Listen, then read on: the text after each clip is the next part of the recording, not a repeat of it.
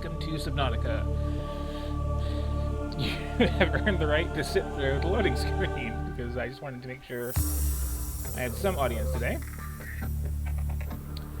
Going to be playing on survival mode, which is the one to go with, and this used to take forever. I'm hoping there were some patches recently that optimized the hell out of this game, and this is going to be visible here. But yeah, for anyone who's never played this game, the backstory is fairly short. You are, for reasons, on this very thick spaceship and passing by this very wet planet, and suddenly things explode. And from there, things escalate pretty quickly as a survival situation. And then there's an actual plot, and it's good, and I don't want to ruin it. So I'm going to be trying to keep this a, spoiler-free to the extent that I can while actually playing the game. Stream of maybe the first half of things. Because I love this game, and not a lot of people have played it. All things considered, of those who would like it, I'd say. And frankly, a lot of people who would love this if they gave it a shot secretly own it already. It was a freebie on the PlayStation Store at one point, and also on the Epic Store at another point, and also in multiple Humble Bundles. So,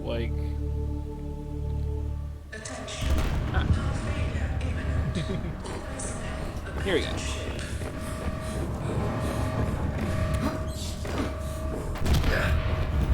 Launch in 3, 2, 1.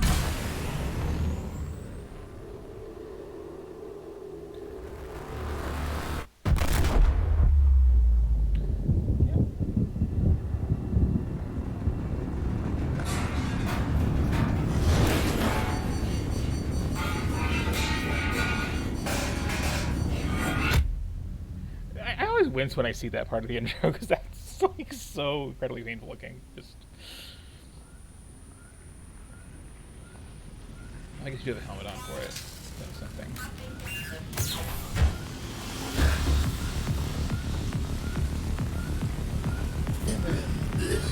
Get right into it.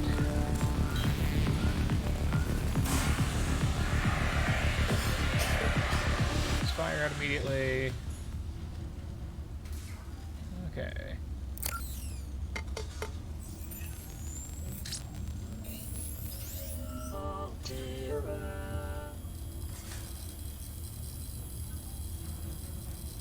You have suffered minor head trauma. This is considered an optimal outcome. This PDA has now rebooted in emergency mode with one directive: to keep you alive on an alien world. Please refer to the databank for detailed survival advice. Good luck. Okay, that is the start of the game proper. If anyone watching has any questions or comments, let me know. I will be trying to tab over and look at the chat at least every 5 or 10 minutes, if not sooner. One of these days I really get the second monitor just for that. But anyway, I'm going to put this fire extinguisher away because I don't need that anytime soon. Got a little food, little water, a couple flares in here. And totem for the hotkey for that. Okay.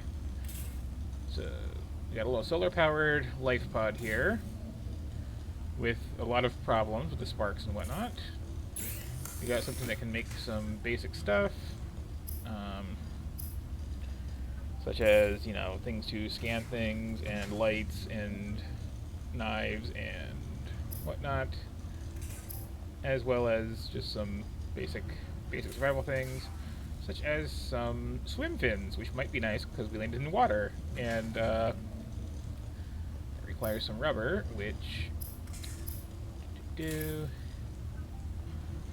presumably can be made from rubbery plant life in the area. So let's get out of here.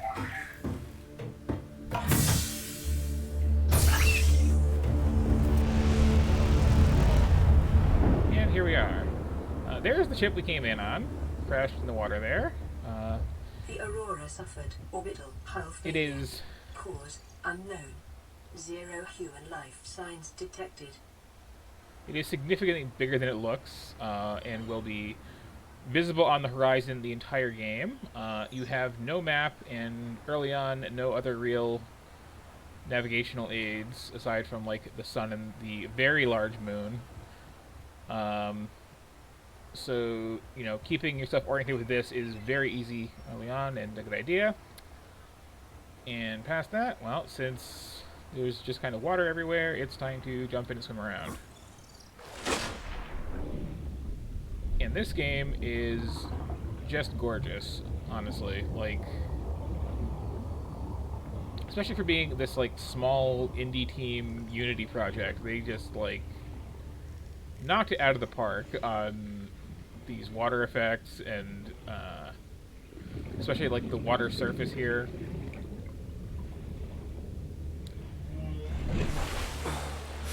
So, this is not a blind playthrough.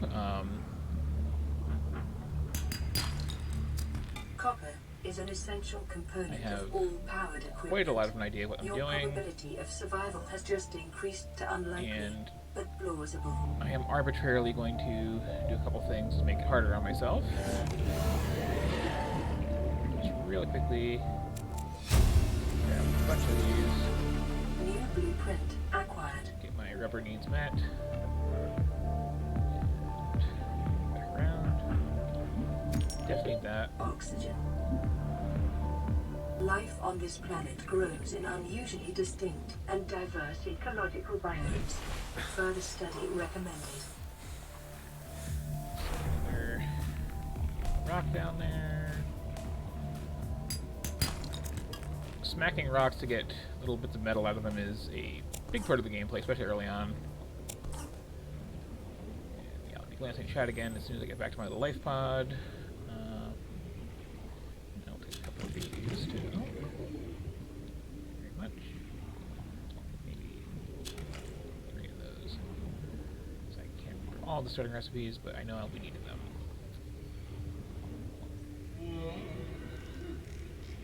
So, Oxygen.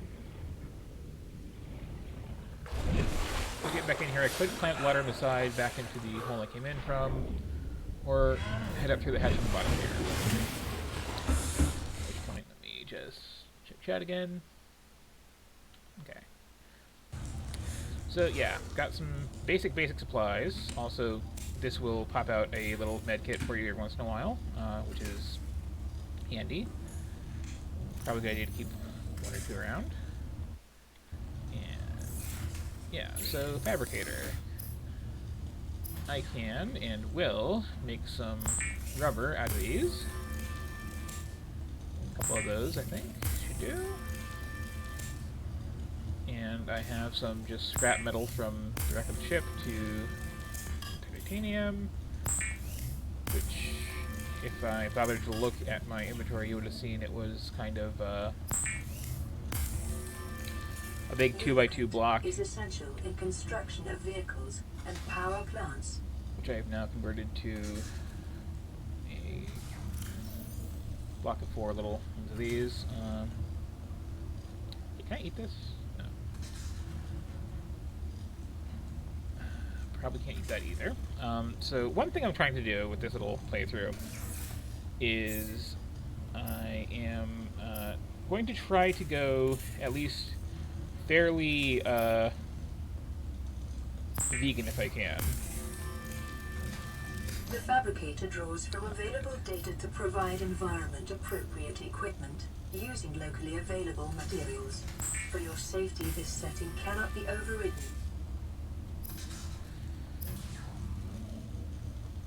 So let's see. I need one of these. Weapons were removed from standard survival blueprints following the massacre on Abraxas Prime. The knife remains the only exception. Okay, that's a good starting out. New blueprint So I acquired. want one of those. Can I make a battery yet? I can make a battery because I have some copper and some mushrooms. Look at me, know what we're doing. So yeah, making stuff in this game is very much an issue of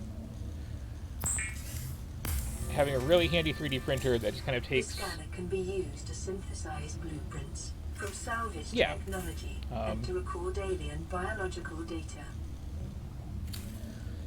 So this will take basically like any raw base materials that are roughly the right sort of thing and make useful stuff out of them for you. So we need one of these. Needs cave sulfur. I don't really care about the flashlight, honestly. That I definitely want, which is going to be other electronic stuff. Coral, gold, okay. So, first things first. I am putting on these swim fins that I made out of that rubber, this oxygen tank that I made out of some titanium, and carrying on this knife that I made out of both. And these I'm going to just, I think, convert to more rubber, because I think I'll be needing some later, and inventory space is like a thing in this game. So, on that note, you all go in there. A lot of that, don't I? Really anything I don't need on me immediately can go. That is working on making another mid pack. Everything else in here is broken. Yes. So,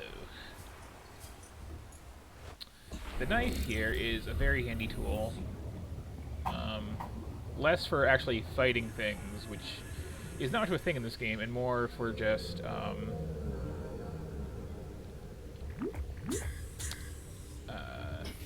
scraping stuff off rocks and such, like this.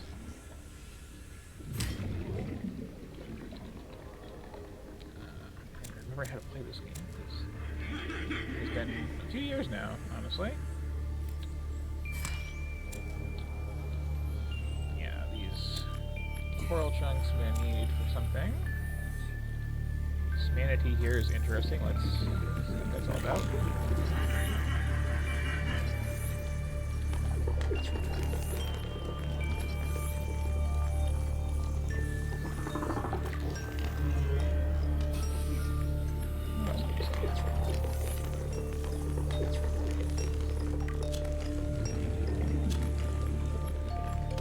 Variety of plants and such. I'm going to take a moment at some point to actually read these logs, but much like Metroid Prime, this is very much a scan everything you see and learn interesting fun facts game. There's actually more than one moon. There's that one, which is a reasonable sized moon, and then there's that one, which is like horrifyingly huge and low in the sky. We've also got these little flying things, which I can't see anything way up there. What else is around here?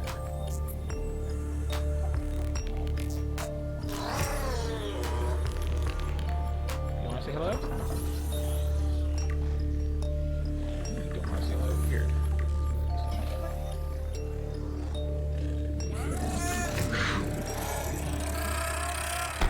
Ow. So those are the fish that kind of explode, which is not the best. That's why we have this.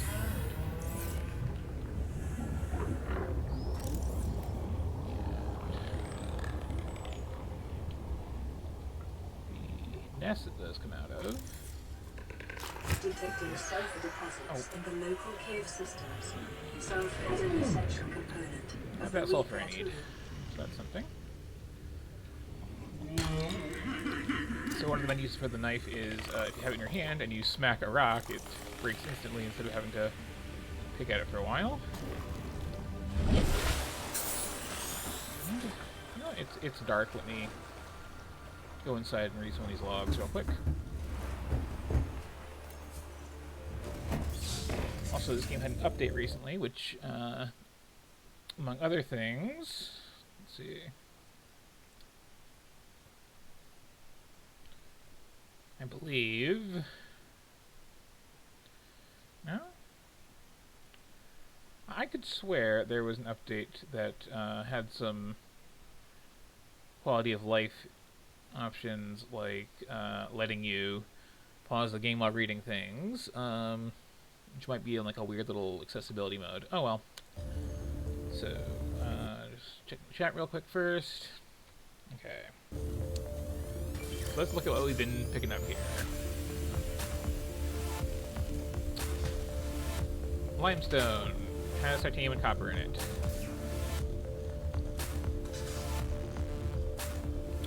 Crashfish are strange. They have a big eye in the front. They live in these sulfur-filled plants, and when fetching their eggs, they kind of just jump out to explode at you. Which is annoying, and basically is state of caves. One thing I'm trying to do with this run is I'm trying to do a relatively vegan run-through of this game without cheating and using my knowledge of where stuff is later on to really make that efficient. I'm not going to be making sure nothing dies, because those fish kind of kill themselves, and I mean, what am I going to do? The weird gas mask manatee things have this weird sort of poisonous algae that they kind of collect and drop when threatened. So that's why they got those little yellow things. Radiation levels. Trend is consistent with damage to the Aurora's drive core sustained during planet fall. This is these little scuttling things. They are little bottom feeders. Good indicators of cave around. These things are all like fairly useful information for playing the game too. Mushrooms high in acid, good for making electronics. Symbiotic coral weed thing. And yeah, past that we got just some general info on various tools we'll be making, which I don't really care about per se at the moment. Just gonna put that away. I should probably eat something. At the moment, all I have to eat is the rations in my pod here, which is fine. Vital signs stabilizing. Pretty good. However, water in this game is a much bigger concern than food, generally speaking. And I am out, so it is a good idea to work out, okay, how to make more water. And I have two options. The first one is what most people do, where you take this one kind of fish and using properties of its skin, like make a crude water filter to get a little bottle of water out of every fish that you sacrifice to the cause. The other is to make some bleach and use that to decontaminate some water. Bleach is made from salt and coral tube samples. I have some salt on me, I believe, right here. And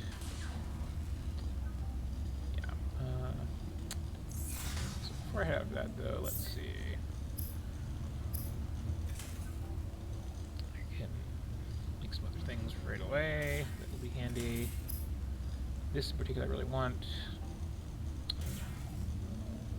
That is going to take various electronic bits, so I need to just smack more rocks. Simple as that. Okay.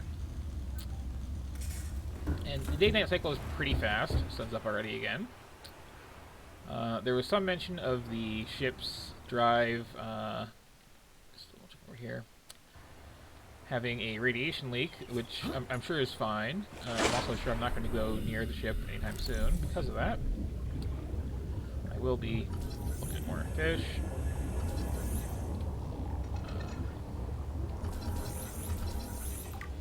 Yeah, these purple ones right here are the ones that most people use for water. You just kind of throw one into your little fabricator and get out one bottle of water and don't think about the process too much.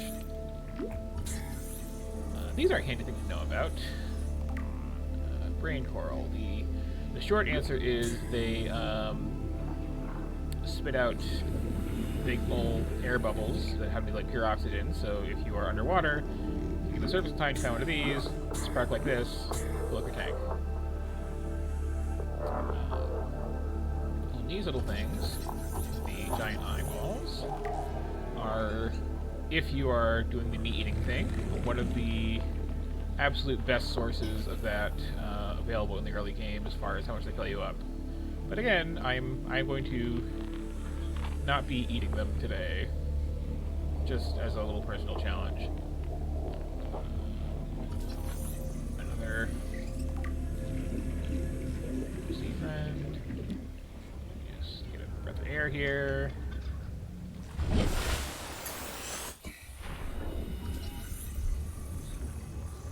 So this, I think, is going to be living off of for food for a while, actually.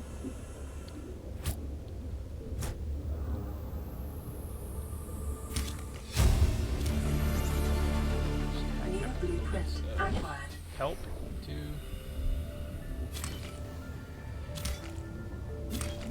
bring home.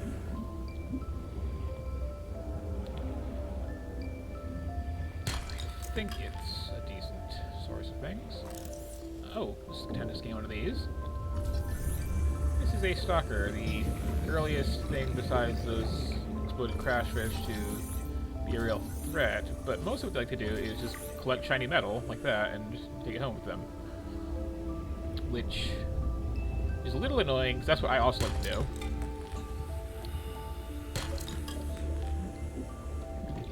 But they're one of those things where when you first see them, they're a little scary, because it's this big alligator-looking thing probably come and take a bite out of you.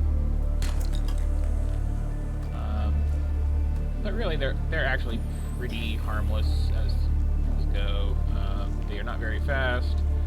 If you are holding a small fish, they will just take it out of your hand as they're attacking you. Oxygen. Okay. This is what I was actually looking for. Giant coral tubes. Which I can basically just scrape some pieces off of and also swim through. That's just nice. Because that is one of the ingredients that I will need to eventually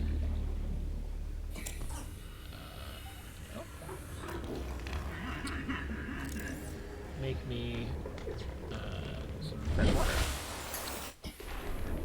These are also really interesting. They are these little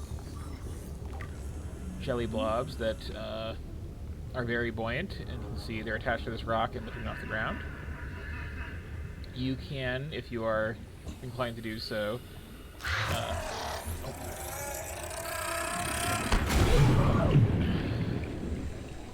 there's some more sulfur. Just grab that. Scan that, for that matter.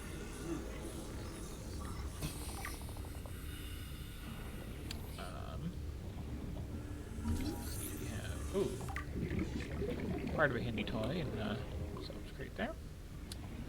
What was it I was saying?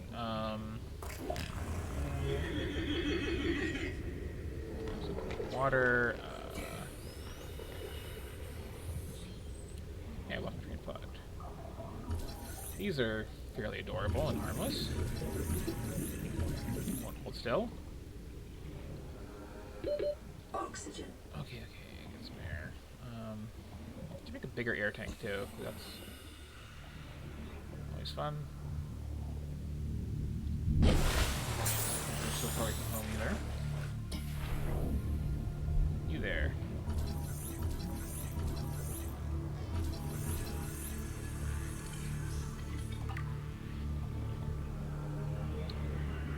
Gonna fill that Pokédex up.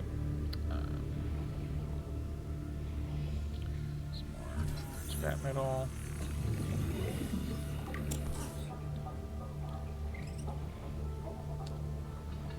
Fill that for now. That. This is the other flavor of coral, which just kind of grows on the side of things.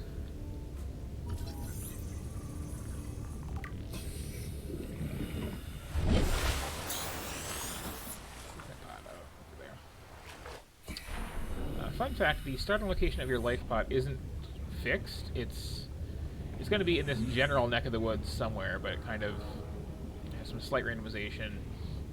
The world itself is very much a fixed map. But some things like wreckage mainly, and other things from the crashed ship are somewhat randomized in where you find them in a given game. So, first of all, I was going to eat those sooner than I did. Now they're rotten. Whoops. I can still make something out of them, though. I can. I need some of this for some things. But yeah, if I eat that quicker, I believe I can live off of it, which is good. For now, though, I really need to grab my salt from over here that I found earlier to make some bleach. Bleach is an essential chemical used for cleaning wounds and purifying water. Yes. So yeah, I could just make water out of bladderfish, which is what most people do. This is actually... Preparing the day's water ration ahead of time will help ensure against dehydration and eventual death.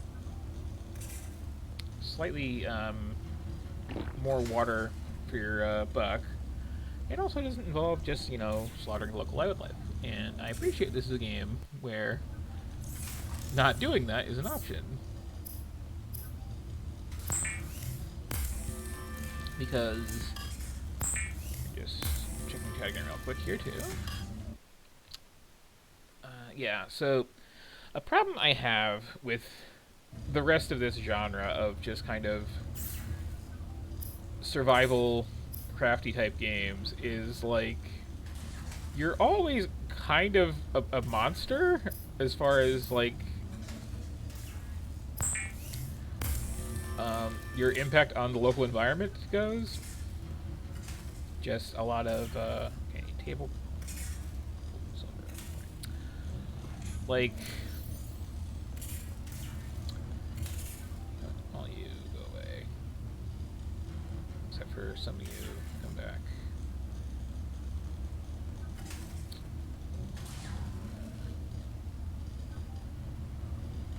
That on me directly. I will take the food out of here. I think I need in a second. Okay. Yeah, space is an issue early on, but yeah, most survival games, it's like, okay, here you are in the middle of the wilderness, just like destroy your entire environment around you in order to just get what you need. I forgot to scan stuff. I'll do that when it's dark. Because, trying to make some time. This is very handy. I can actually... yes. New blueprint acquired. I should probably make one of those soon. And that is the Sea Glide. It lets you zip around in the water a bit faster. Takes batteries. And over here... oh, this is a fun thing to show off. The first time most people encounter one of these in the game, so sorry for spoiling this, is an incredibly terrifying experience. Especially because of the sounds they make. That being that sound there, yeah. But it is... this very, like, whale-like, squid-like creature. Absolutely huge. Fully passive, you should note.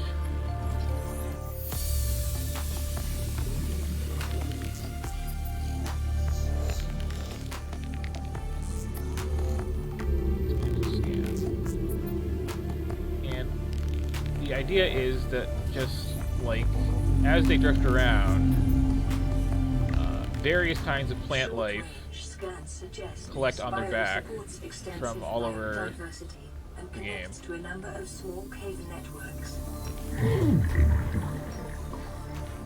It's a little prickly. And there are a lot of, like, little resources you can find sometimes just on their back as they swim by.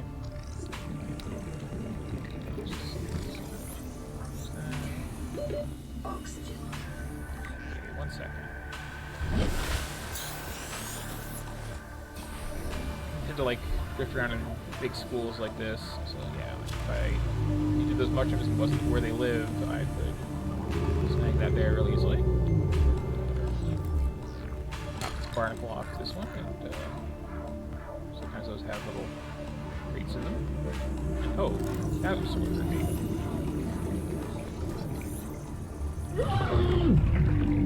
Spike shooting plant. I hate those. Oh, I got far away from my old search. So here's a new biome checkout. Local scans show a nearby cave entrance, depth 90 meters, leading to an unknown environmental biome. Oh, it's nice to find already.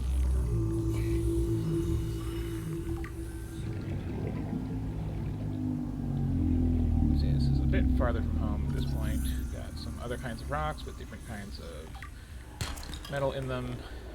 This will also nicely smack something open for you, which is kind of handy.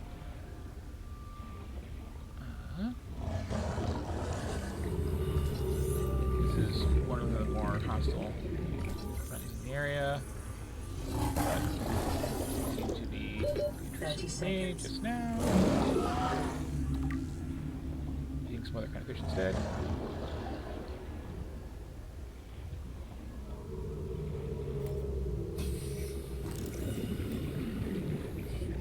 I should probably get some more supplies before I go that deep again. Oxygen. I want to show off a reef back, so here we are. Okay, so let me try this.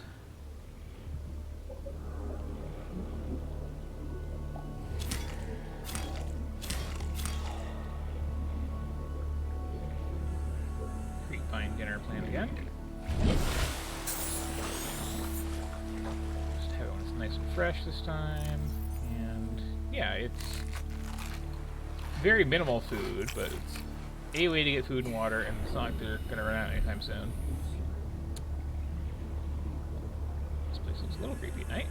And I really followed that repack for a while. I didn't realize that. Wow. Going to more of those on the way back.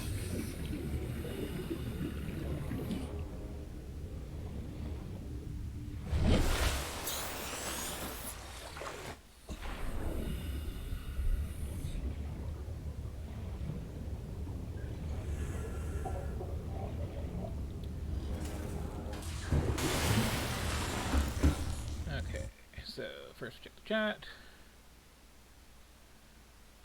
Yep. Yeah, I like how bioluminescence is such a thing, which kind of makes it possible to see where you are at night, and also, you know, makes the game pretty. Although, I still prefer to do most of my exploring and such by day. So yeah, the Seaglide, I should make one of those right this minute because I have all of that just packed away already. I think. Well, I don't have the battery, but I have some copper and acid mushrooms, so now I have the battery.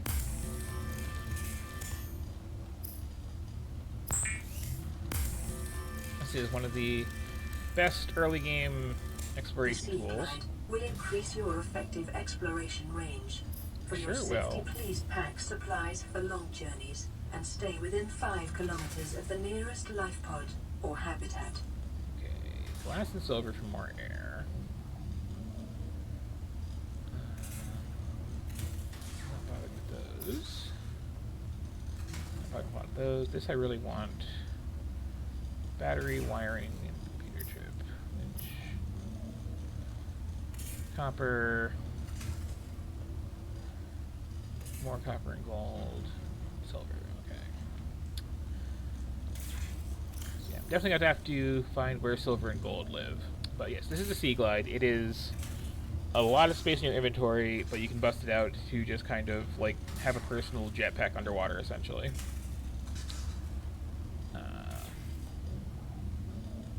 What am I putting away for now? I need more salt too to get more water at some point. Don't need lead anytime soon. Don't need all this titanium. Might as well read some Pokedex entries. Just real quick summations. Again, Seamoth, I have had a part of that. It is an actual little submarine. It is very fast and fun. Sandstone has silver and gold and lead. There's wreckage all over the place. Those give you some air. Those are just pretty looking. Those have a lot of calcium for making into clean water. Those good for making computer chips just because of the structure of them. Sand shark. This is that last thing I was scanning. As the name kind of suggests, it's basically a shark. It likes to live in the sand. They will kind of dig their way in there and out and kind of ambush you when you're in sandy areas. Caution. Continued degradation of the Aurora's drive core may result in a quantum detonation. Continuing to monitor. That's not good. These friendly friends are stalkers. They got a lot of teeth. They bite fairly hard. They are more active at night. They're faster than most things. If I didn't have swim fins, they'd be faster than me, I think.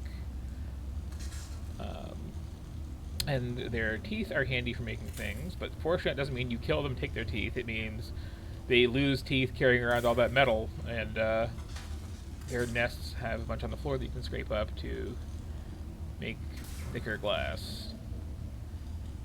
Rabbit rays are just kind of adorable. As I mentioned, bladderfish can be made into water. Boomerangs are just named because they're shaped like that. 4 eyes total, 2 on each side.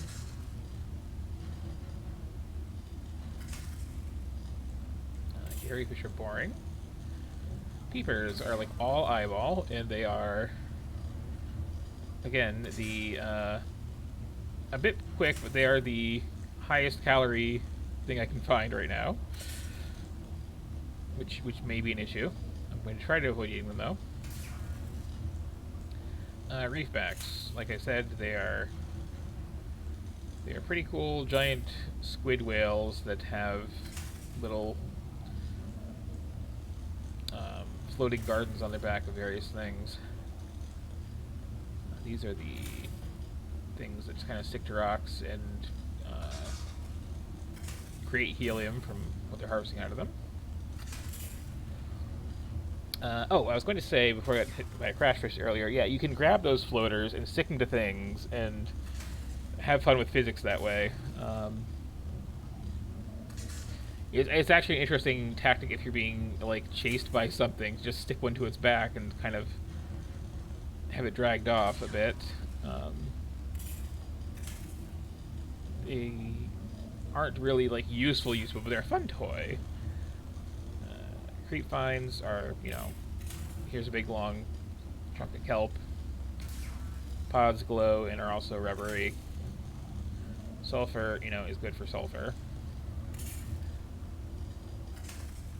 And yeah, just some interesting plants that were on the back of that reefback. These ones shoot spines at things that are trying to eat them, which is annoying.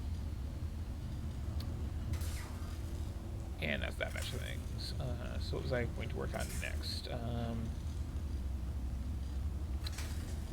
I need glass. Okay. And the sun's back up. Cool.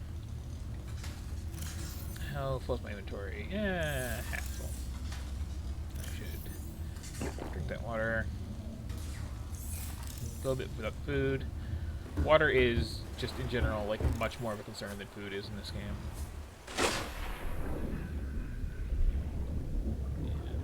There's a lot of stuff that I'm usually leaving on the floor as I see it, because at the moment I don't have any storage, and you can just, you know, drop things. It's odd. But it's gross and messy, and you are better off because, like, all resources are way more plentiful than what you need to get in the habit of just kind of like, if I need it, I'll take it. If I don't, I won't.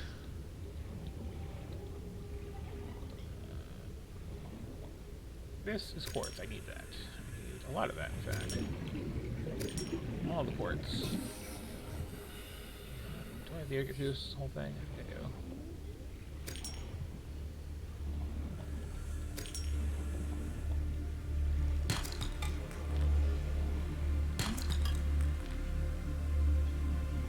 Yep.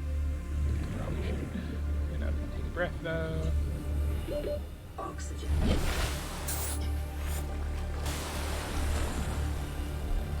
The other thing I need, I'm not here right now, is I could really use some salt. I'm trying to remember where that tends to lay around.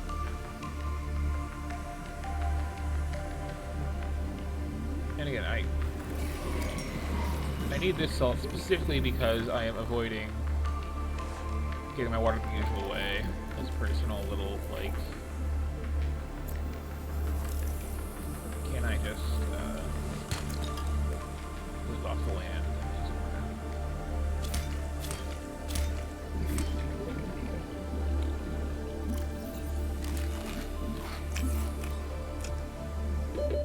Seconds. So, surviving off of an all seaweed diet is not the best thing in the world. I get like 3 food and water per creepvine chunk, which is not nothing. And I mean, I can just like stop and graze for a while for now.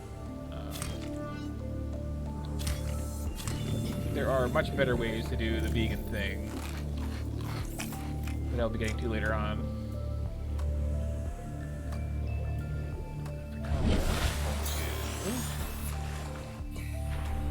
A little bit more salt. Bring this stuff back to get that glass made. And maybe smack a couple of rocks down here. There we go.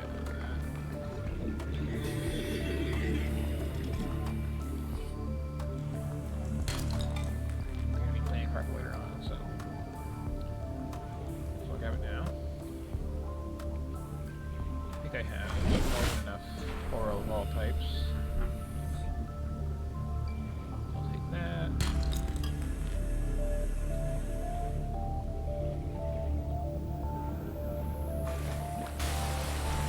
I can.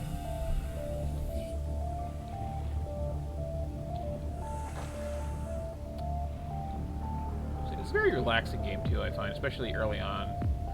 Well, it's relaxing early on. It's incredibly tense later on, because you do, as is video game tradition, start in kind of the safest part of the world, and the farther out you get from it, it gets a bit intense.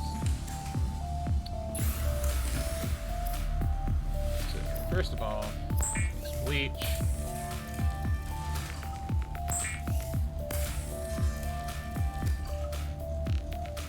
Some glass.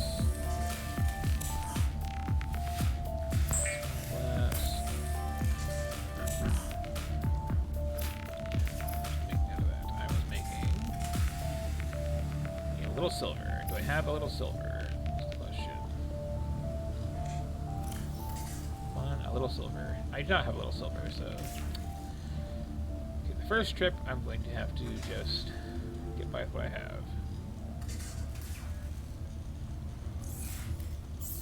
But I will have, at least, Plenty of water. I get 2 bottles each from doing this too, so that's nice.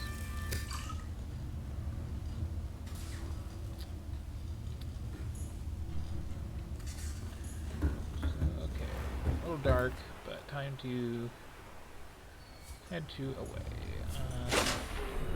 I'm going to head away from the ship because I've been getting some messages about it possibly exploding soon, and I would prefer not to deal with that. And also because I played this game before, and I know that, like, one of, if not the most dangerous creatures in the game hangs out by the ship.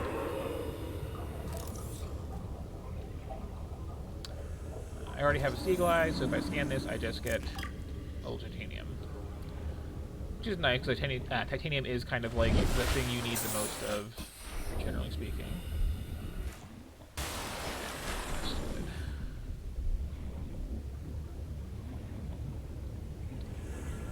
What I think I should do is start scouting around for where I want to make an actual, like, permanent base, because the life pod you start out on is nice, but it's a little cramped in there. I should probably start using the sea glide while I have it.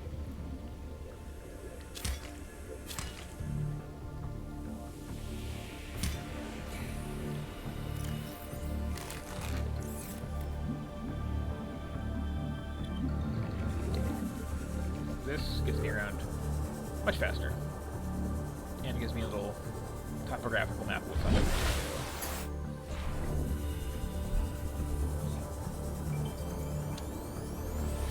But I'm just kind of exploring around.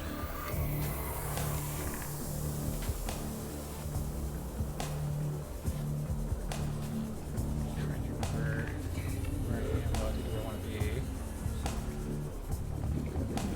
This drains the battery. You can kind of see the little power meter in the corner there. But it takes a while before it runs out, and you can just replace the batteries later. Okay, this is what I was looking for. A little bit of pop in. It used to be much worse, and going kind of fast too. But yeah, in this general neck of the woods, there are. This is the actual 100 meters. best eaten fish. Oxygen efficiency decreased. Which I'm not going to be actually making use of, but just so you know. Here's a big chunk of wreckage. Just a good place to check these out. Nothing in there. 30 seconds. Okay. Sea glide. Getting a little bit deep right now. Yeah, mainly in this neck of the woods. Oh, it's a bright sun. I am looking for silver and gold, which I need for the next tier of, like, basic survival stuff. But anytime you find a wreck like this, where it's just a chunk of the ship you came in on, definitely bust your scanner out, because there's all kinds of handy little things nearby. That. Materials to make a bioreactor, which is a way to get some power. Scanning room, which is another very, very, very handy thing. Integrating new PDA data.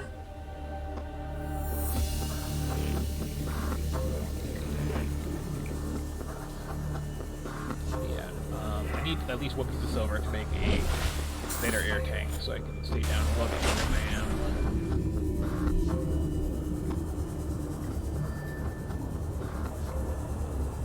I mean, I don't have to do that, but one thing I really like about this game is it is. Hello? Someone's not being friendly. Probably a skin shark in here.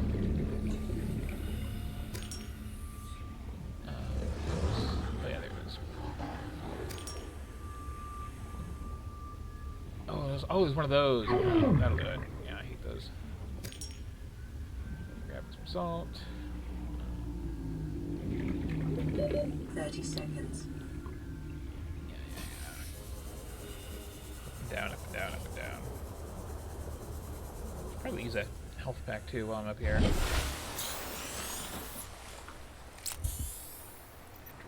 Water.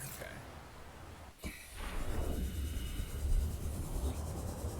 But yeah, one thing I like about this game is it's very, very open. There are a lot of ways to do a lot of things. Gold. Cool. So rather than work on getting a better oxygen tank, I could make multiple oxygen tanks and switch them out. Or I could make a little silver-based wiring kits are an essential component air in many pump habitat and modules. I am so turned around right now. Ah, there. 30 seconds. I got my silver, so I'm just gonna rush back. I could make a big little floating pump on the surface and a series of pipes that lead down that I can just kind of suck air out of on the fly. Or once I have a couple more materials, I can start building my own little bases, and as long as they have power, I can duck into those and breathe. And then a little bit later there's vehicles that I can get into for, you know, their air supply. And other than running out of air, food, and water, you can actually, from the very start of the game, go everywhere in the game if you're really inclined. Which I find really impressive, because it still manages to have, despite being so open, and I mean, thus far there's been no real, like, here's where to go next stuff going on either. There's actually in the water, doesn't it?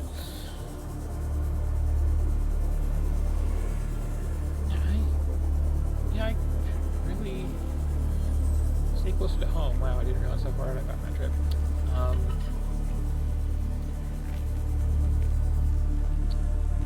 But yeah, it tends to direct you around softly. I'm just checking over chat here. Oh yeah, sure. But like, you start out in this little safe, shallow area here. If you go in basically any direction, you'll start finding creep vines, which gets you into making, you know, rubber and fiber and finding some basic early resources. If you go almost any direction from there, you get this red grass area that I've been in just now. It's probably a closer one than what I've been using.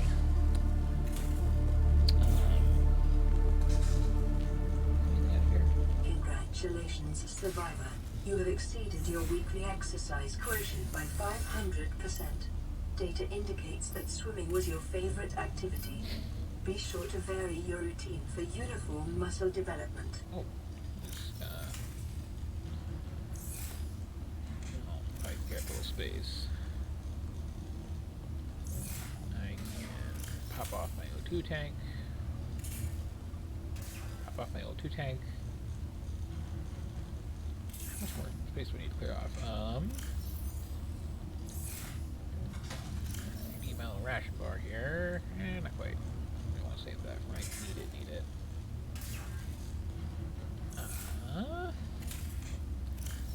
What can I consolidate or ditch? I'm going to go outside and drop a little titanium on the floor. 1 second.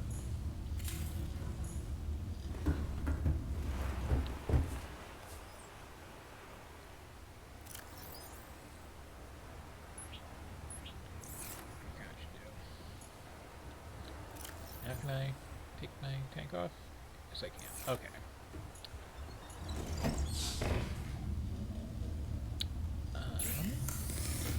So let me just make this first before I lose my train of thought entirely.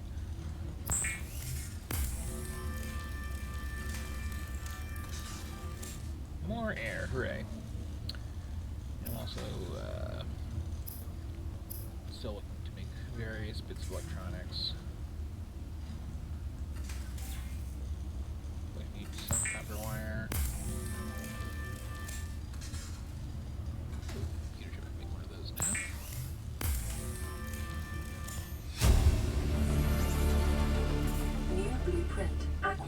silver, I think, because this is the next big goal. Yeah. So it's going to get their battery. With that while I can. So no, I'll get more silver. Cool. And just, again, chat.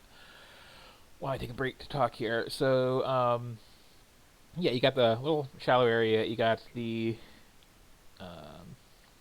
nice green creepvine forest, and then you got the red plains there around those, and you're basically like going to find those areas first, and they have a nice little progression of difficulty as you go out towards them, and then after a while you get to a point where you have patched things up enough to fix the radio on this little life pod and start getting some hints on places to go based on what you have, looking for other life pods basically.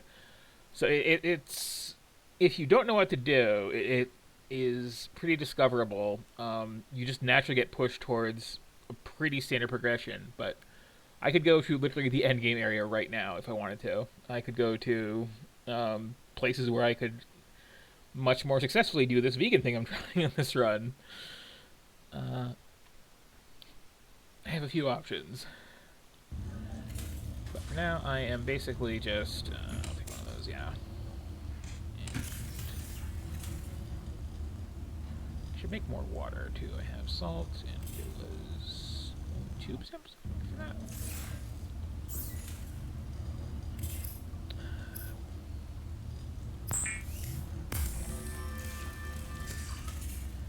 Water you run out of. Water you run out of a lot.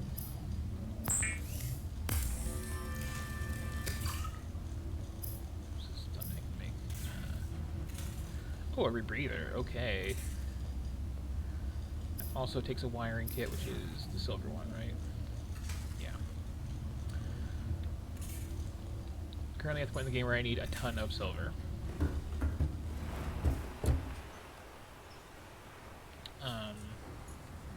There's the two. Just pass each other by as they do. So let's see. I'm going to go this way tonight. Hopefully the sun is up by the time I actually get to where the silver is so I can see it. I could make a flashlight, but I still haven't enjoyed the nighttime looks of things.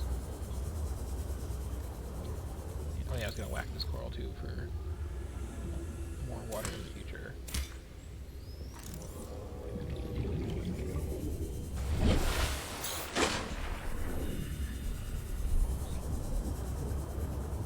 So this is kind of spooky at night. Just walk through the creepvines. And being a little more dangerous at night than it is during the day because the stalkers get hungry. Local radiation readings suggest the Aurora's drive core has reached critical state. Okay. Quantum detonation will occur within 2 hours. Nothing to worry about. Try to be up by the surface to check that out when it happens. For now, we got rocks to smack. Hopefully.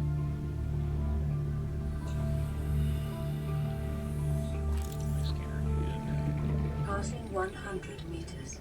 Oxygen efficiency decreased. That's why we need the rebreather. That makes that not happen.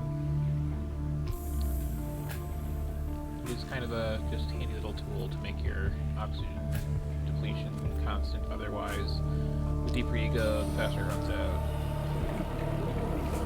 Did I check this regarding that? I did. Might have, but oh yeah, it had the bioreactor stuff.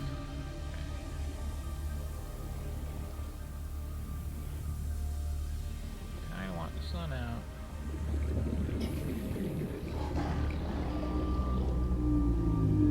Ah, okay. These look really nice at night, too. In fact, pop up and,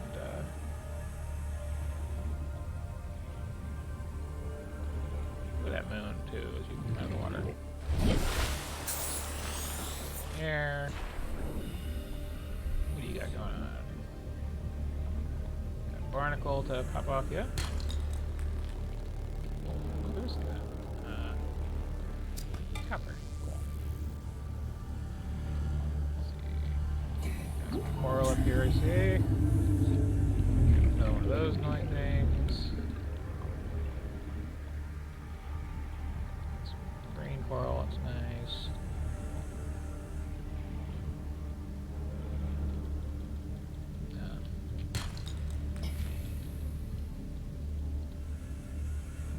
Not sure there's anything in there. So there's the sun. There's the ship.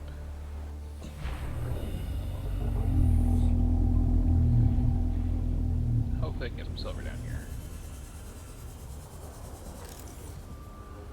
If you need silver and gold, you basically want to come to this area and check the size of these pillars. It seems to be one of the more common places to find it, in my experience, or, you know, along this wall.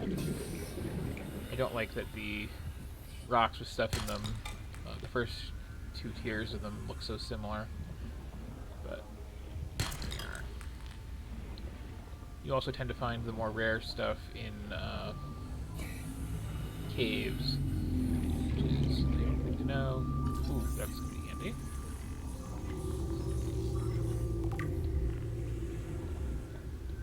Laser cutter is good for getting to shipwrecks and such.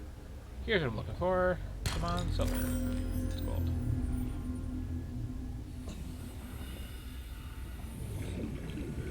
Here's a new cool fish.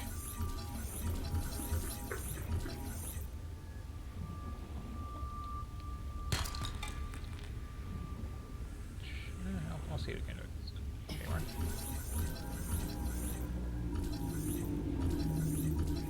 As you can kind of guess, they are very carnivorous. That's why I was chasing after all the other fish.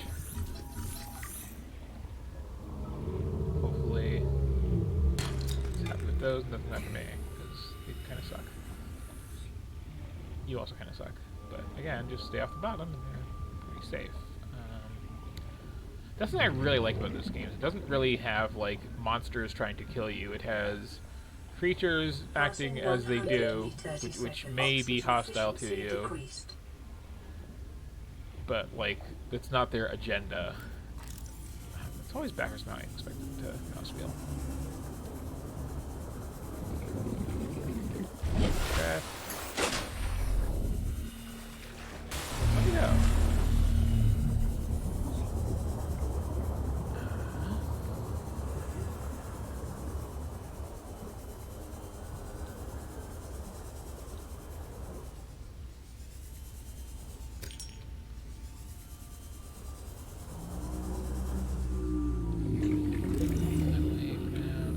Come on, silver.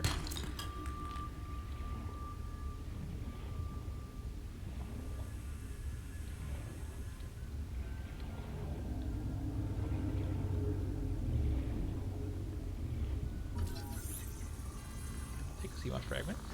Do you mind? There's the aforementioned biters doing that thing that they do. Biting. So, oh yeah, here's the thing. Can I? Yep, I can't open this door.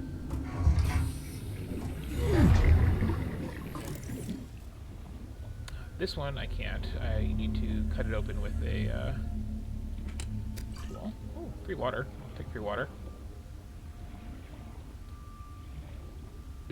30 seconds. Yeah, I should probably surface real quick.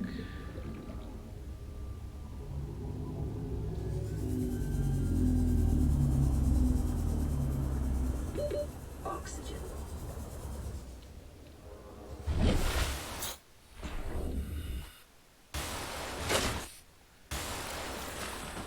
Drink that free water.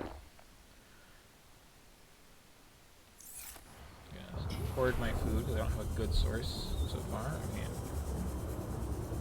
because of my self-imposed challenge, but still.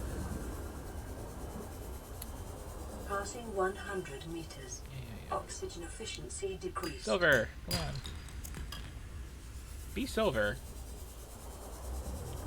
It's the one kind of luck-based thing in this game. It's just like, come on, rocks have the things I'm looking for.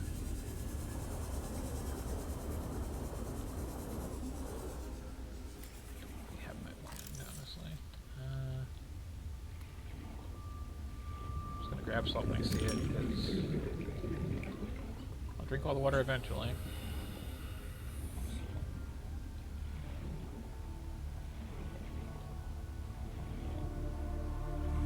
So there's more to explore this bit of wreck once I have the laser cutter. And for now, with something like that, I just kind of have to remember where it was roughly based on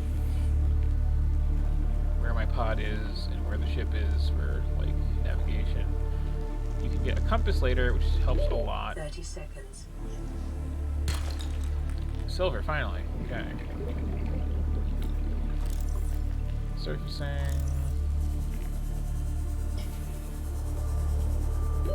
Oxygen. So yeah, for instance, right now.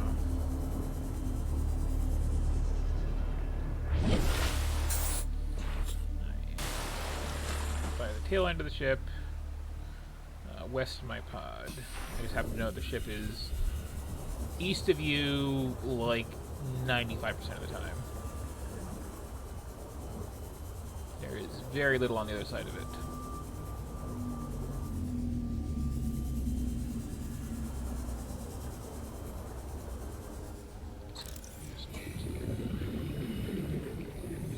Find more of these sandstone outcroppings. Lucky to have them have actual silver and not this useless, worthless gold. Which, I mean, I actually need the gold for other things too, but I'm not going to see no lead either. What I really want some silver. Oh, here's a new place. It's pretty cool.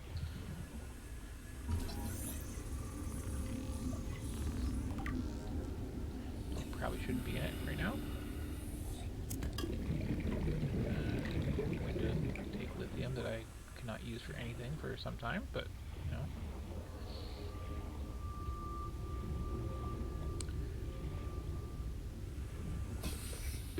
30 seconds. On this pillar, there's not. I'm actually gonna hit the right button. Oxygen. What I like about the oxygen meter too is it will get down to 0, and then the screen like slowly turns black, and you got like another like 2 or 3 seconds once that happens to, if you're just like holding the right direction, 100 meters. get to some air. Oxygen efficiency decreased.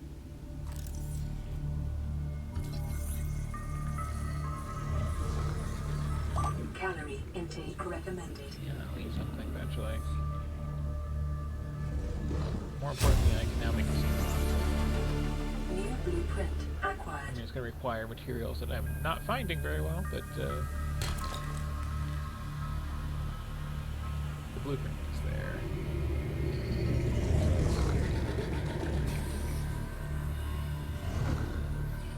Actually, I'm not sure if I can actually make it yet, because we need to make a little construction bay for vehicles. There's a simple recipe. Inventory full. No way. Let me eat my final Vital rapid bar. signs stabilizing. Grab this useless hunk of gold. Okay.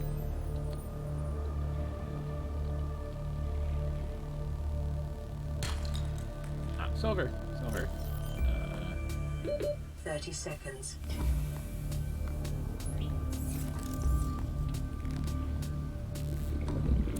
Okay. It's enough to do something cool. Oxygen. So yeah, I might like black out here for a second, but I'm gonna make it. I'm starting to like do that a little bit. Stopping. Okay, so now I can head home. Let's take the scenic underwater out. You'll notice I'm close to like half empty on my battery on this Sea Glide, but goes significantly faster. Equal acquisition scan along the way. Really? So like a big part of this game is just like kind of building your mental map of the whole region as you play, which is basically a big circle 2,000 meters in diameter. And then if you're in the dead center, you can go 2,000 in any direction before there's no more land under you. Well, not land, but seafloor under you. It just kind of like drops off into this yawning abyss full of very dangerous, very large things that will pretty promptly kill you. Let's see. A little water. Got another med kit I desperately need. And okay, wiring kit. Thank you, wiring kit. Hell yes, wiring kit. Which I could use to make an advanced one.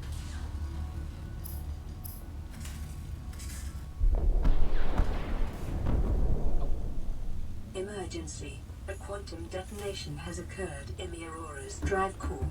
The reactor will reach a supercritical state in T-minus 10. Here come the fireworks, everybody. 8, 7, 6, 5. See that fully packed nose? 3, 2.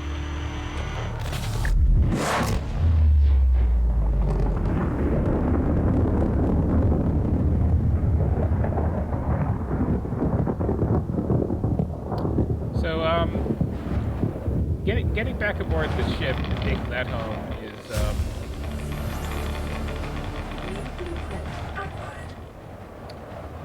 less of an option now. The radiation suit has been added to your blueprint database. And yeah, all the water near that is now radioactive. So, I may want to just maybe grab some fiber mesh and just think about that. Could be handy. So one use of my wire kit is making a rebreather. Another is making the ability to build my own base.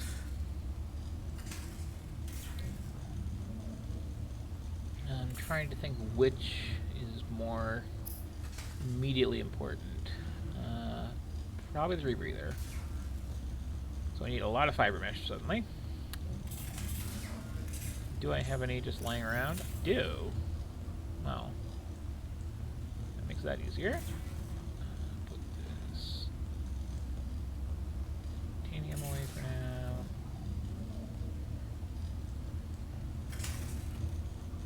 So, yeah, I have like everything on me to make that immediately. That's kind of handy. And I landed pretty close to the ship, so this is not a terrible thing to have.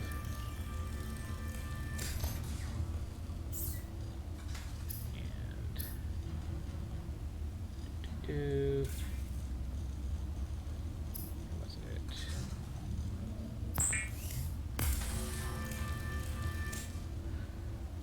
Okay, so I've equipped my radiation suit and helmet. And gloves. I got a couple more inventory slots for like a compass and stuff like that. So at the moment I have a choice between I can breathe at depth or I can go in radioactive places, no problem. I'm going to breathe for now.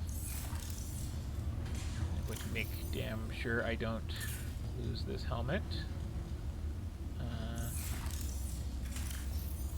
Drink some water.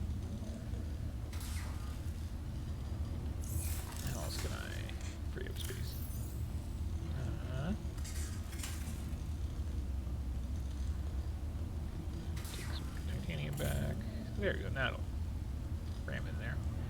Cool. Also, have I scanned anything interesting? Originals, very high calories. That's good to know. Biters, they bite a lot. Attracted by blood too, so be careful with something else, they come out. tree mushrooms are those interesting things I found before coming home. A lot of large herbivores live in the area. Cool. So, what else should I be working on? I should definitely make a habitat builder at some point. I should also work on a repair tool, which... Oh, I have everything for that. Okay. Just need to grab some cave sulfur and put the rest of the inventory. So, da-da-da. I thought that was more involved than it is. And I can use that right away to do something about these sparking wires everywhere.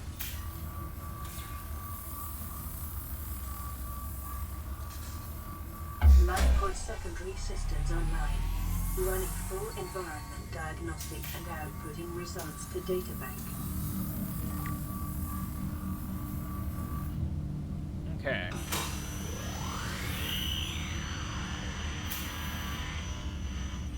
Radio online. Broadcasting emergency distress signal. So the first thing we got out of that is some information on where we are. It is a very, very oceany planet. There's a lot of life. There are some very large fish. There's some kind of weird bacteria in the water. Well, good thing I haven't gotten a ton of that in my mouth already. And, yeah. Hazardous suits and such are a good idea. Also, I can make a bioreactor when I make a base, but I probably won't because I'm trying to, like, not harm the local life forms, and that's kind of how that generates power. Once I have a base, I can make this little scanning room to help me find other things around, which will be pretty handy. And again, a radiation suit is, you know, a radiation suit, so that's also useful. And just checking over here for a second. Possibly also refreshing a drink.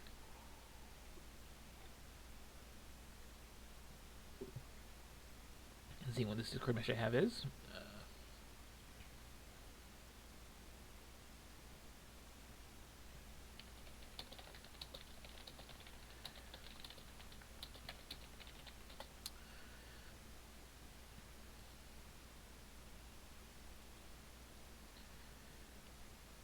And let's see.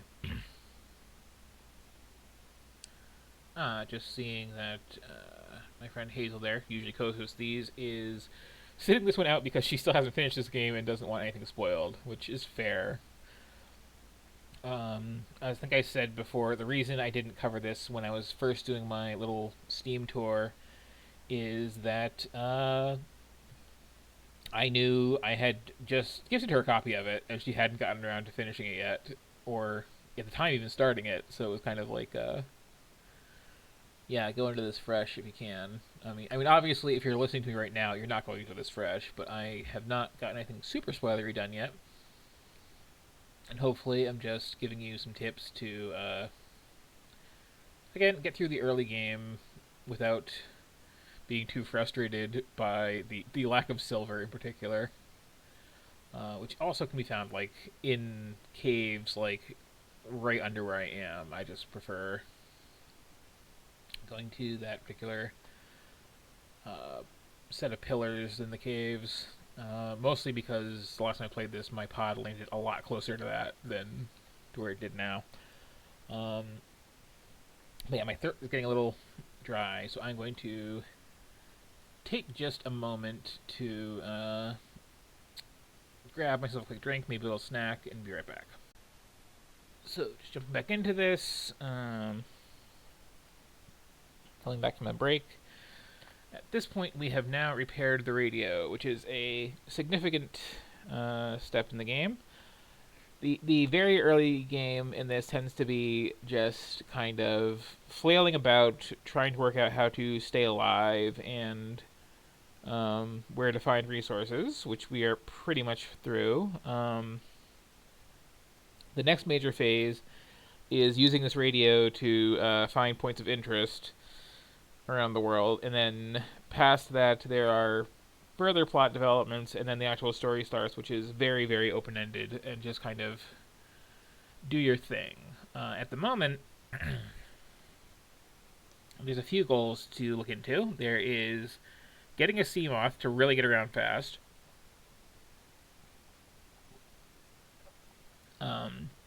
There's dealing with the radiation problem, which is going to be a bit later, I think. There is checking what's on the radio, which I'm probably going to start doing. And there's building a permanent base, which I'd like to get into sooner rather than later. But first, what do we have here? This is Aurora. Distress signal received.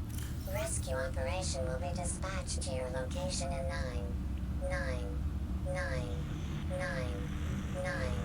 hours. Continue to monitor for emergency transmissions from other life pods. Great. So, space is starting to get tight, too. Around here. I don't remember what the second battery for. I think it's for the habitat builder, which needs more silver than I have.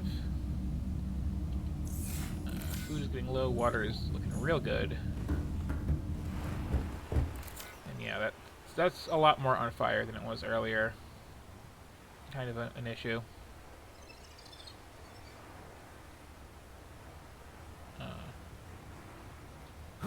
You guys want to,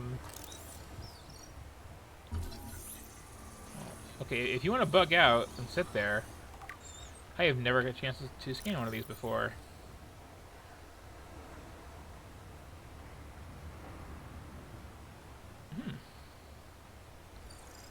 Presence may indicate nearby dry land. Well, at the moment, presence indicates that they are camping out on the ship, but actual land exists somewhere. That's good to know.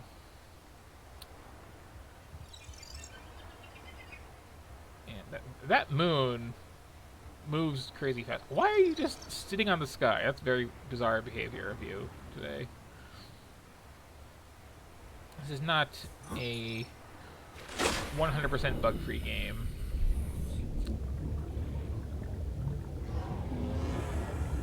And I am not at a point where I like being underwater at night, honestly.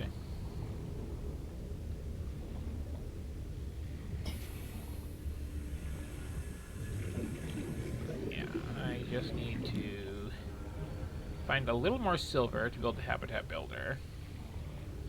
I need to actually make a vehicle construction bay before I can make a vehicle of any sort. There's my shadow there with my goofy swim fins.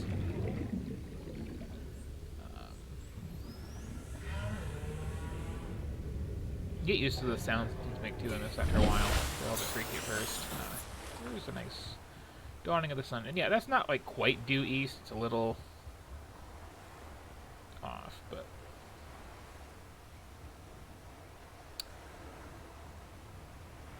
I still call that like the East Pole until I have an actual compass.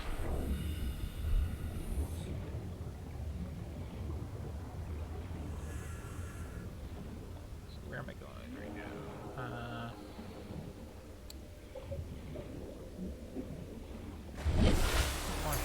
This way. Or not? We should be working the shows. I'm kind of talking to myself a little. I'm also kind of trying to remember where I like to build bases in this game, as a rule of thumb. Because once you have the means to do so, the only real major concern is how am I going to provide power to this little base so that I can, you know, have air and breathe and all those good things. This is limestone. Is this all just limestone here?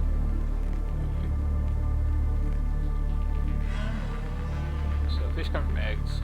You can grab those, and they have some uses. You can build one of those bioreactors and run it off fish eggs. And just to be sure, I did. I'm sure it wasn't just on a BRB screen over here. Yeah.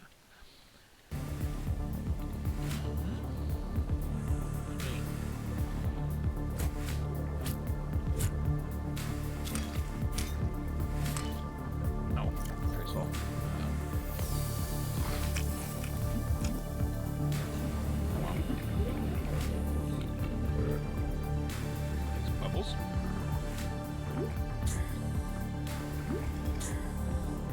something I could do is I can take some of the large amounts of titanium I just have lying around at this point and make it into a little floating locker. Keep things in there, just kind of underwater somewhere by the general proximity of my pod. I don't like doing that necessarily because it's easy to lose them. They just don't look nice.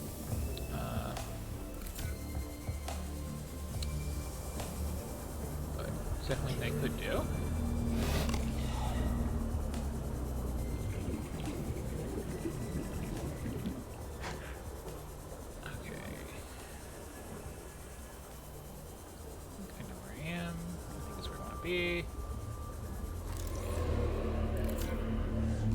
Indicator that is limestone.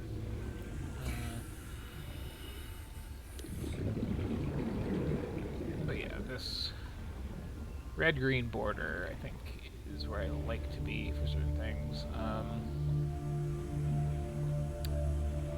And I have the CMOS recipe already, so I don't need that in response to titanium. Have I scanned a hoverfish? I don't think I've seen a hoverfish. Okay, get my Pokédex, you. So yeah, for building a base, you want a place that you can find again later. That's pretty important. And you want to worry about power. And in the early game, power is pretty easy to worry about because the first source you have available is just solar power, where you can just kind of put some little solar collectors up.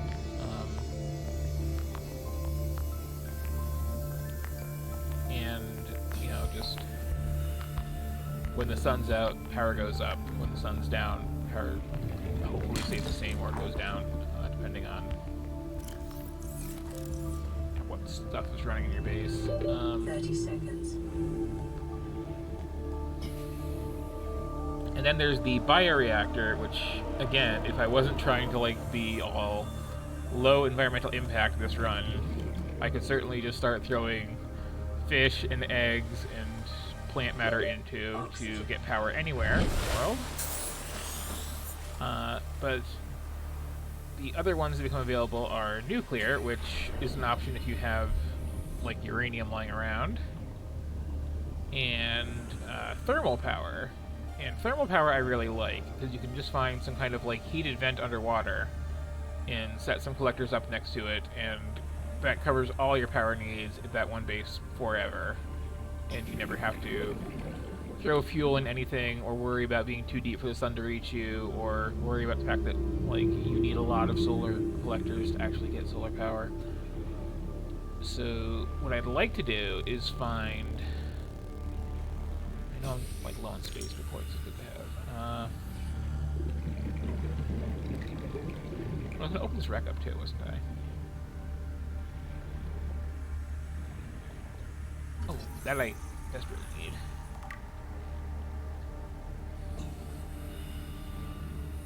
I want to service before I check this out too much. There's no sandstone.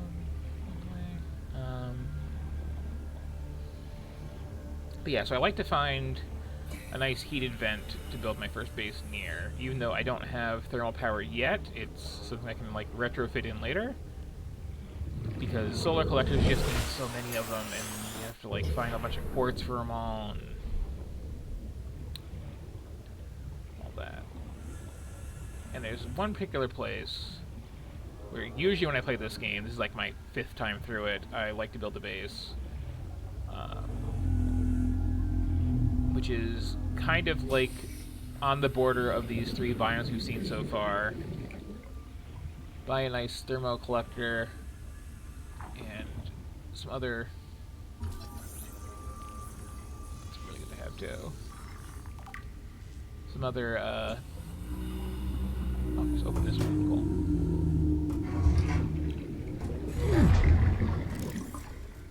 A little dark and spooky in here. I think I've been in here already, maybe?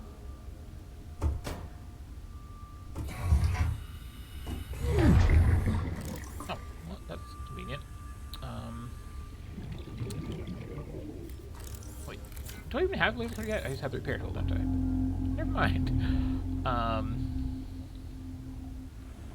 Still looking for more fragments of that one, aren't I?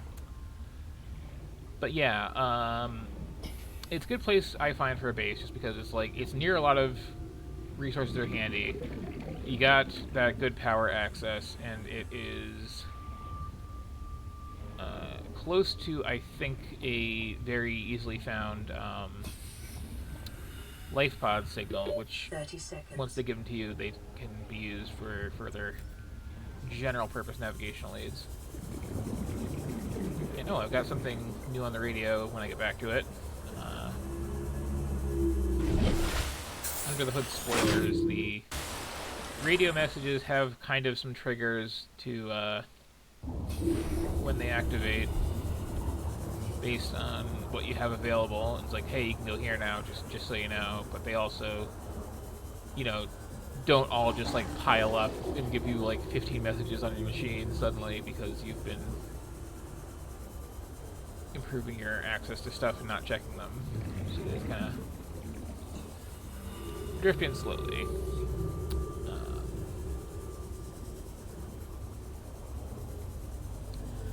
But yeah, this is the point of the game where if it wasn't stubborn and trying to get a couple of things going first, you just kind of listen to the radio, find out where your neighbors died, and then loot their life pods for cool stuff. Take lead. Oh, stupid tiger plants, I hate them.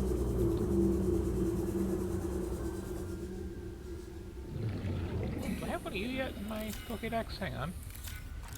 I don't have one of you. Now I do. They're not especially interesting, but like, you know, you gotta fill in the Pokédex. What does it say you're doing for?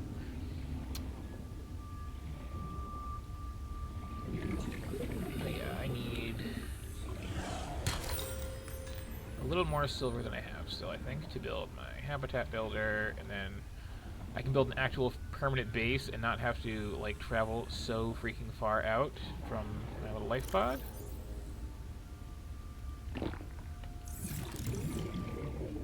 I also need to like worry about 30 seconds. Yeah. I'll go breathe, Mom.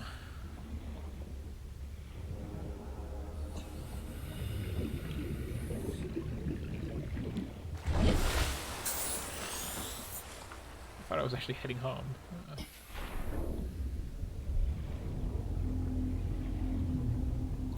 Nothing I like about getting to an actual like homemade base rather than the life pod is like the life pod, in addition to not having a fixed starting location when you start a new game, but being, you know, just somewhere in this little safe shallows area in general,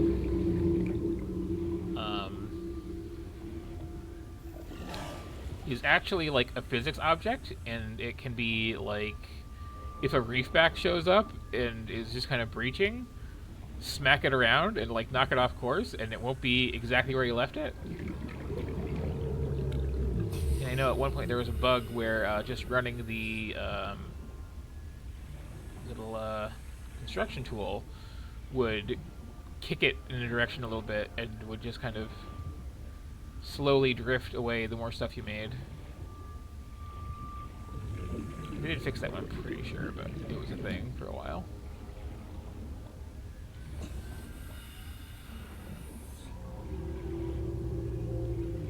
Anyway, what's annoying to me at the moment is swimming through those goldfish. That's always fun. Ooh, cave. Cave. Good stuff. Give me silver. Yes. I'll also take quartz. Give me more silver. It's lead.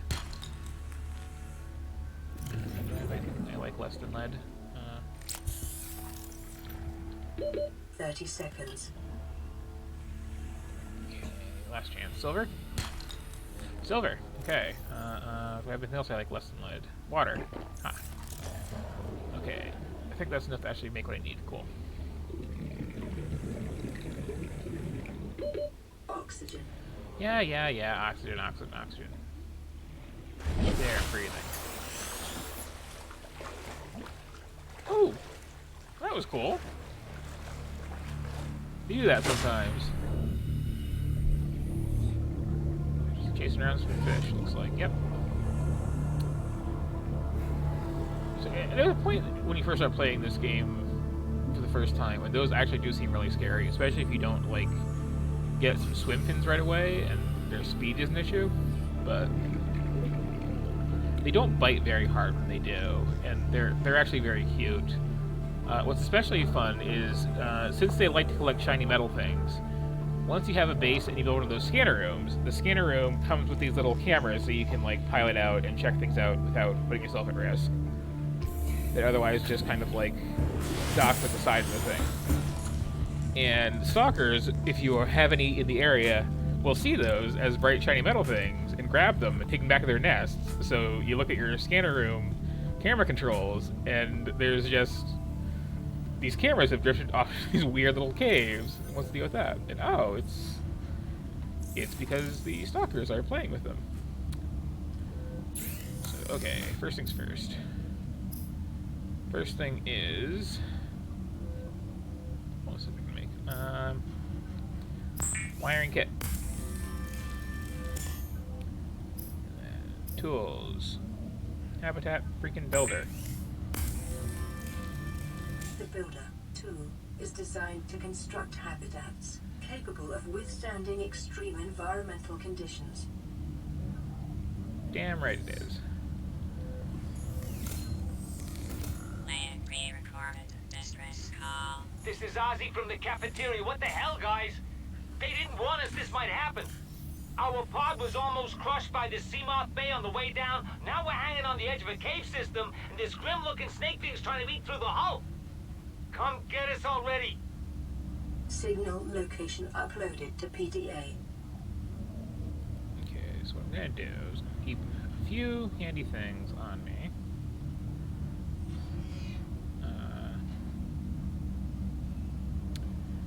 Unload some other handy things. And at this point, okay, we have another life pod to look for. That way. Oh, I think that's actually perfect.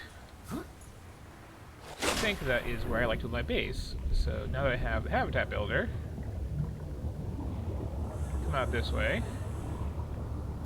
check out this life pod, and also hopefully find my favorite thermal vent and start building a little house under the sea. And I need to eat something soon.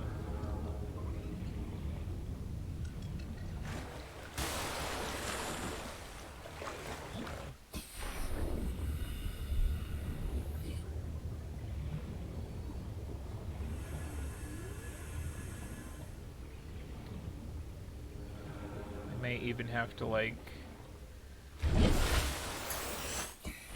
use some materials on me to build just, like, a little underwater storage shed. And drop some things off and get some creep vines.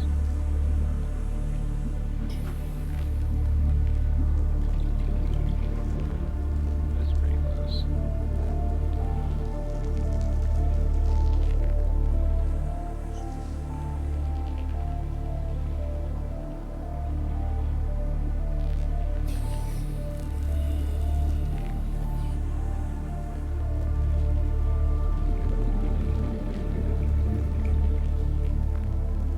First, then check this out.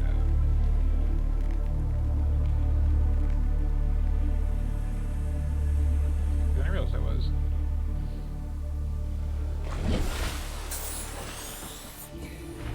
I'm really lucky they have a ration bar. I can do my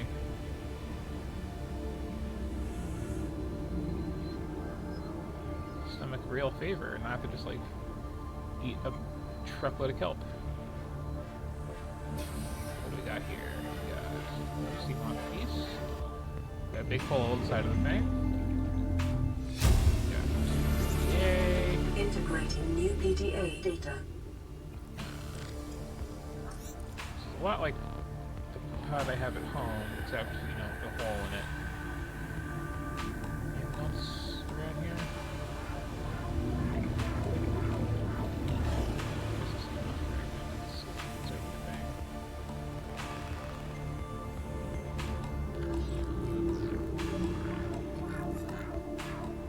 Is this what I think it is? Maybe. Not.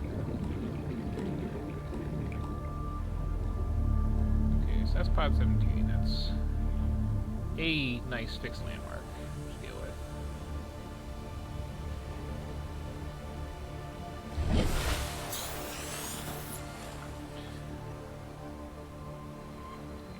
This way, I think if I go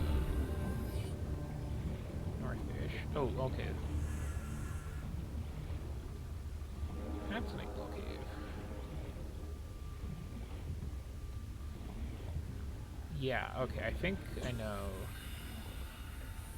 where this is relative to where I like to used to live. Just gonna duck down here a second. See if it's... Yep, it is. Okay, cool.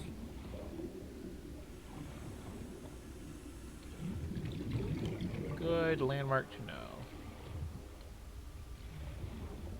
It's by pod 17. So we need that.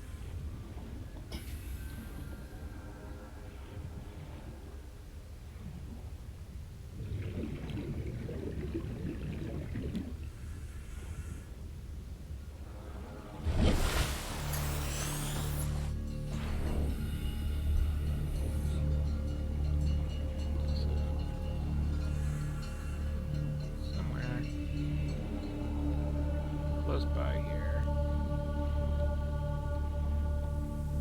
There should be some friendly ground bubbles indicating a big old thermal vent.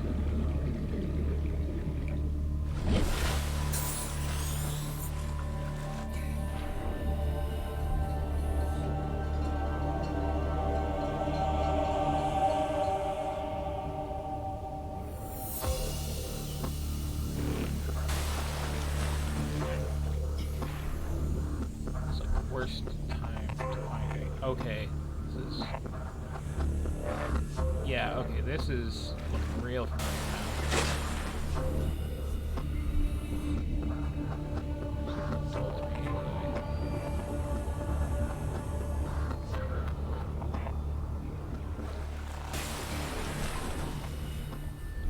Sneak around? Is that a big wreck?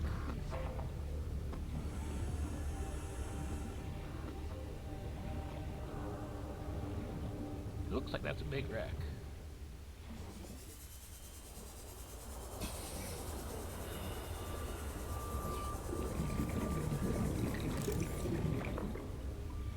Yep. Okay, what do we got?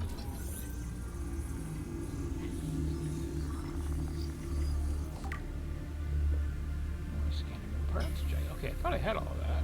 No, I don't. Now I do.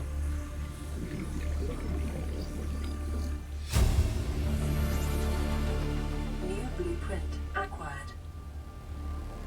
What else we got? Goodies have landed upon the seafloor. Side spring biters.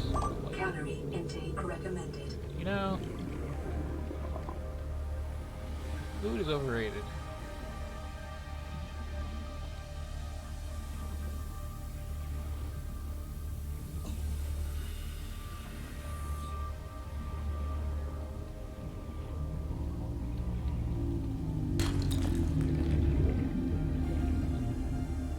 There's silver.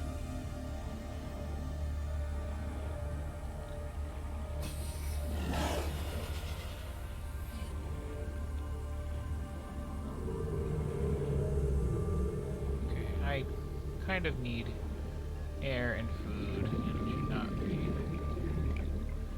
messing with this too much just yet, but 30 seconds. I'm also, again, just really thrown off. I have my pods so far east, usually. The last time I played was, like, more that way.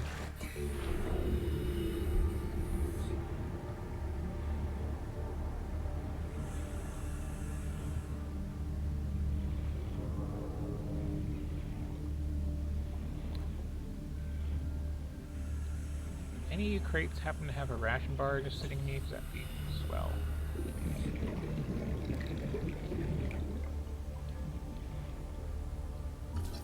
So with that.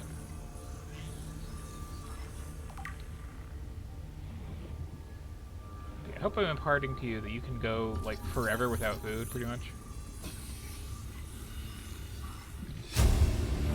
Water is much more of a concern. New blueprint acquired.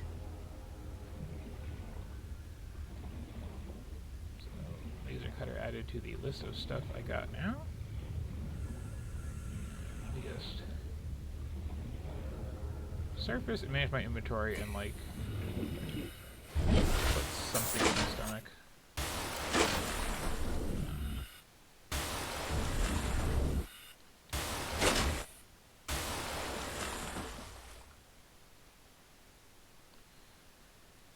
When in doubt, drop a few titanium. It's kind of the most, like, demanded resource in the game, but also the easiest to get more of when you need to. So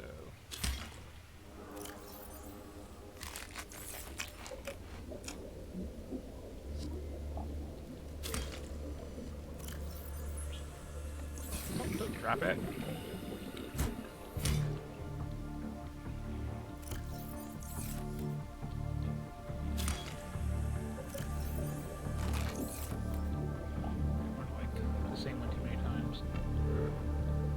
Stock down, but Vital signs stabilizing.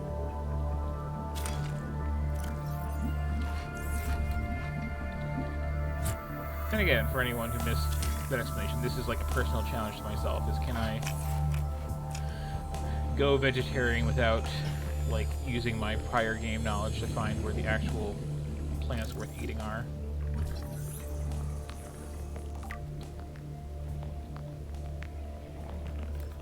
I think I'm making a pretty strong case that yes, I can.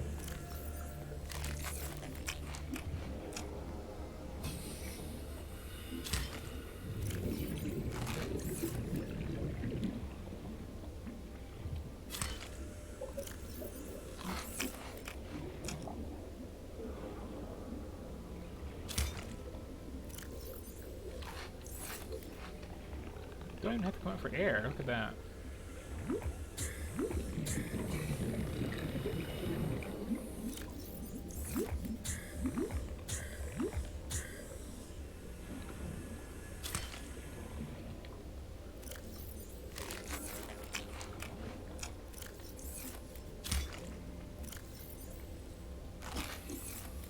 I should have to do for a while.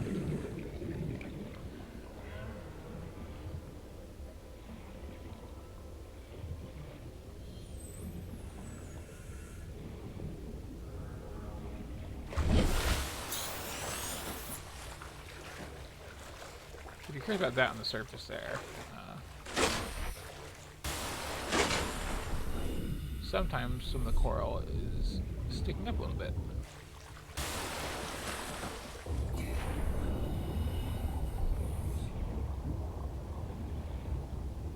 Go to where I think out of my base, I just kind of find that coral tube and shoot at it.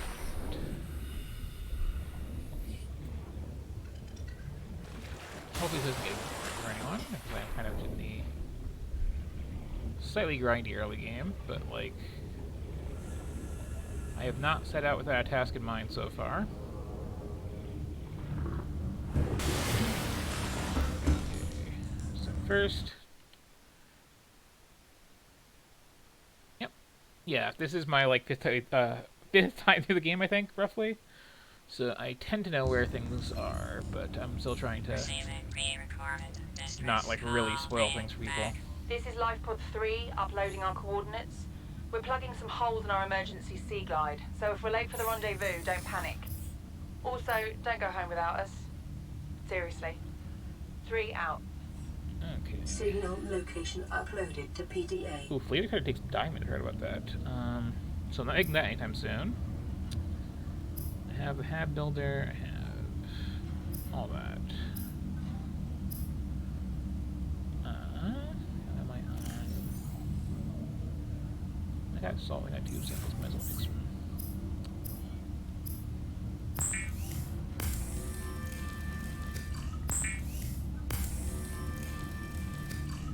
It's the same amount of inventory space. Plus, I can, you know, drink it.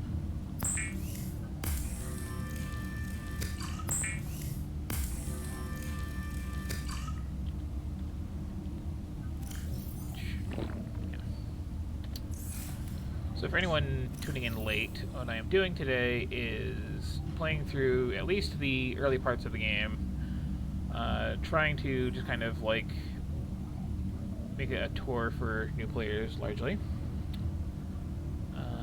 How's his log? It's the day of the crash. I don't know what the heck is happening. I'm scared and I'm not going outside. There are shadows in the water under the hatch, but I can't tell if they're rocks or aliens. There's weird-looking caves nearby. The Aurora was carrying everything needed to build the phase gate. Mobile vehicle bays, bioreactors, propulsion cannons. It had a cinema. There was a zero-G gym. My cafe. I don't understand how we're here now. I don't know why no one's coming for me. I like the voice acting in a lot of these.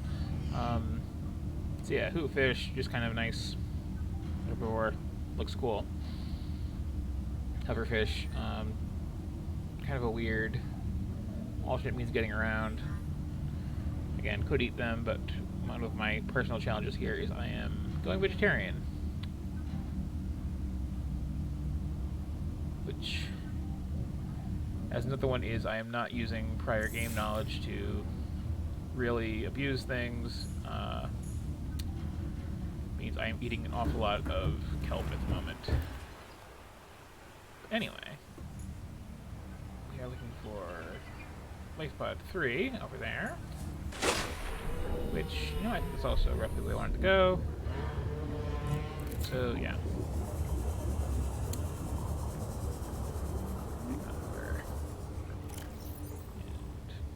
Can I snack along the way? I can snack along the way.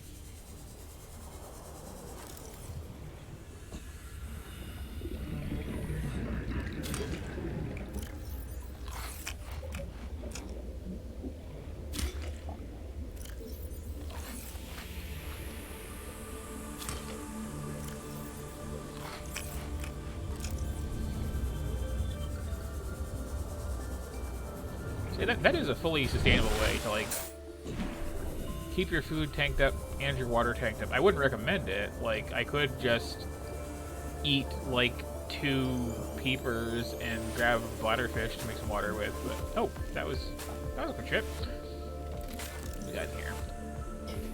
We got a compass, which I think is going to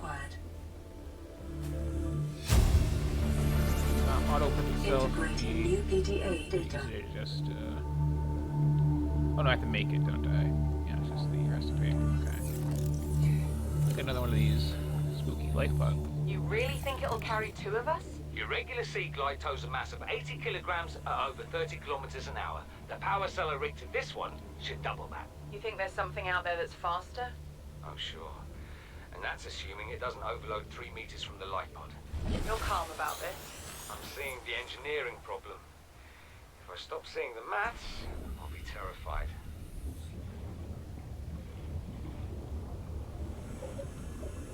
I do like the little vignettes of how this group of survivors didn't make it whenever you find a life pod. So, again, what I really want to find is a thermal vent. And I know it's somewhere vaguely southwest-ish, close to a pod and or a wreck, and kind of on the border of shallows and kelp forest. There is a little thermal vent, which I fully intend to camp out by.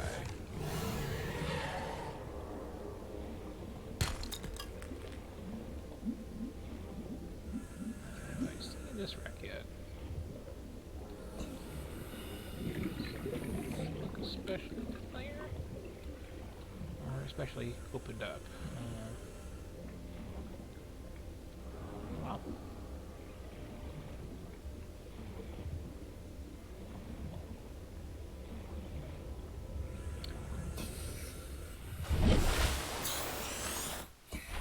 So one handy trick while I'm showing off handy tricks is these turn off after you have found them, but you can toggle them back on. So if I want to find life pod 3 where I just was, or 17, or just have those up as, you know, nice navigational aids, here we go.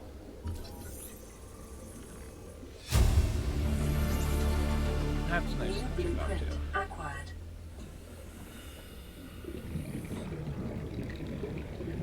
Yeah, okay. So we got big coral tubes. They're technically in the shallows. We've got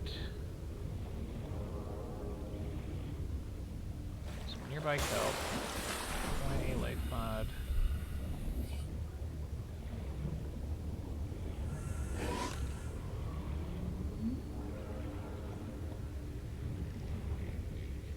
This is like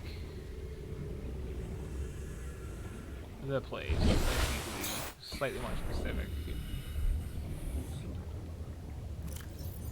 Okay, searching. If anyone else has like really fresh experience and knows what the thing I'm looking for is, then feel free to shout it out, and I will eventually actually remember to look and see if you said so. Just finish the Mobile Vehicle Bay.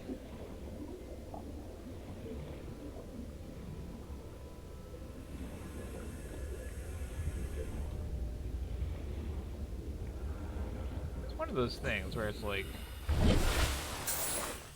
whenever I'm not looking for this sort of thing, I find them all the time. And then when I know to look for them,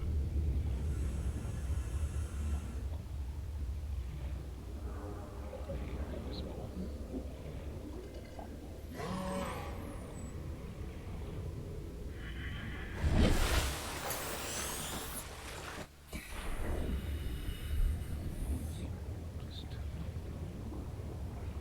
Nice bubbly thermal vent.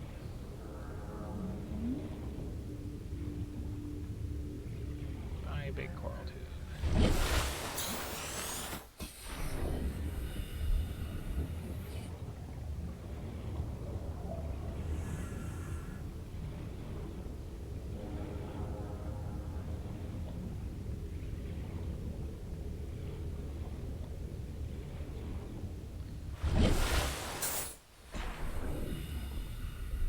Don't hold that on me. You know you wanna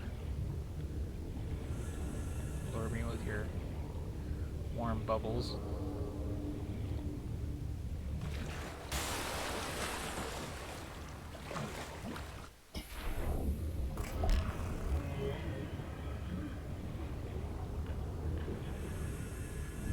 Guess. Just gonna check, but I need to make all the input right now. What else did I get? Alright, the compass. Copper and wiring kit. Power cell, lube, and titanium ingot. Ooh, okay, it's stuff. Power cell is just a couple batteries. You know what? Do we have copper in here somewhere? Oh, I definitely have some copper. I just need these acid mushrooms. Okay.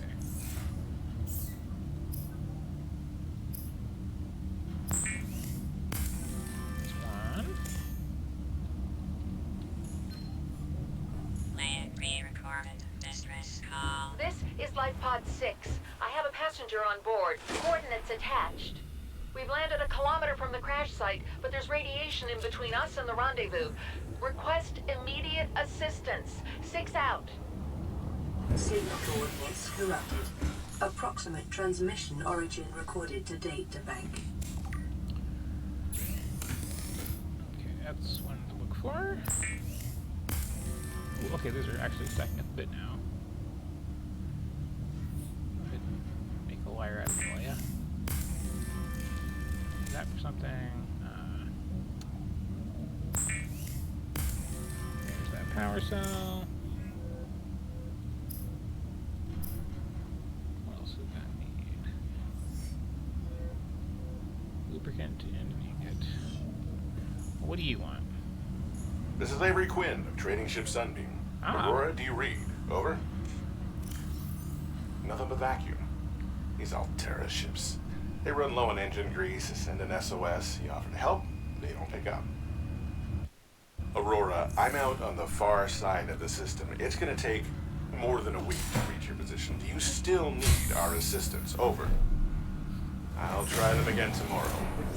Damn charter's gonna have us blowing our credits running errands for Altera. What the long-range scans pick up in the meantime?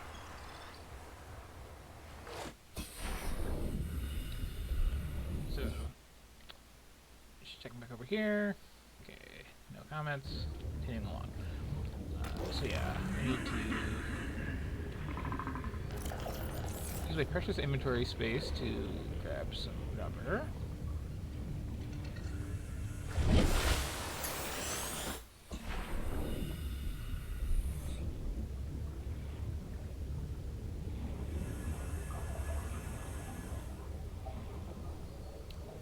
Another nice thing once I actually build the base is I will be able to, like... So where's the bump into? Calorie intake recommended. Yeah.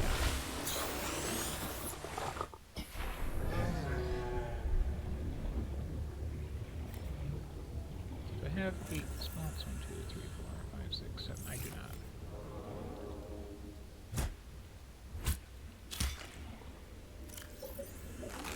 Vital signs stabilizing.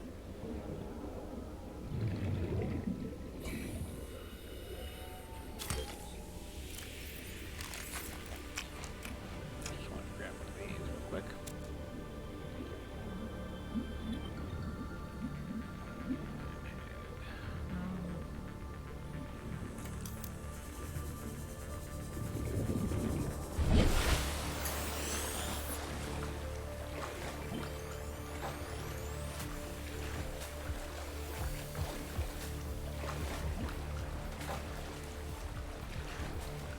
So yeah, we have another life pod, which is not putting on the map for us, because they don't always do that. It is in an area of radiation, though, and I don't want to go in that direction just yet, so that one can, like, chill for a while.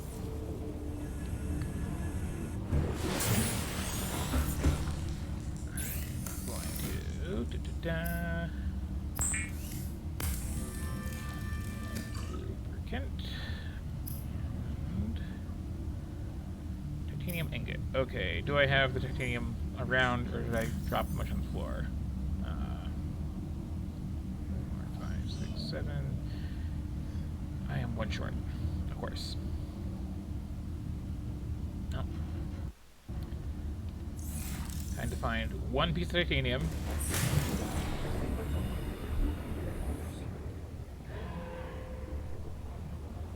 Should not take long. It's more than one piece, but you know.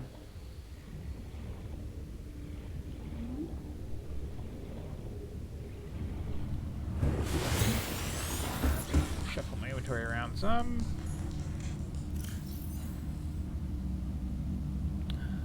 Let's see. Quartz go away. Get. Go away. Calorie intake recommended. That.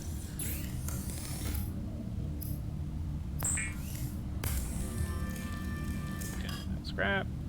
Make that ingot.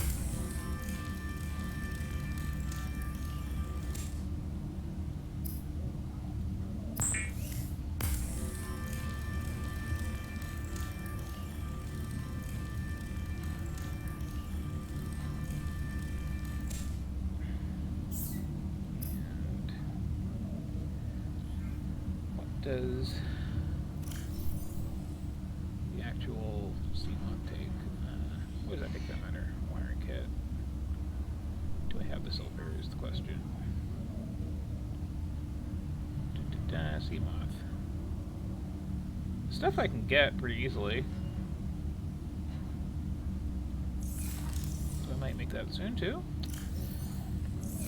For now, I am once again going to try to find where I want to live and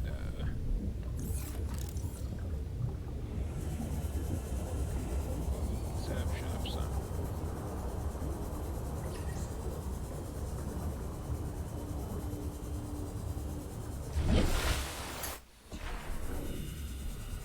I also need to have some deep water to just put this down in.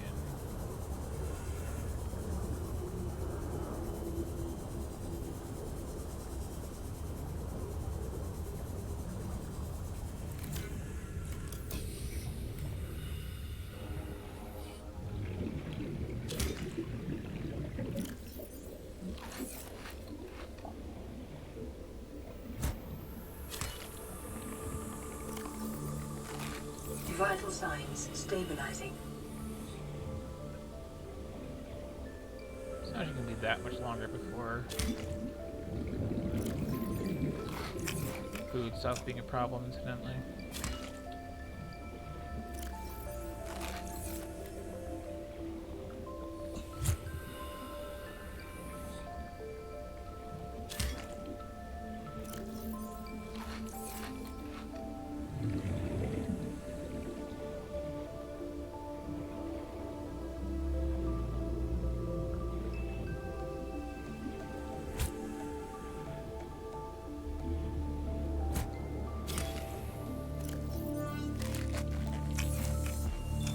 Wow, that radio is like busy.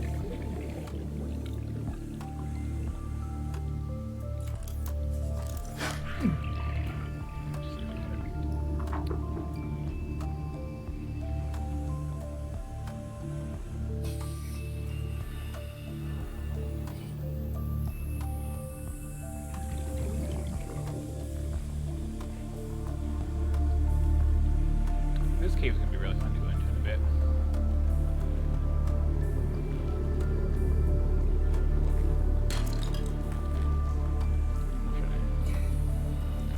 Now, if I go that far down, as is, I should just go first.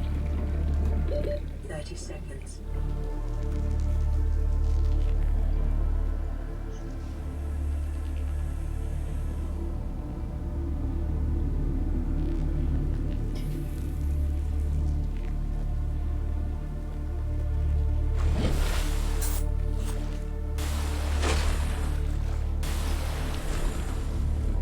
Yeah. This is some nice, deep, easily found water with a free signal on it. I am going to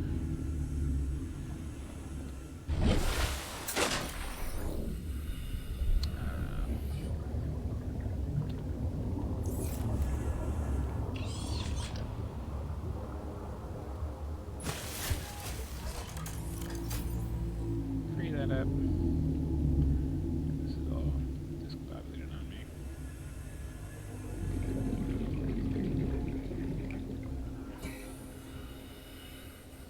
Okay.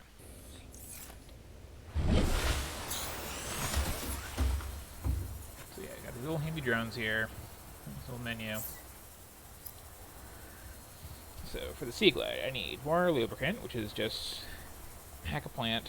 I need a power cell, some glass, which is just a couple of quartz, and a bit of titanium. And I'm just going to leave this floating here and hopefully not lose it. Because it is right over Life Pod 17.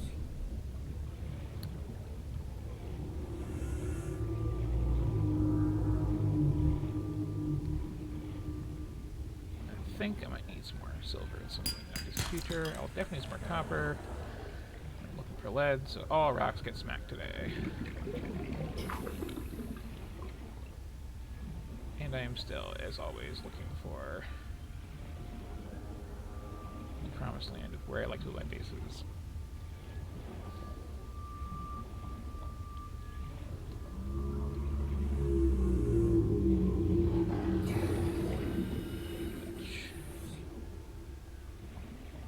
And I want to say...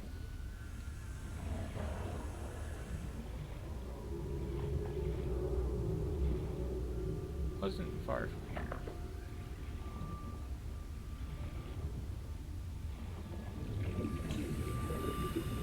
Did I explore this, or did I like give up because I was kind of like starving to death?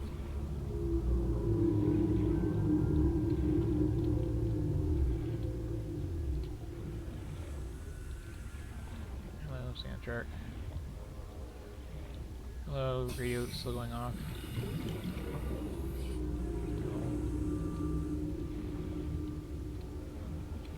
I'll deal with that eventually.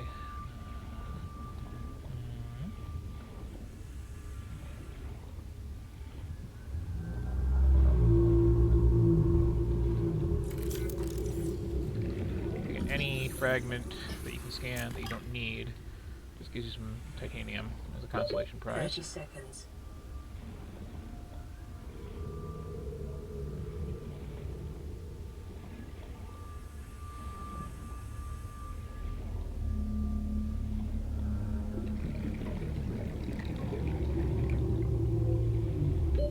Oxygen.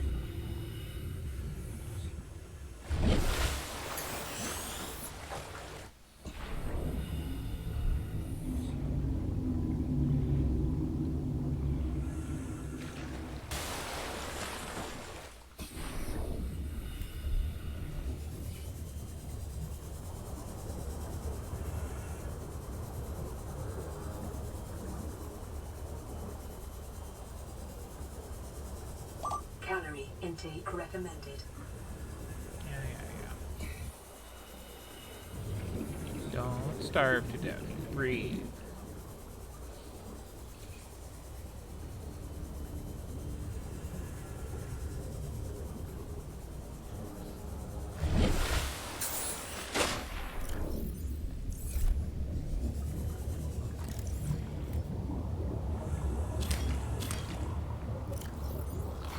Vital signs stabilizing.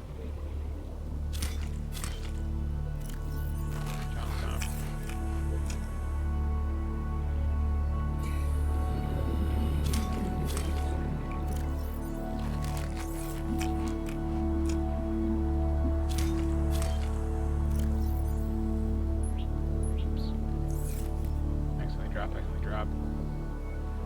Whatever, there's more.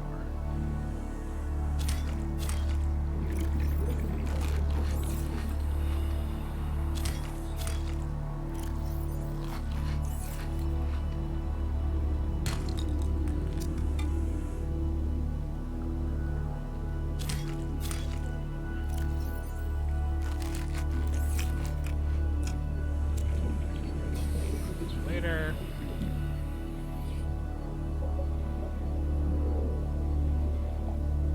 Things with this too.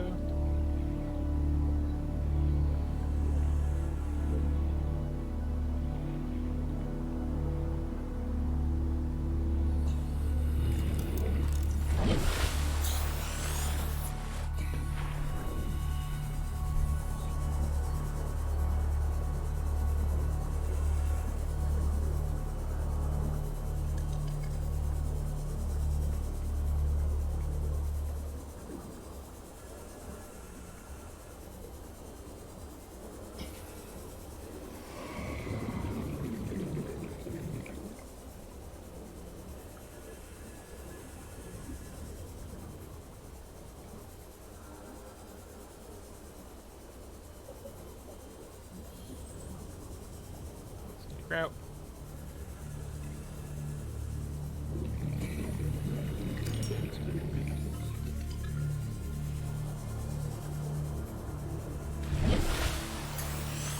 Right? Okay.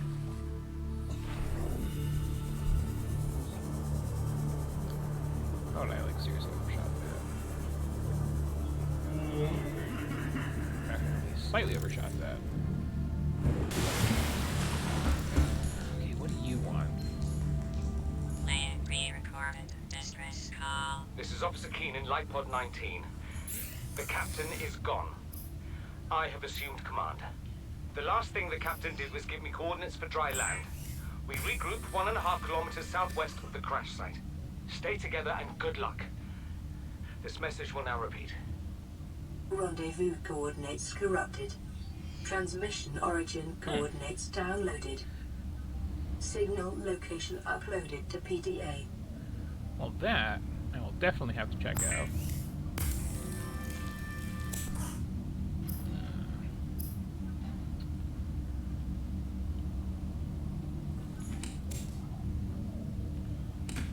Did I make anything else was in here? We aimed it eventually. 3, 4, 5, 6. Drop that off. Don't actually need all of these on me. One's fine, generally. Yeah, 6 and a scrap, cool. So.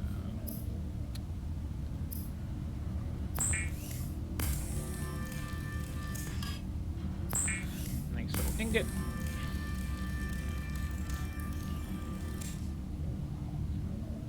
Okay. And then I need to actually remind myself what else I needed for that. It was power cell and 2 glass. I think I have 1 glass, 2 glass. Okay. So just that glass. And what's the power cell again? It is power cell, battery, and some rubber. Cool. Do I have any mushrooms in stock? Nope. Guess where those live. Right freaking here. So, yoink, yoink.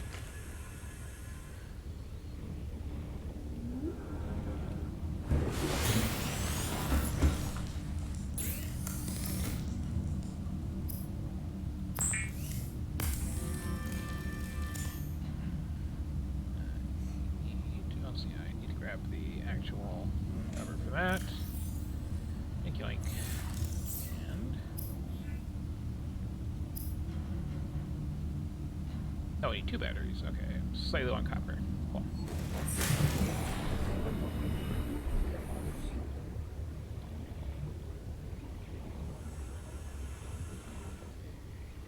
Yeah, it's dark again, of course.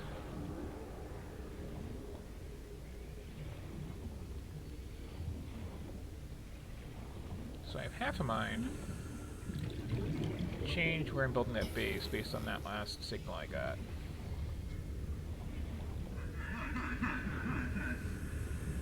It'll be kind of a pain moving stuff over. And it's not quite the dream power-wise that I was hoping to get, but it's a pretty cool place.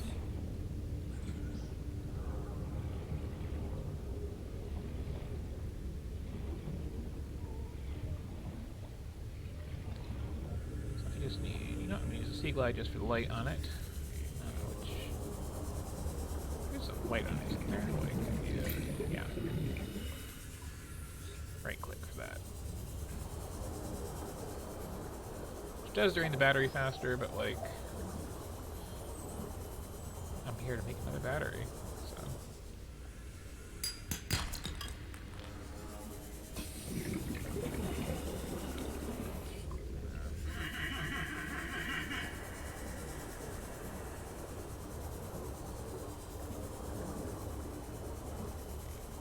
So I'm officially, like, lost as hell right this second. I should really reorient myself at some point. There's the copper I needed. Ha! Ha! Ha!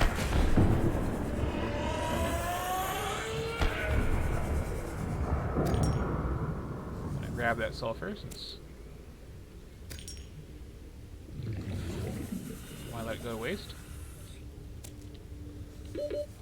Gonna like immediately regret taking that sulfur and quartz because my inventory was super full. And is this one that doesn't? Okay, no. close.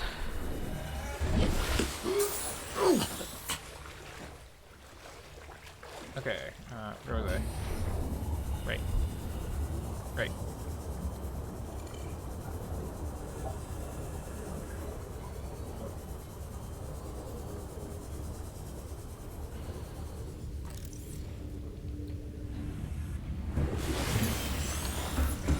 So, as I was saying, I'm gonna drink some water. Going to make that other battery. And then, before I use those to make a power cell, I'm going to be a sneaky jerk, and I am going to remember what the button was to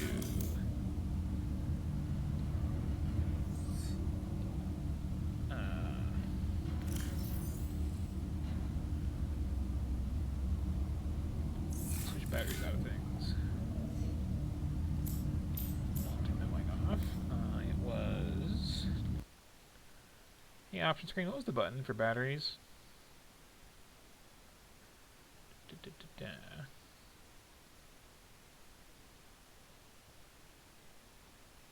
Was it F, perhaps?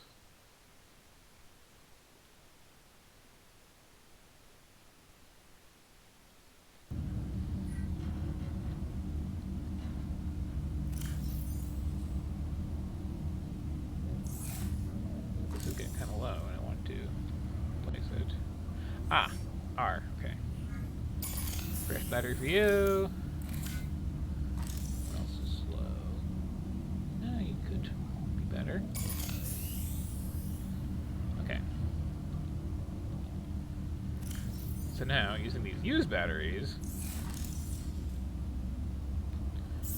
I think it actually does take the extra power out of my system here, but like, my system here can afford it, so, eh. Power cell. And I think I now have on me everything I need for a CMOS. I do. Excellent. So now I need to remember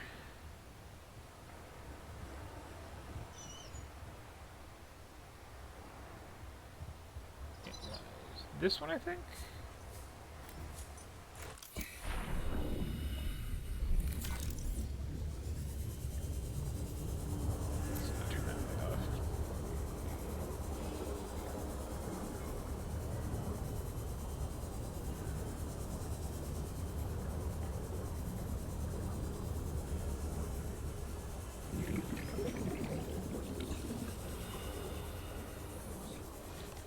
Now I'm going to start doing some real cool stuff once I have this CMOS.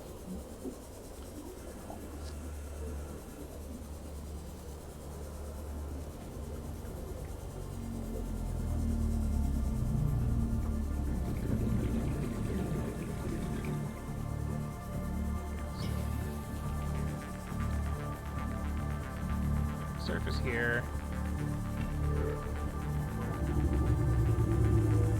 There it is.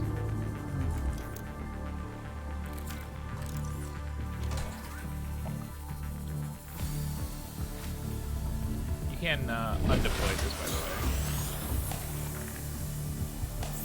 We are going to make ourselves. The CMOS is a fast, safe mode of transport, but remember that swimming is good for your glutes and endorphin levels.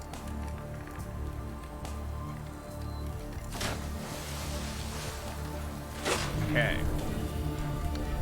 So this calls for saving the game. Wow, that saves quick these days. And hello. As you can see, I just got the Seamoth, which making good time on this run so far, actually, especially with this weird little don't kill fish thing that I'm doing.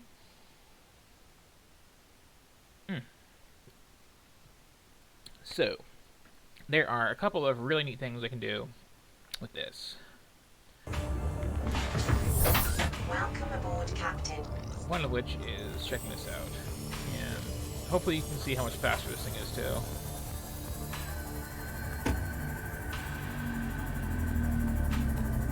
I've absolutely never, by the way, had a Seamoth before I've had a permanent base. That's new.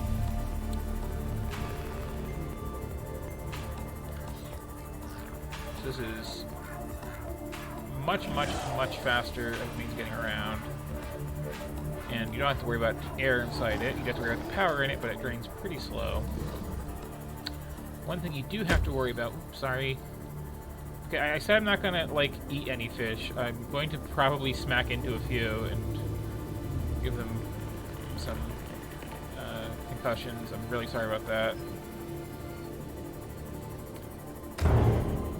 Yeah, sorry.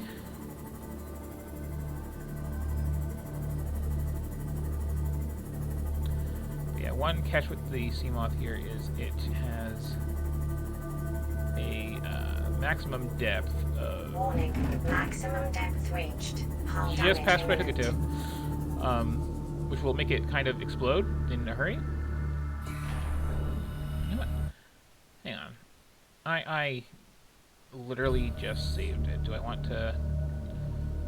No, I don't want to, like, obsessively keep all the fish alive. I'm just not intentionally hurting anything. That's going to be my standard. So you can use your repair field to fix this up when you smack it 5 billion times into the rocks. You can also use the flashlights to see better at night, which is very nice when you're getting out to check out a wreck. And scan all the things. So, yeah, this pod, if I get down a bit, I believe. These are plants, and you can pick them up or take slices off of them. Acquired. Maybe that will be a test later.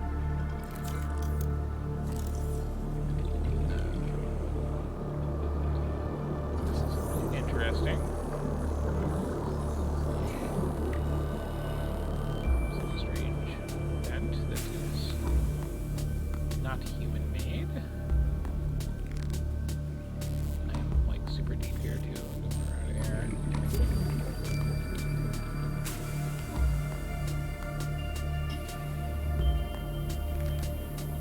Great park.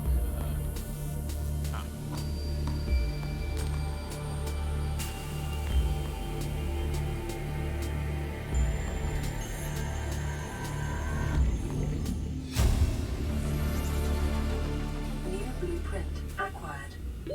30 seconds. More lights are always nice. I think I have the whole thermal plant scanned. Here's the actual pod is here. Calorie intake recommended. You know, we can do it.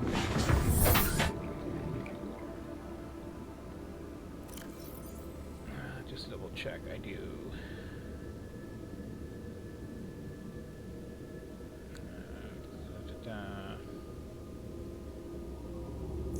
Was that thermal or bio? Because I do need thermal. I need thermal real bad.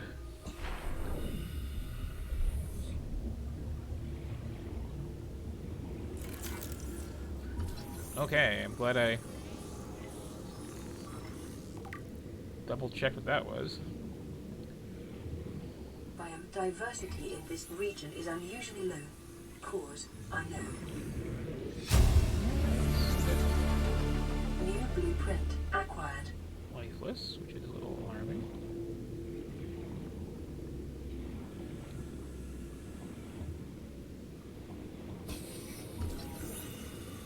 Also really handy.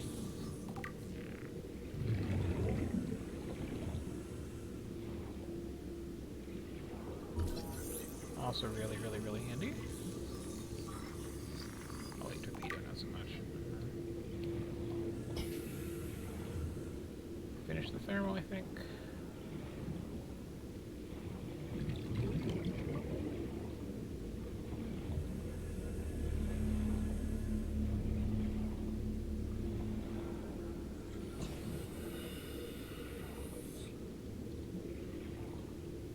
There should be a pod like around here somewhere too, I believe. It's not especially. Oh, well, I think there it is. Just spare.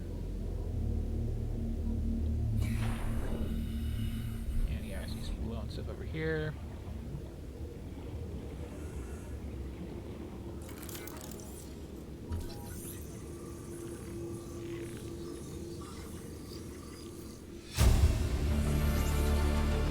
New blueprint acquired.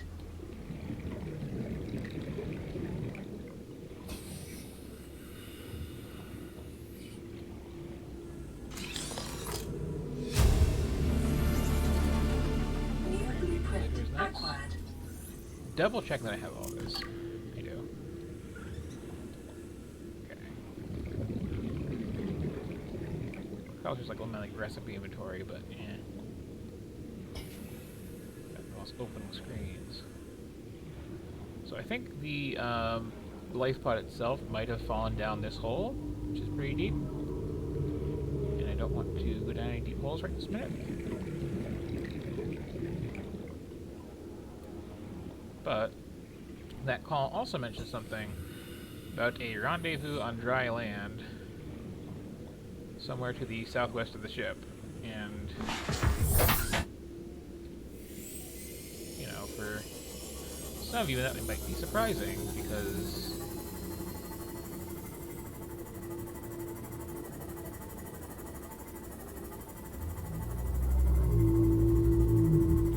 it is easy to assume that there is no dry land in this game anywhere. But in fact, somehow, right there, there is. And could have done that better if I tried. However, it's not that it's above the surface, it's that if you look underneath here,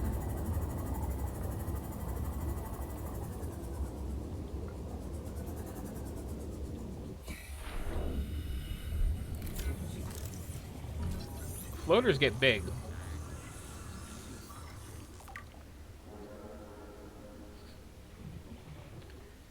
Might as well. Emergency. Starvation imminent. About Seek to eat. calorie intake immediately. Promise you, I'm about to eat. Just looking at mushrooms and such first. Okay. That's where I got those. Back in the sea moth.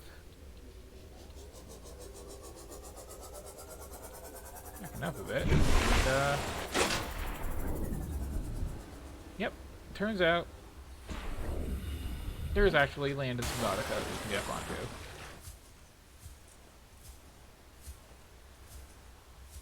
And now I'm gonna scan all the things and find something to eat. Picking up multiple energy signatures on the island's surface.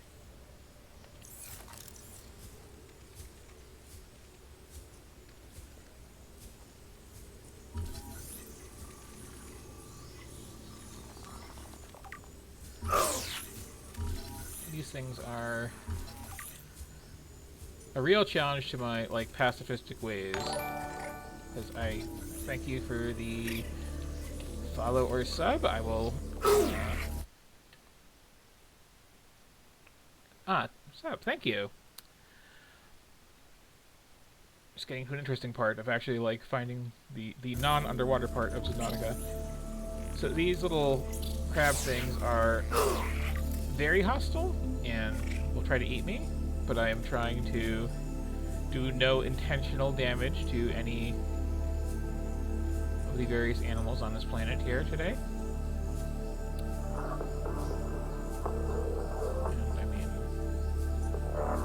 I think I killed like 5 fish by just plowing into them at high speeds on the way over here, but, you know, didn't mean to. So, okay, check this out. If I hack up one of these trees, and my inventory is suddenly full, decent amount of food, and some water. Vital signs stabilizing. You don't have to say one too many times, but so yeah, just find this island in the middle of nowhere, and you can go all vegetarian pretty easily in this game.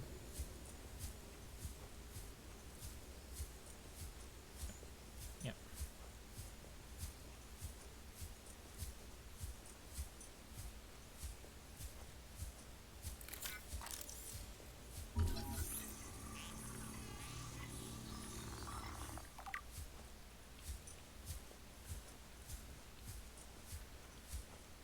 Oh, what have we here?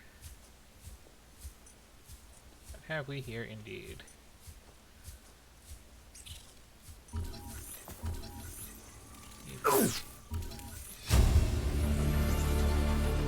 New blueprint acquired.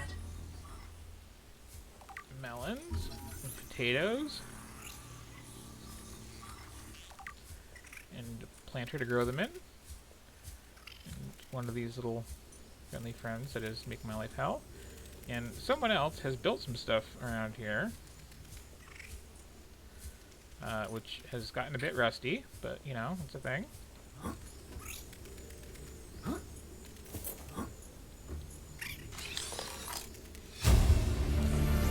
Better Simpsons. You are a determined little jerk, aren't you?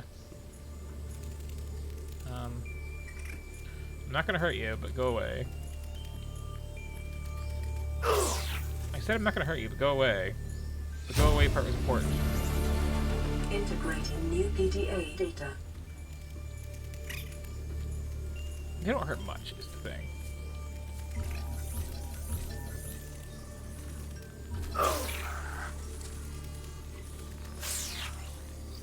They do hurt some. Did I put away my like 5,000 medkits? I sure did, but you know, that's good. Let me finish scanning the bulkhead. So I got so many logs and PDAs and such to read when I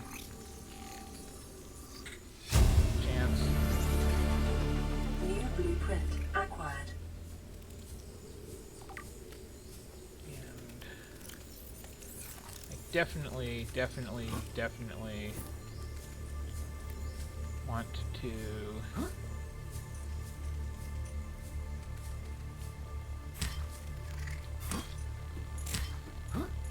slice up that melon for later. So now I can build a planter and grow these at home. Well, I'll grow these somewhere dry, so in a base when I have a base. And you can literally easily live off melons literally forever in this game. So I'm gonna say mission accomplished on my vegetarian run.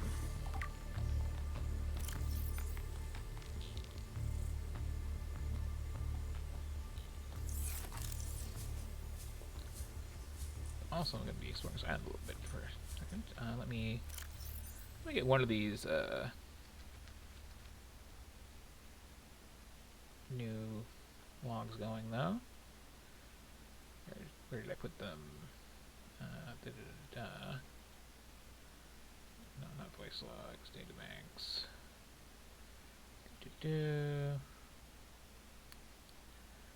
Data downloads. Well, there's that weird vent, which is certainly a thing. There's the Life Pod 6 info. Not sure if I found that one yet.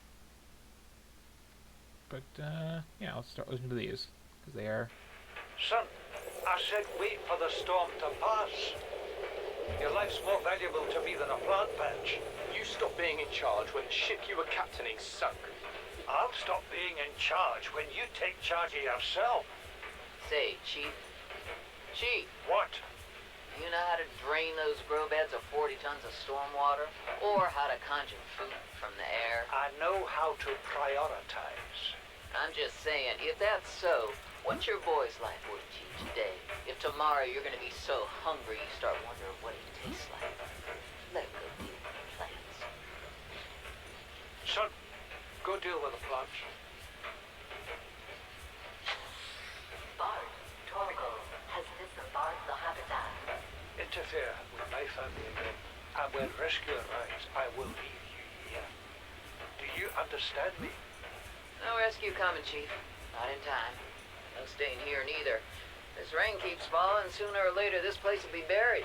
Only choice we got is whether to get buried with it. This is definitely a safe thing to be climbing at night, because this game does have fall damage.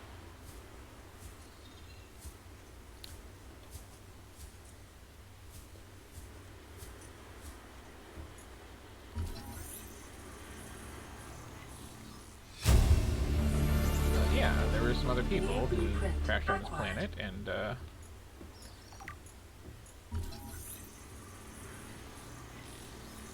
found this floating island and built some stuff on it. And apparently there was a storm. And apparently it was kind of a nasty one. Blueprint acquired. And once I build the base myself, like,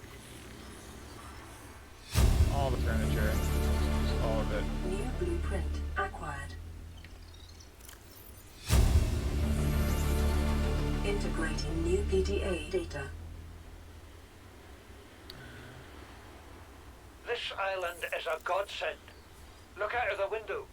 No predators. Fresh food. No building materials, nothing left of the ship. And your kid says we're gonna starve without more grow beds. Speak up, kid. It's true, Father. The natural growth rates are too slow to keep supporting us. All I'm saying is ocean's got us surrounded. No use hiding. Sooner or later, we'll get our feet wet. The rest of your life may have been a fight, Maida, but I've made my decision. You want to forfeit your emergency pay to take a swim? Go ahead. Believe Another me. little chunk of their house up on the other hill here.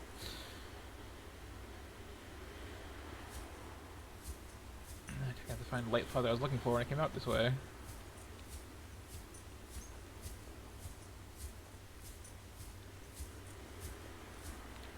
So, bad news, there is falling damage. Good news, there is very, like, Skyrim mountaineering. And apparently I missed something in here, because I am seeing a lot of check me out light. Let me get crabs in the face and double check that I did not miss something, in fact. Oh boy, did I. Get that. That out. New blueprint acquired. I think that's just... Oh, no, there's something in that one too, okay.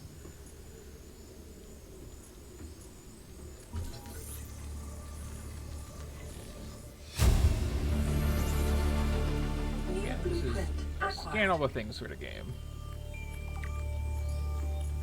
Oh, did I, like, not take a thing here? Or did the light just stay on? The light just down or anything. Okay.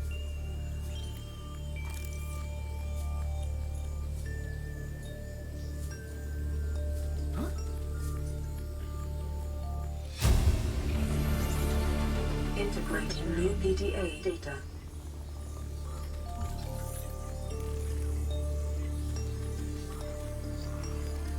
Annoying little cave crawler trying to eat me, but you know, it's cool. I understand that you are part of nature. Acquired. You just want food. I am edible. I get it. This thing's weird. Calorie intake recommended. Gonna steal these dead people's melons here and eat that real quick. Vital signs stabilizing.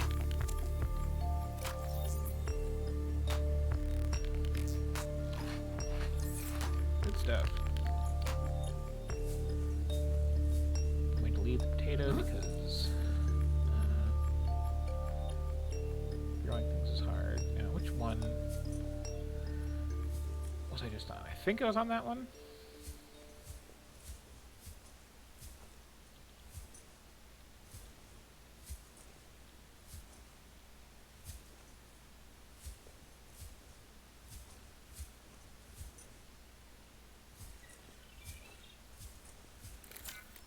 I think I've scanned all these plants, but just making sure.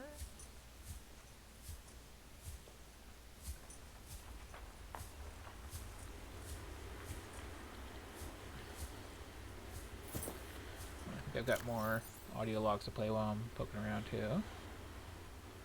Yep. What is that thing?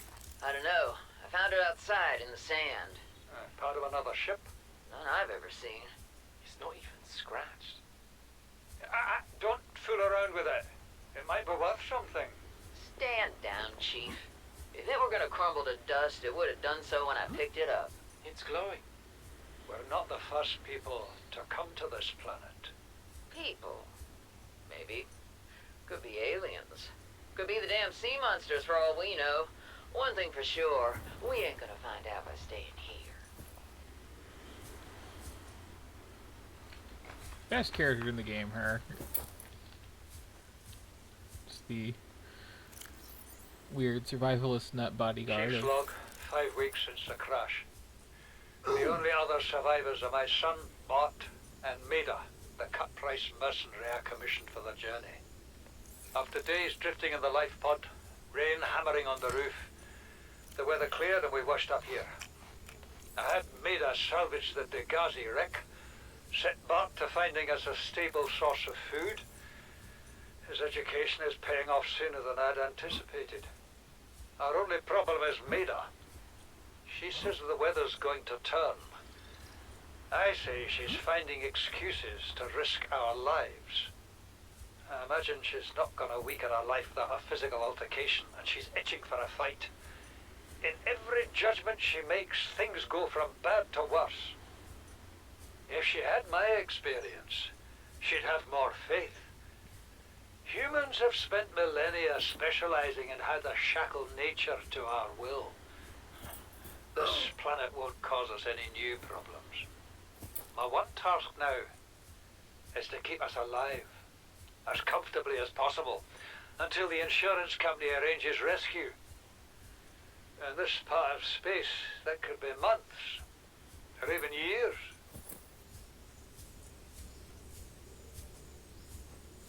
So, at this point in the game, it's like, on the one hand, it's really tempting to just like whip out my habitat builder and just make a nice little building of my own on this island, but, you know, there's also these audio logs that didn't work out for these people very well.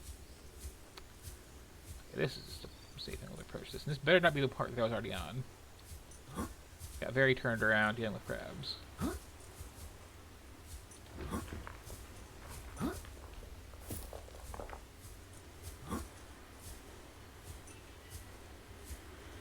Ha.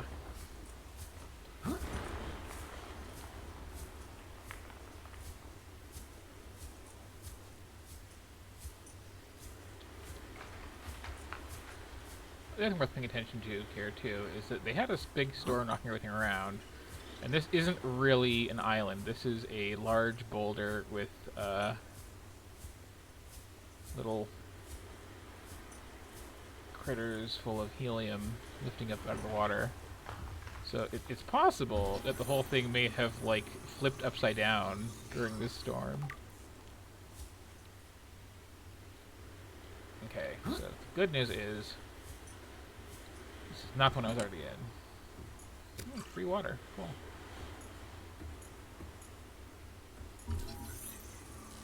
Nice indoor grow bed. New blueprint acquired. A few little plants in it. Anything else in here? Is this a terrifying view? No. Nope. Aha. Get away from me, did you? Integrating new PDA data. This is the first time I've seen sunlight in months. After all that time in the deep, I've been dreaming of it.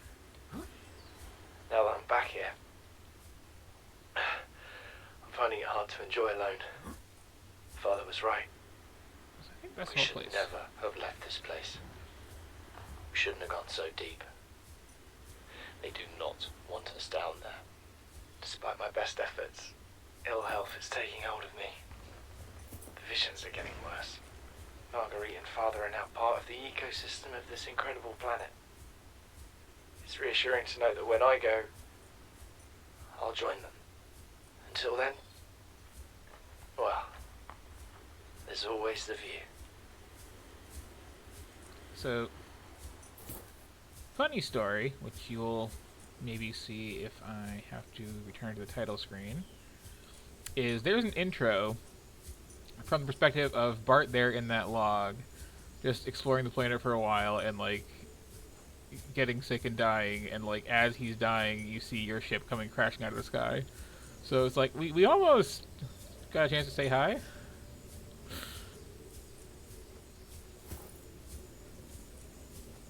You know, just missed you.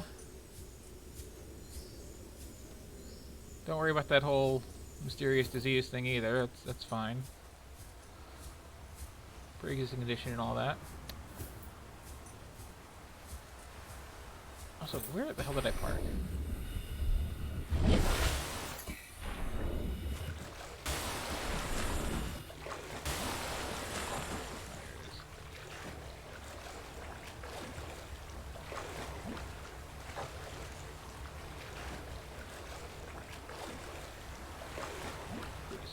Before I head out of here, just to double check, I have some water, a bunch of melon seeds, some gel sac spores, which will be handy.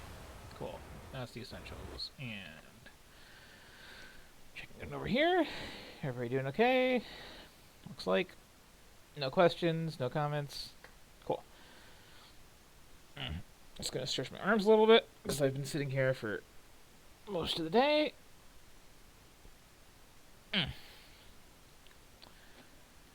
And saving again, so I don't have to go back through all this log stuff. Did I play all these? There's a storm, finding this weird thing. Yep, okay, that's all those. Yeah, what is this thing? Apparently there's weird alien stuff around. Good to know.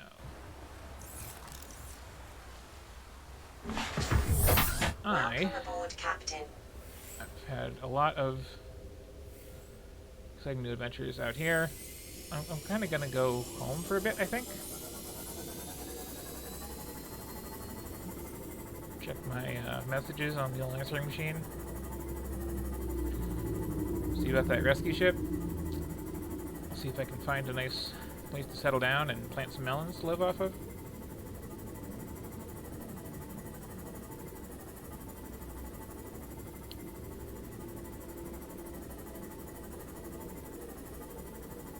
Zipping around in this Seamoth here.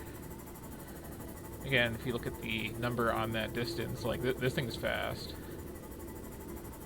Fastest mode of travel in the game, in fact. You can kind of see I'm doing like, let's see,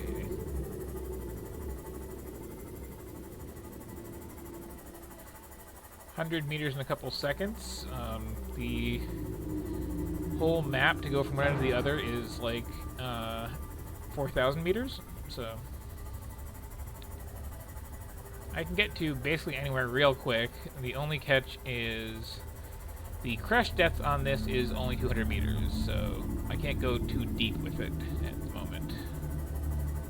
It is possible to upgrade that and have some more range, but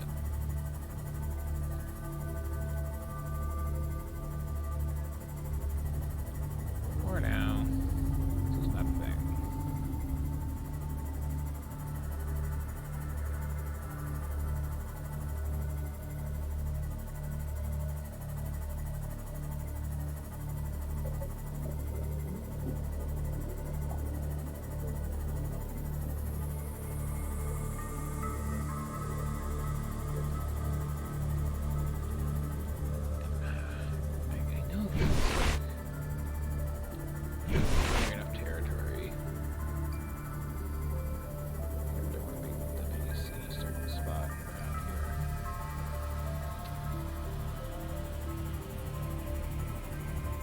I would build that island, but then there's like no power and have to like put a bunch of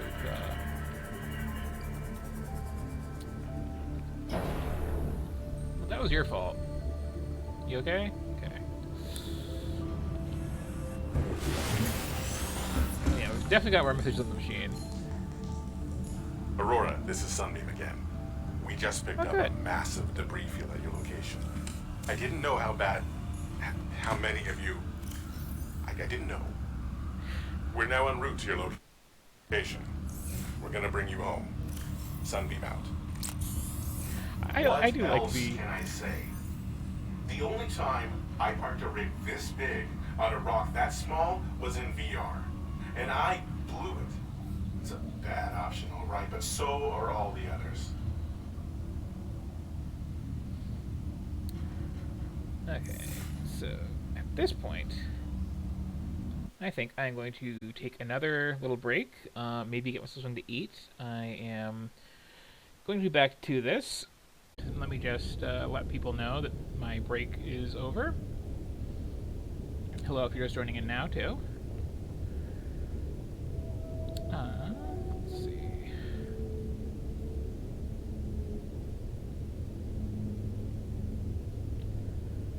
Just over here.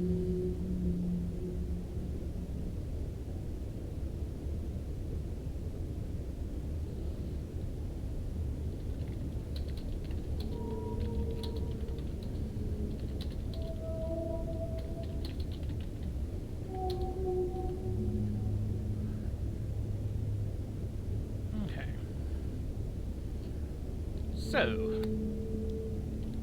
here I am playing Subnautica. If you are just tuning in now, I have been at this for about 4 hours today.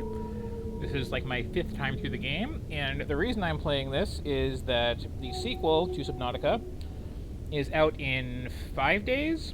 I think the Switch port is going to be able for the first time on the same day with 1 and 2 in a little like 2-pack combo cart. And it's a fantastic game, and it is also a game that there's a very good chance you already own because it has been in at least 2 Humble Bundles, a PlayStation Store giveaway for the whole PS Plus thing, and an Epic Store freebie. So between them, if you hit those, it might just be sitting around in your library that you never noticed. So far today, I have made some basic tools, checked out a somewhat interesting, a little spooky location, and failed to make a base because for some reason my memory of where there's a good place to do it is just like slightly faulty. And I am trying to remind myself because we're overdue. I've got plenty of stuff. We've got plenty of personal upgrades. Got some fancy stuff I want to put away. And I've even gotten my own supply of watermelons. So, okay. There's the back end of the ship.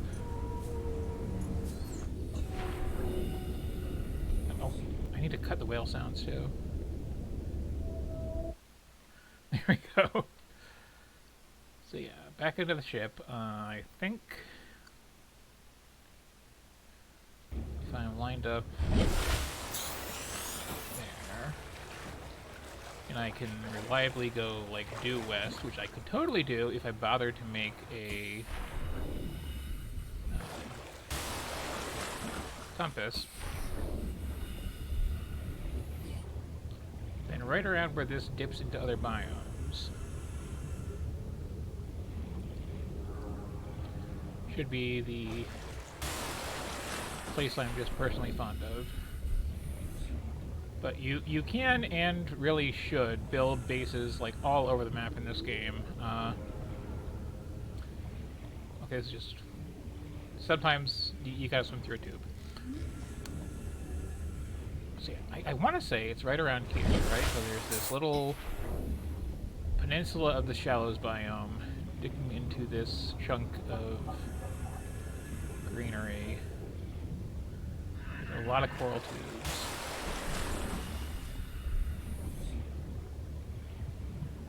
And a wreck. Yeah. Okay, this looks really familiar. I swear, right by this, there should be a nice big bubbling thermal vent. Oh. Calorie intake recommended. No, I'm gonna grow watermelons. Mom, you can't make me eat my vegetables unless I have the room in my inventory to do so. I do not actually have the room in my inventory to do so. thing. Not to drop a thing. Somewhere around here.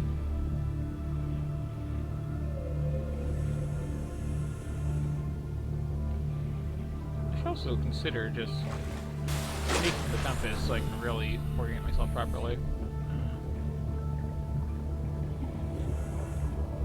Okay, enjoy this gift of a crash fish hitting me. Ah, okay. Enjoy this gift of one. Any quartz. Another around here.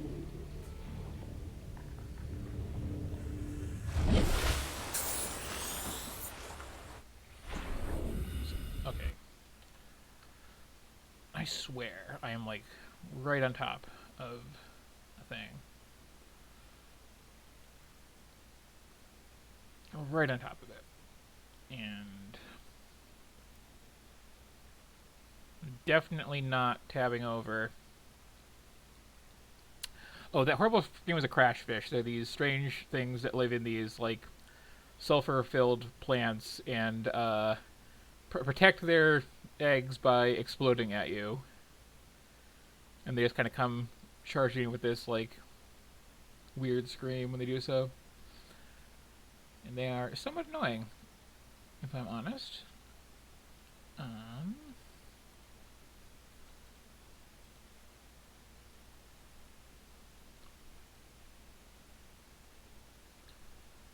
Okay, so here's what I'm gonna do. So just another way to orient myself. Either this bit of grass is next to this biome. Okay. So if that is there,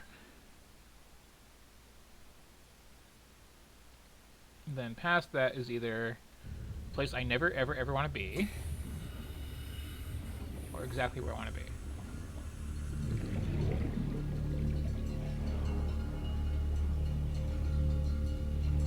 It might be further west than I want it to be. And oh, that's another thing I could try to do is, yeah, if I maybe go faster here. Well, let me also eat so I don't die. That's also, you know, maybe in the cards.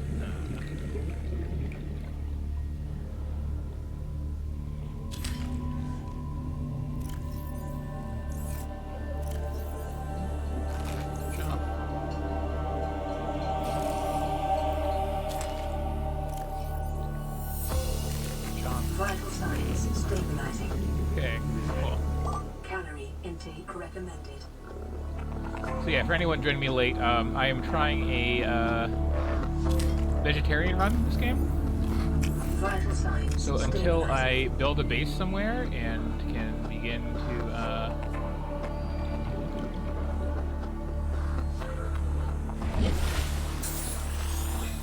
okay, who's where I am? Hello, goodbye.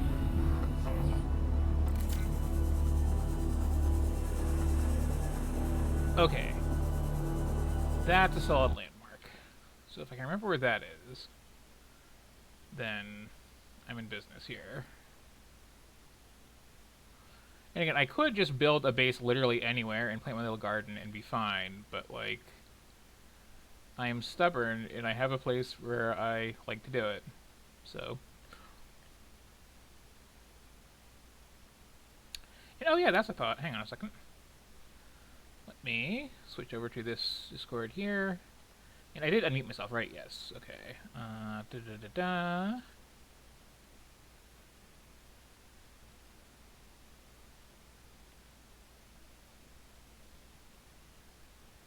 Do-do-do-do. Hello! Hi. Oh, awesome. So now I can... I would mute the stream audio because there is a weird delay and you will hear your own voice echoing and go mad. But yes, hello. Oh, wow, yeah, hearing my own voice on a delay was pretty weird. Yep. I was like, who's that third person in this voice chat who has a weird voice? That doesn't sound like me at all. Yep. Yeah. Hey, we haven't actually talked in a long time. This is true. I wanna catch up. So You said Subnautica's coming out for Switch in like 5 days? it is 1 and 2. Oh, the combo sweet. pack. I'm getting that. I'm so getting that. I hope it runs. Excuse me. Because there's a chance it will have issues. I know traditionally it is not the most like reliably what's the word I'm looking for? Performant? Yeah, there we go. It tends to well, it had a patch recently, so it's less of an issue. It used to have like serious pop-in issues and things like that. It also used to take forever to load in the first time, which is definitely fixed. So glad to see that. I mean, I feel like Nintendo wouldn't let it on Switch if it was running really True. poorly. I think that might be also why they did these recent performance patches. And they were just like working on the second game, and you know, They wouldn't sometimes you give it the optimize things as you're going. They wouldn't give it the Nintendo seal of quality. And I don't need to find it. I just want to find it because I have to surface course orient myself again. And look at these nice moons once more for anyone who hasn't seen them recently. Ooh. That one there. Then you got that one there. The little distressing looking one. Oh. Okay. Naturally, it is dark now, so it's going to be... So you said you were looking for something that was on the other side of a biome of like Yeah. spooky black stuff. What are you looking for? What I'm looking for is somewhere around here, in addition to this Calorie intake recommended. big old reef back here, there is a big thermal vent just like gushing out hot water.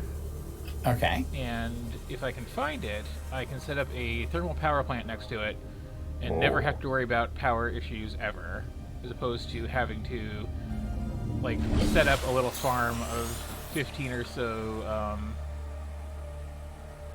solar powered dishes. And I am being stubborn in doing this because the last time I played it, I liked having a base there, and old habits die hard. But I'm also like completely failing to find it repeatedly. So I might just give in, build a solar power base right here, and then find the thermal plant like right next door. And what is that little blue glow over there? Is another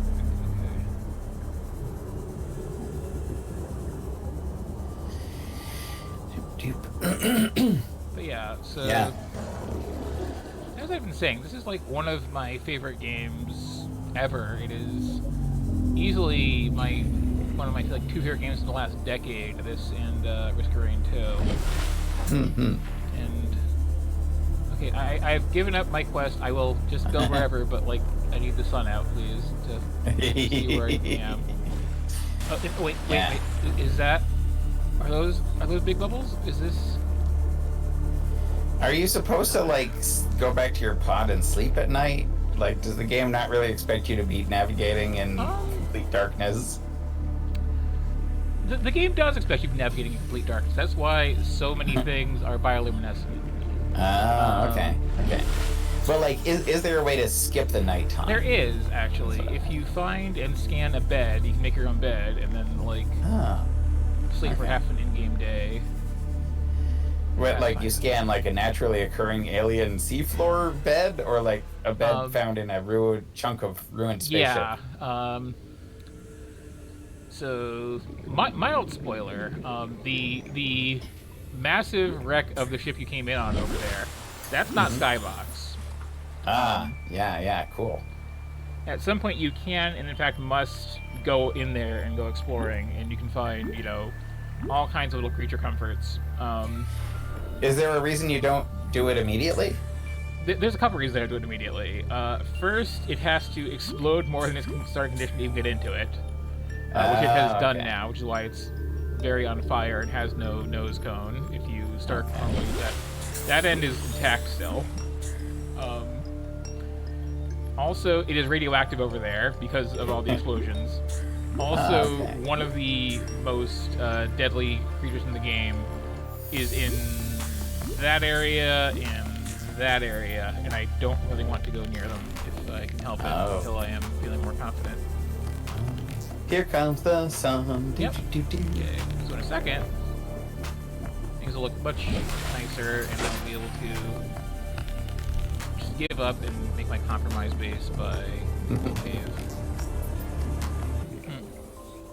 And then I'll see where they're at, and I'm like, oh, this boss. This is a horribly designed boss. No wonder you're having problems. This is the cave, I think it is. Okay, cool. So this is my compromise. This is the Fun Fun Jelly Cave. Whoa. So, okay, right around here. So is the map different every time you play? The map is the same. Your starting location is a little different. Ah, okay. So let's see. Start with some foundation. This will do. Oh, okay. Set it out a bit, I think. Whoa, that was... Oh, wow. Okay. Just materializes Did I complete with legs. seriously have no titanium on me when I started doing this? Well, okay. Okay.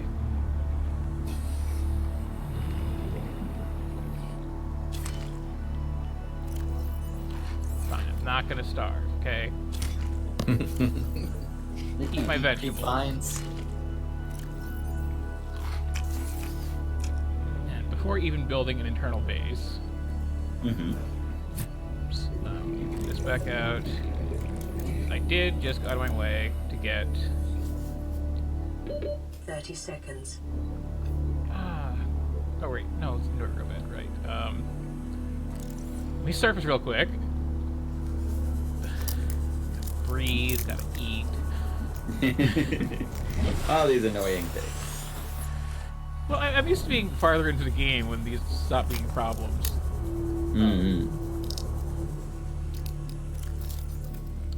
So, okay, I'm going to need some titanium somewhere. I don't want to go home, so there's some on the floor around here.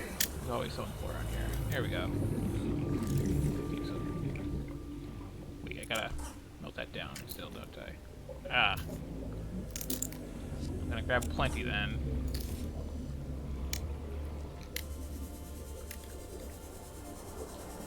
Might as well check my messages while I'm over here. Just give me a...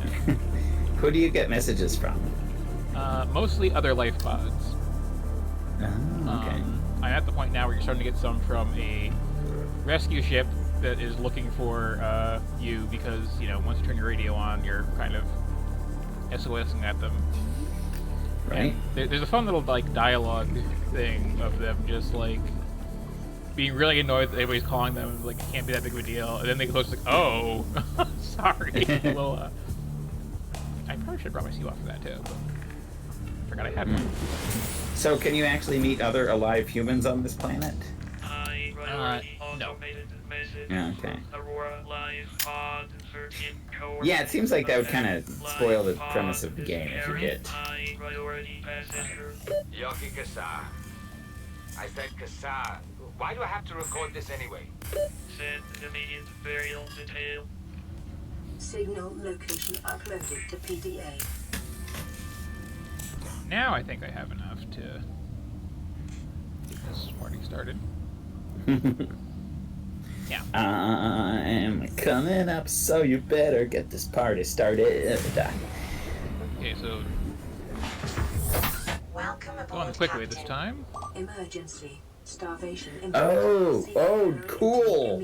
There's like a little transformation sequence as you got into your sub. Starvation imminent. I'm working on it. Do you have literally no food right now? Well, I'm doing a little like self-imposed challenge right now. So normally you said these you were being fish right here, vegetarian, right? these fish But right here you're are not. incredibly delicious. One of those Okay. will like fill up 40% of your HP bar. But you're not eating those fishes. I am being a vegetarian, and I Okay. am.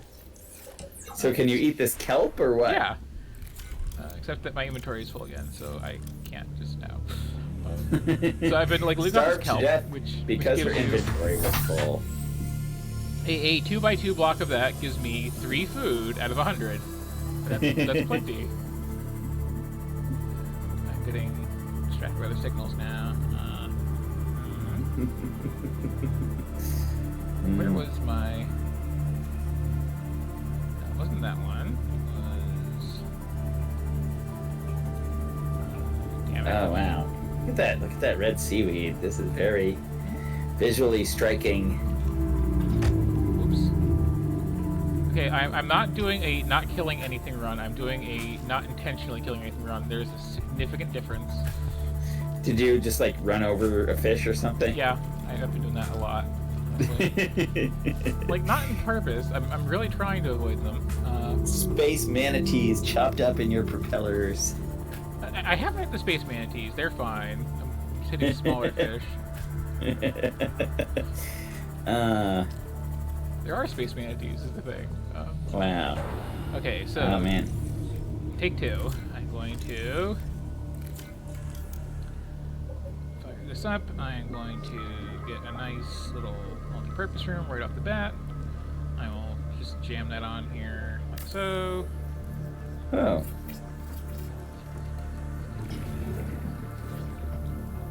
Ow. Cool. This reminds me of the building in Satisfactory, which I was playing with Alexa for a while. Spaces to maximize productivity. Treat this space as your home, but never forget that it is not. It may be prudent to separate work and leisure spaces to maximize productivity.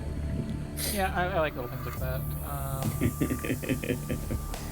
What's really great is when it like reminds you like, hey, looking at your exercise report, you've been doing a lot of swimming. That's really good for you. Did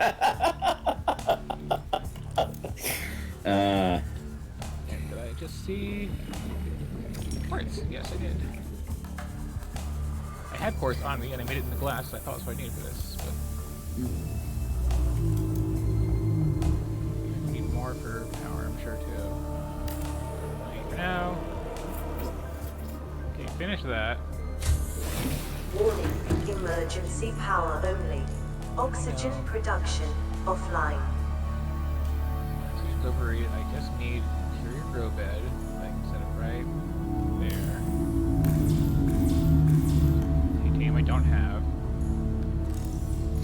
Whoa, indoor grow bed. Yeah. So that's how you're gonna make food, right? Yep. So right before my break, I went to the location where there was another ship that crashed here. 30 seconds. And brought oxygen with me this time. You can't fool me.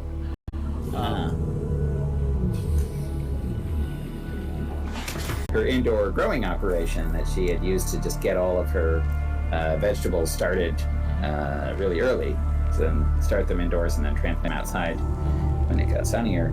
And so she had this huge box that was covered with like a canvas casing, and like you could unzip it, and then it had wires going into it that powered these really bright lights, and the inside was all mirrored. And she's like, "What do you think I have growing in here?" And I'm like, "Marijuana?" I just kind of blurted it out because it really looked like the kind of marijuana grow box. Yep. And she's like, "Oh, why do you think that?" Your brother-in-law said the same thing.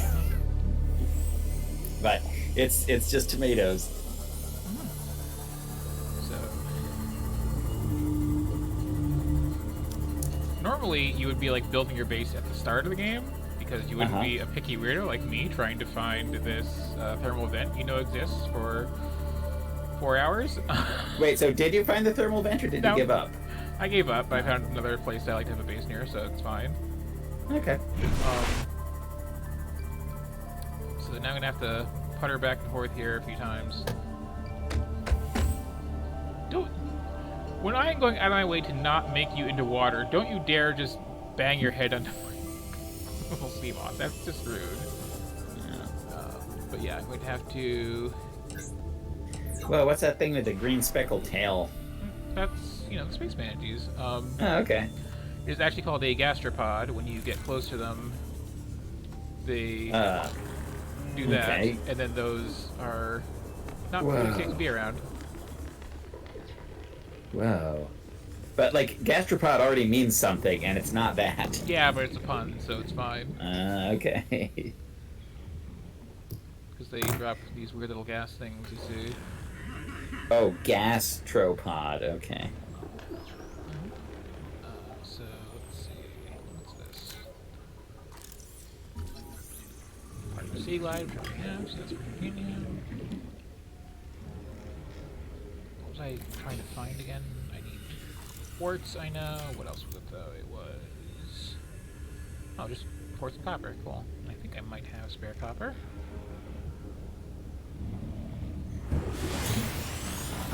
So this... No, it's good. Nope, I do not have spare copper around. I'm also about to die of... Seek calorie intake. You should eat some food. So I should... Man, imagine eating something that evolves on an alien planet, just like putting it into your body and being like, I don't even know how this thing's biochemistry works. Yeah. I hope it doesn't kill me. I mean, it's a concern with a lot of early food that you can get. Mm. Oh, is those red flashes because you're dying of hunger? But just a little. It's fine. I mean, you would think if you're doing a vegetarian run, I would think you would, like, stockpile more vegetables. Well, that's why I'm making the grow beds.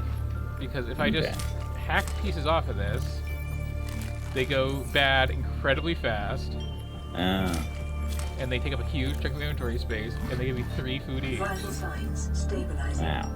So you've just chosen the real hard life here. Uh-huh. Well, it's kind of a personal challenge, because I've known for some time that you can play this game as, like, a strict vegetarian and be totally fine.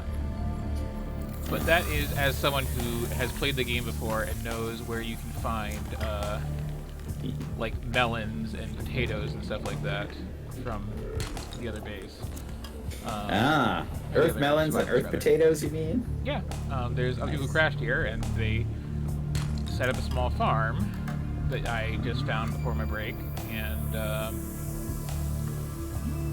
the real, like, personal challenge was not just going right there because I know where it was, and waiting until the game kind of 30 seconds. gave me a trail of breadcrumbs to it. Interesting. All these needs to stay alive. I just want to build a little house.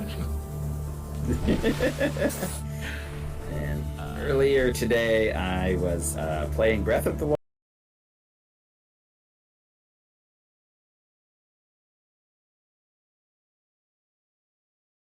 I'm like, okay. I'm gonna play it in master mode because I haven't tried that before, and it's oh god, everything kills me in one hit. Oh. And so, the master mode experience is that if you see a bokoblin, you run away, and if the bokoblin didn't see you yet, you sneak past it. So it turns it into, like, much more of a stealth game, because, like, even if you fight something perfectly, you will use up all your weapon weapon durability. You'll break all your weapons on, like, one bokoblin fight because they have, like, so many hundreds of hit points. And then you won't get anything equally valuable out of that fight, and you'll probably have to use up all your food on healing. So, and it's not like you get experience points or anything, right? They just drop some trash items. So it changes the calculation to where it's really not worth it to fight most things. Calorie intake recommended. Yeah. So with your food and your oxygen. Calorie intake recommended. So it is worth noting, as much as I'm making fun of it here, that this game does have the option to play it in a casual mode where the survival meters are not a thing, which is an option. I am looking for quartz, as remembering that. I also need to remember where Quartz likes to hang out. So it's like some really easy place to find it, like super early on. What is this? Ooh.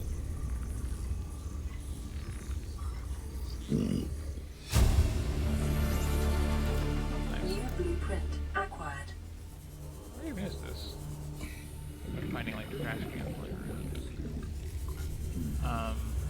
So yeah, somewhere in the shallows here, there's like a big coral tube that I could find just fine if the sun was out, and it's just like full of easy to pick up quartz. And I definitely know where that is. I'm definitely not totally lost, and definitely don't need to start verifying my location.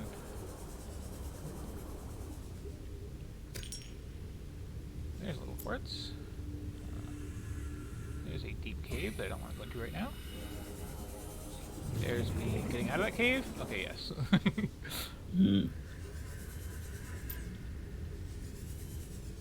Here it is. 30 seconds. See? Right in here, there's nothing. 30 seconds of oxygen remaining. Oh, well. Yikes. Yeah, not that deep. I can just pop right up here.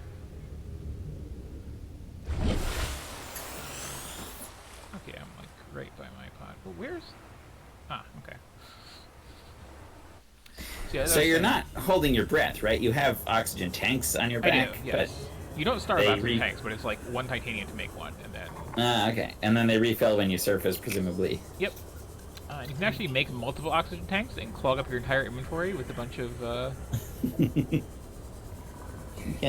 air, but I find there are better ways to get around that issue. Like my Seamoth that I could just get back into, but I just don't want to run the battery down looking for quartz around here. Partially because, like, one of the reasons making a base is so that I can, you know, easily recharge the batteries.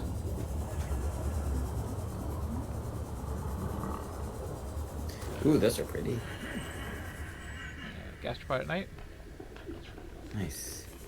Acid mushrooms. I was talking about the acid mushrooms, but both. Okay.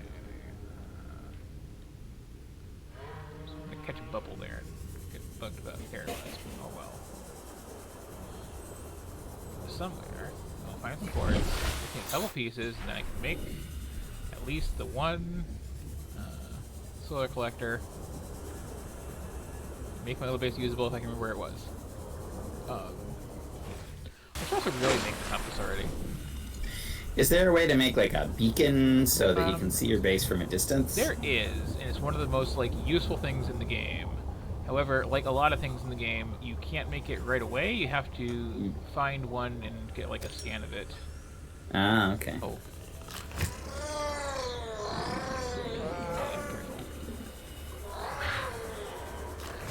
Okay. This cave with 5 billion crackers in it has the quartz I need and have gotten.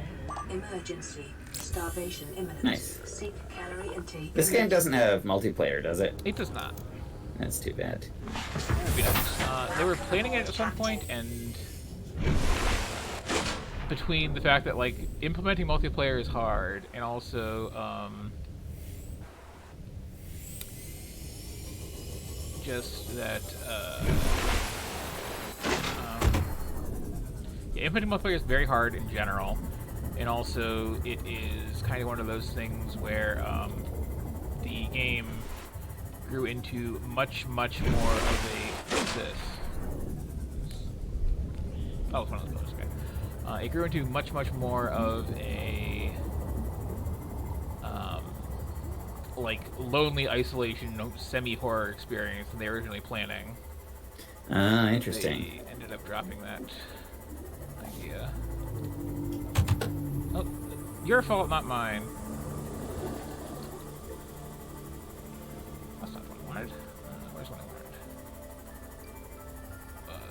Was over here. I have this base, right? Yeah.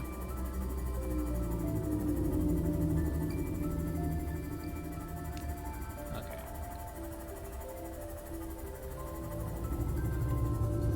now I can take the... Oh, I just... I was parked! Okay, habitat builder. Let us get a solar panel and just kind of pop it on there.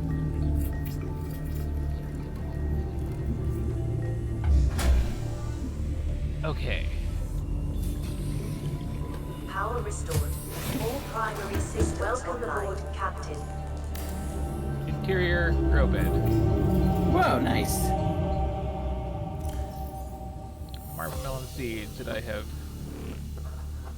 Oh, that's great. thought to collect earlier. Marshmallow. Those will grow quickly, and then it will finally stop starving to death constantly. While I'm Nice. at it, exterior grow bed. Man, being like the first human to become part of this planet's food web. Crazy, right? Who's counting? Alien plants, you've got alien DNA inside you now. Or alien whatever they use instead of DNA. Yeah, that's a concern. It's more of a concern when, like, I find the log of somebody else who crashed here and then died of some kind of mystery illness. It's like, what if my stomach acid is actually a perfect environment for these alien seeds to just start growing? Vital signs stabilizing. Well, I'm not eating the seeds, I'm just eating the kelp. I always eat kelp. No, probably not true. So let's see. Food is basically a solved problem at this point. That's good. I was getting worried about how much you were ignoring your hunger meter. I need some titanium and table coral. Those are both pretty easy to get anywhere. And I'll be going down there in a second for a lot of fun.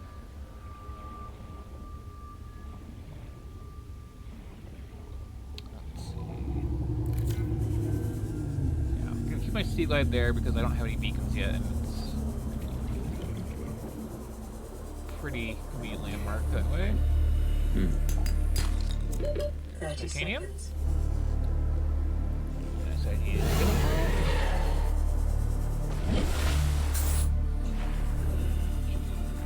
Alright, let's see.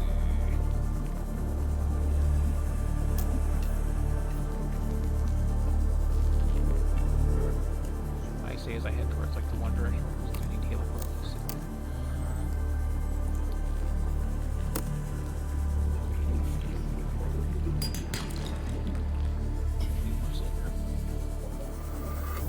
I feel like silver is the first big bottleneck in the game.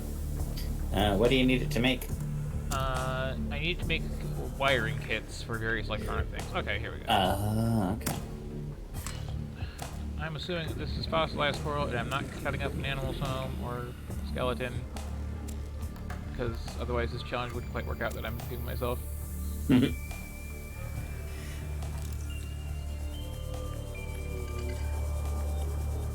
Okay, so that was everything, right? Yeah. Cool. Oxygen. Fine. Calories and gases. Which I have not played. Okay, so this is the real nice thing to build here. Now I can make all the things without having to go back to my pod. Oh, is that like the equivalent of a workbench? Yep. Yeah, it's a nice little 3D printer of sci-fi nature that can... It's a replicator. Yeah. From Star Trek. Well, the replicator from Star Trek, we just need power. This needs raw materials of yeah. some sort. I do really like the crafting system because it's like you need the basic stuff of just like, you know, some kind of metal or like some kind of life that has the right structure to it for something. Yeah. And here's the other thing I can finally do is I can make a freaking... You can also just kind of rename these. Yeah, sure. Random stew it Random is. stew. Right, I had this character going on. Random stew. Really Random going. stew, like random music. Let's see what else I want to make for titanium and copper. Okay, but now I don't have to like run all over the place. I can just kind of like grab scrap off the floor. Nice. Come back. Man, there's like a whole post-Minecraft genre of like explore and build things games. Yeah. And most of them do it like in a way more focused way than Minecraft did. But Yeah. like I'm really glad that this genre exists now because I really like it. I agree. And like that's kind of the thing with this too. When I first heard of this game, I was really put off because like, oh, it's a game where it has voxel-based terrain, and you're exploring and crafting and doing survival stuff. It's like, okay, but like, if I want to play Minecraft, I got Minecraft. I don't need underwater Minecraft. But you know, it's not a random generated world. It is not a just kind of open-ended experience of just doing whatever for forever. It is a game with a plot and like good level design and Yeah. I'm just gonna finish that up. So gel sacks are something that I am Farming alien plants is a proven survival strategy. planting out here, Craig McGill survived having found one 47 months on a somewhere or healthy, other. raw salad of live tree roaches and stag root. I am pointing this out because gel sacks are needed for like a lot of late game equipment. Okay. And you need a lot of them, and they're very hard to find. And people will spend forever just like going to these really nasty out of the way locations to find like, you know, 2 or 3 gel sacks at a time to bring home.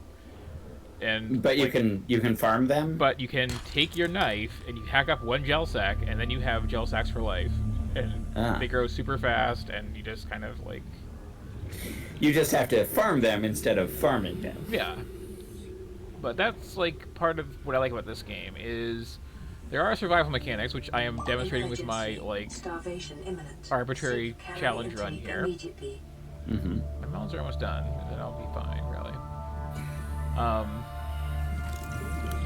But it's the sort of thing where it's like survival challenges in this game are a huge deal early on, and then as you go on, like things that were so hard for a while are a non-issue. Like I have water is the other like big issue that I normally would have because again, if you're not like I'm not going to eat any fish, then you never go hungry. You can just like pick them up anywhere. You don't have to like come home and cook them. You can just shove them in your face if you really want to. Wow. So that's not an issue. Water can be, because like water you either have to take bladder fish, which for anyone who, that doesn't sound know, delicious. Like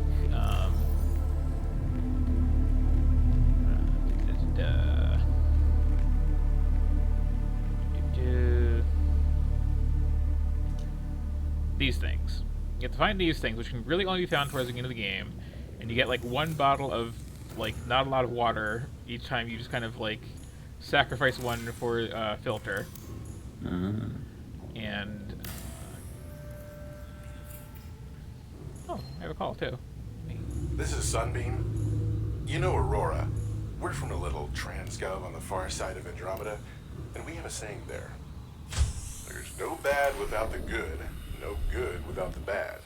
Sounds like you tasted a bunch of the former, but that only means you're overdue a whole lot of the latter. Might just be we're in. We're scanning for somewhere to park. Be in touch when we find Welcome aboard, Sunbeam out. Captain. Seek fluid intake. So, am I out of water? That's an issue. I might have to duck back to my pod real quick for something there.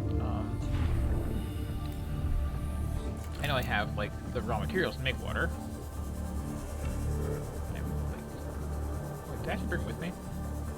Emergency. Starvation imminent. Seek calorie intake immediately. Okay, you know what? I get a little food and a little water by doing this, so... Starvation imminent. Time to chop kelp again. See, I'm growing the watermelons because those also, like, handle food and water, like, really well.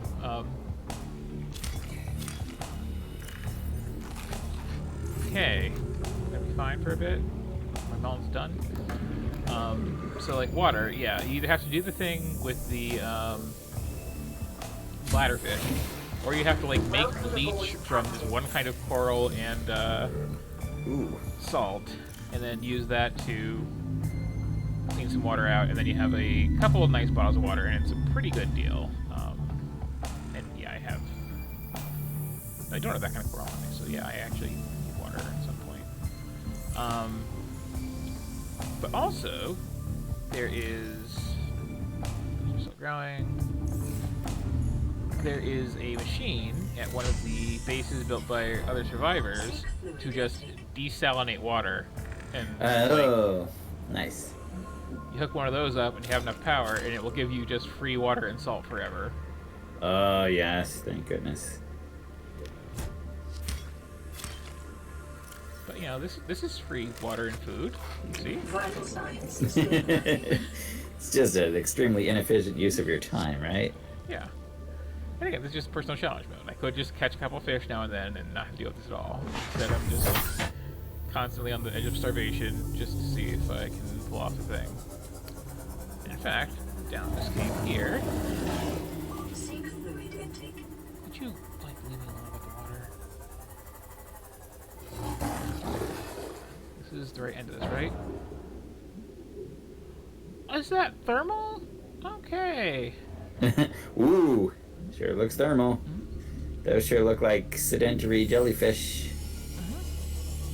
That they are. Ow. Ow, ow. Okay, so the good news is I did build my base somewhere with access to thermal power, and I can get that going eventually. Oh, so it's not as wow. So you were actually right next door to it, and you just didn't realize. Yep. And wow, that's that cool. also means that the place that I wanted to build the base is the other end of this cave system. And are these done? Are these? I'm still growing. Oh, almost done. Marble melons, huh? Hey. That's a cute name. Okay, so.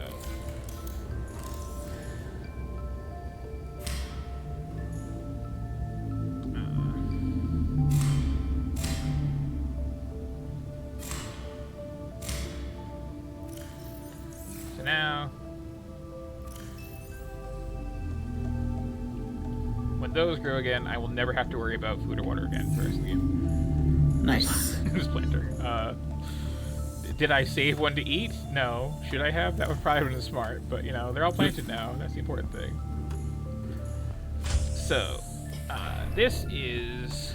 Oh, well, these are growing fine. So I can... No, not quite done. Okay. So that means that if I head, like, straight east from where I am, and I'm going to save it, but I haven't done so in, like, hours. If I head straight east from where I am, I should find the other side of this cave system, which is where I usually come down. And there are some cool secret creeks in there.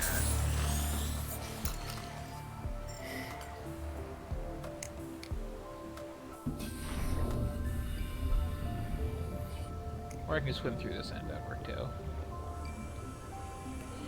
Where did I park? Okay, there I parked. For now, yeah, let's see. I just smacked up my steam off a little bit.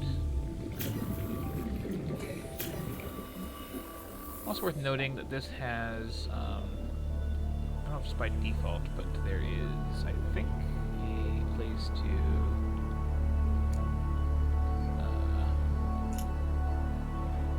open this up and add some things to it. And one of the things to add to it is a trunk, and then you can kind of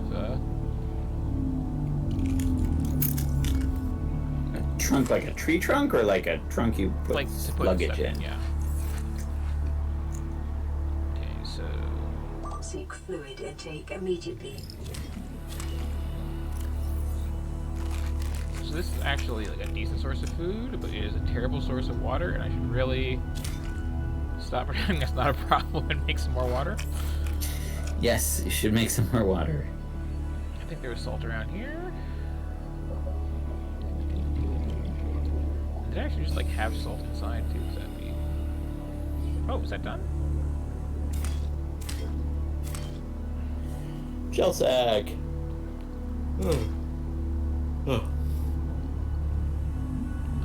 So do you take? Oh, this is in your underwater planter, your outdoor. Yeah. Underwater planter.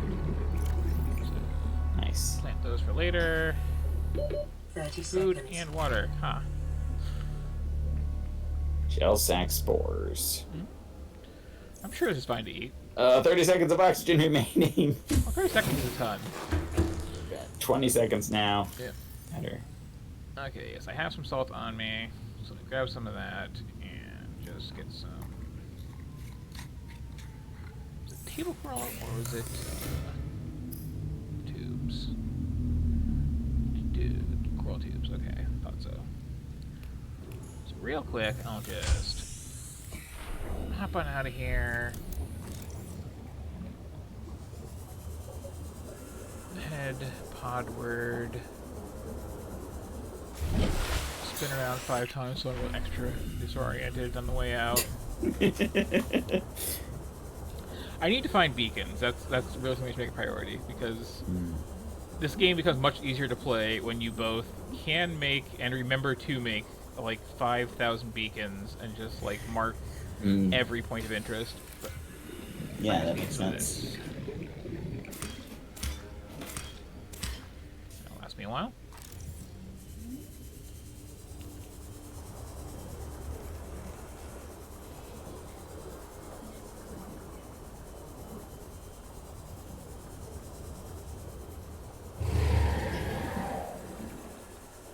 Calm down.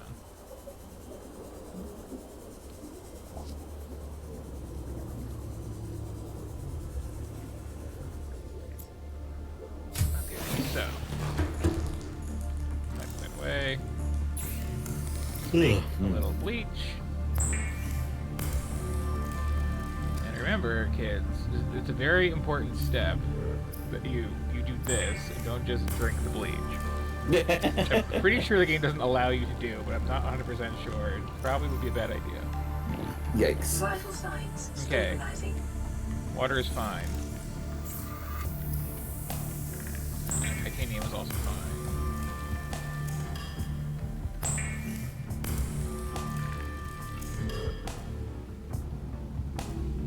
Let's see, I'm actually killing some time until that rescue ship arrives at the moment, because I am playing this in a spoiler-free sort of way.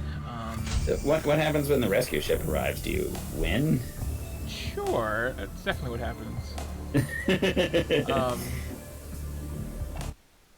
I see. So what I should do is this is annoying. I want to take the sea moth out and go places, but I also don't want to lose this base before I have beacons. So I'm gonna head back to my pod. I think we have to clear out the lockers anyway in there. I have a couple life pods that I've been ignoring because one of them is in a radioactive area, and I have a radiation suit. I'm wearing it except for the helmet even. I just didn't want to go that way because it's scary. But you know what? Excitement is needed. So we'll check that out, I guess. I should also remember which of these I just turned back on because I was trying to use them to navigate. These are actually active things I need to find still. I should also change out that battery. Done.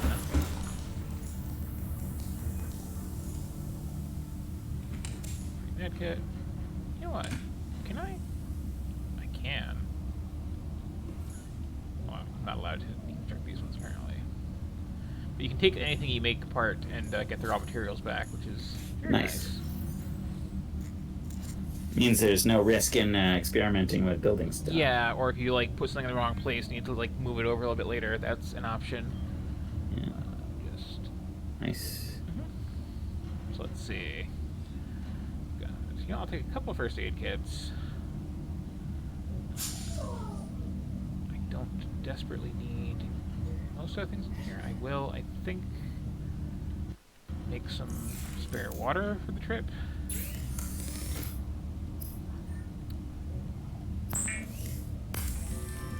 But yeah, but if I like go off and do something and come back, I should have like all the melons and food will never be an issue again. So that's something. What Great. can I make here? Oh, the purple tablet, right? The mysterious purple tablet that I found. So, oh, funny story. These pipes and floating air pumps. These are an interesting tool that you could use if you hate yourself for like exploring deep caves and stuff like that. Where you just leave the pump at the surface and you extend pipes down that you can just like breathe through at any point, junction point. And why am I just carrying around bleach and not water? You tell me. Finish making that. And it's like I'd prefer to just get like the sea moth where there's a cockpit with air in it, or like build bases as you go and get some power in them to survive. But you can use it. It's a tool that's available. And part of what got me playing this again is I saw like,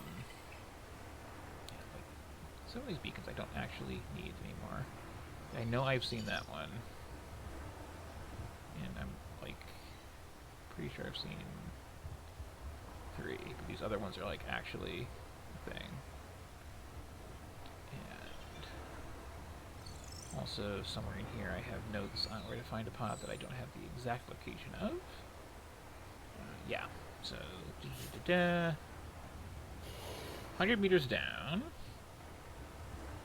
and some red grass. 400 meters west-northwest of Life Pod 4, which have I seen 4? Oh, that doesn't actually help me at all. That's okay, so I'm not looking for that one then. But anyway, yeah, I saw someone playing this with a mod called like Death Run.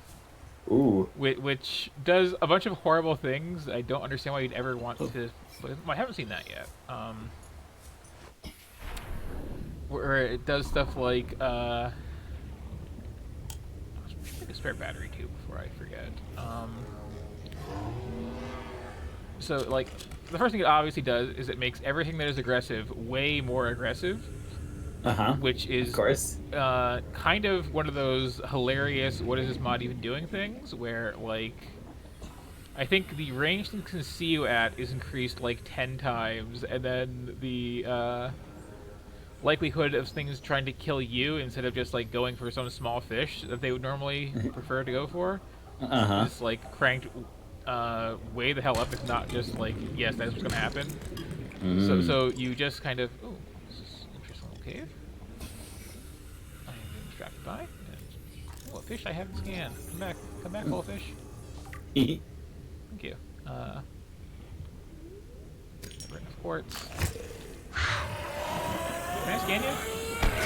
Nope. Not fast enough. Those actually hurt a ton if they're like right on top of you when they go off. So try to avoid that. Yikes. Trying to get some more like electronic stuff here. So yeah, okay.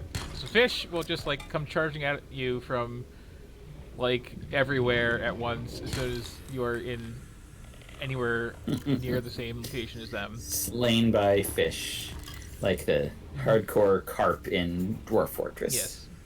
So that's issue number 1. Issue number 2. My inventory is full. Issue number 2 is when the ship explodes like it did and irradiates to the ocean, the explosion will kill you if you are above like 100 meters of depth anywhere. Ooh. And then also the radiation like penetrates the entire ocean down to 60 meters. Oh no. And like my current depth is 12 here, so like a lot of these starting areas are just radioactive. You've just polluted a pristine ecosystem with your space junk. And then also there is a poisonous atmosphere, so you need to have those like filter pipes to breathe the air. Ooh. And then also there's a simulation of nitrogen narcosis, so you can't surface too fast. Well, wait. This is what happens when the big ship explodes. Does This it is stay in this that way, terrible or mod, does it yes. get better? In this terrible mod. Oh no, the air is Oh, always that's just in poisonous. the mod. Okay. Yes, and the air in this mod is always poisonous. Wow. And then also your life pod starts in a different location on a much wider range of choices, and stinks to the seafloor. So, Wow. So it's like Wonderful. this is horrible. I don't know why I would ever want to play it, but it is interesting to see a use for those pipes, which otherwise, like I said, I don't really much care for personally. Anyway, spare battery gotten. There's one I haven't checked out yet. Probably easy to get to.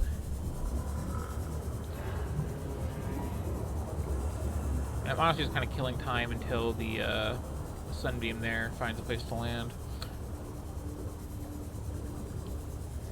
There are some other things I could do.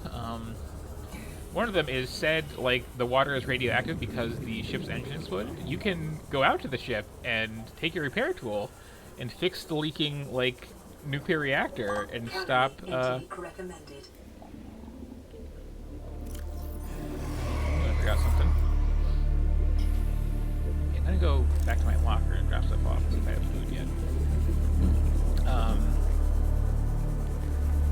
So, like, yeah, you can go in there and, like, fix up the reactor, and then it will stop irradiating all the water around you, and, like, it's an optional goal. There's no reward for it besides, yeah, the water is not radioactive anymore, and I kind of like that about this game. Just like this.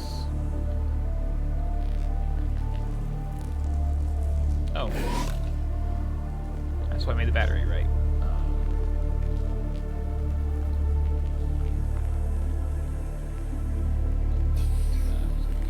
Yes. There we go. So that's something I should do at some point. And then I will not need this radiation suit that I have. And that. So gel sacks are grown already. Welcome aboard, Captain. Okay, so are these? Yeah, okay. So, no, random stew is good. I want to change random stew. Let me dump all this titanium in here. And let's see. Some space. So these are done. Back up that one. And have torch space, of course. Use planter. Now do I have space to grab one? Okay. 12 and 14. Vital signs stabilizing. And plant. And why am I just not doing the obvious thing and making a second locker?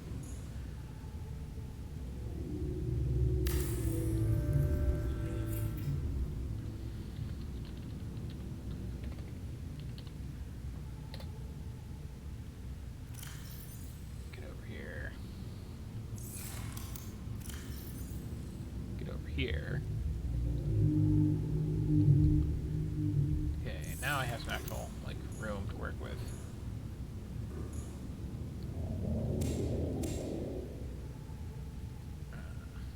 Off that tool.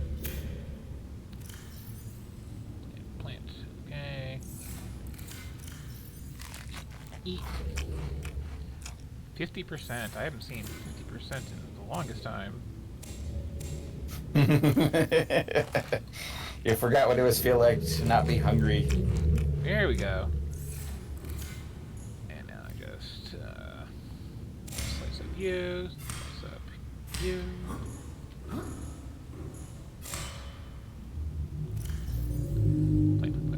Plant. See, I got spare seeds. I got these other melons that I'm not even using.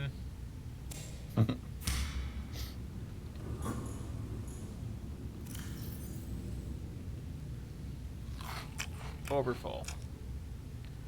Wonderful. And you know what? I don't even need this seed. But yeah, those will be fully regrown by the time I have to care about food again. Just like that. The vegetarian lifestyle is real. All meters tapped off. Oh.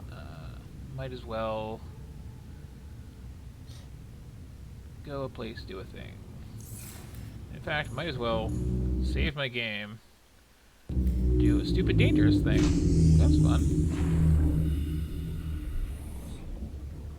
And again, I'm just abandoning my Seamoth because I need a beacon. I know where to get a beacon. I just head this way. By the way, pro tip, kids at home, don't head this way. Detecting increased foreign bacteria levels in the Probably water. wear this too. Performing a self-scan is advised. Oh? Increased foreign bacteria levels. Self-scan complete.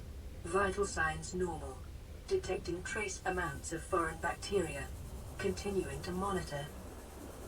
That's probably fine. Oh. Is the sun seriously going down when I decide to head east?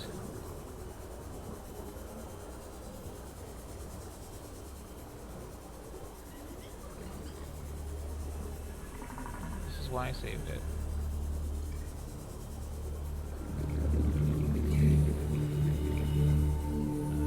I still haven't seen like 519 apparently. Let's check out.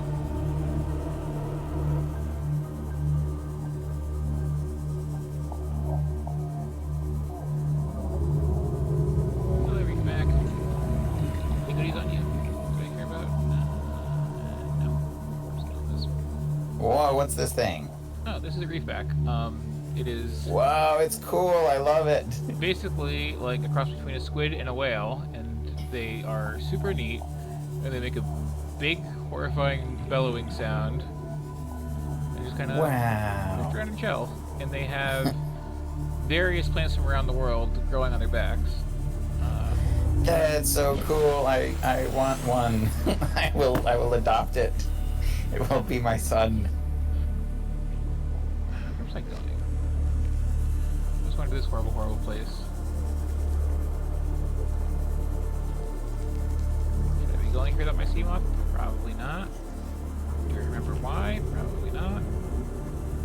But you're getting to this port. There's a lot of sand, and when you see a lot of sand, it is time to turn around and go home. Generally speaking. Because you're getting into scary biomes like this one. Passing 100 meters. Oxygen efficiency decreased. Oh, that's because I took What is the scary biome? This is one of several scary biomes. Okay, but it is not radioactive over here, so if I'm going to do this stupid thing, maybe there it is.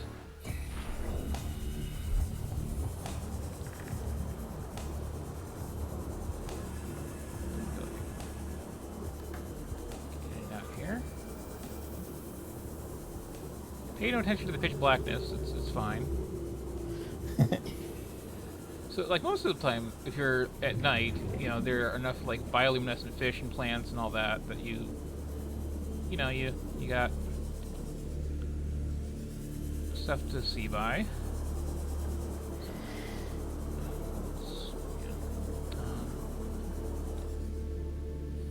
I am so lost. The surface. It's, like, straight down in a cave.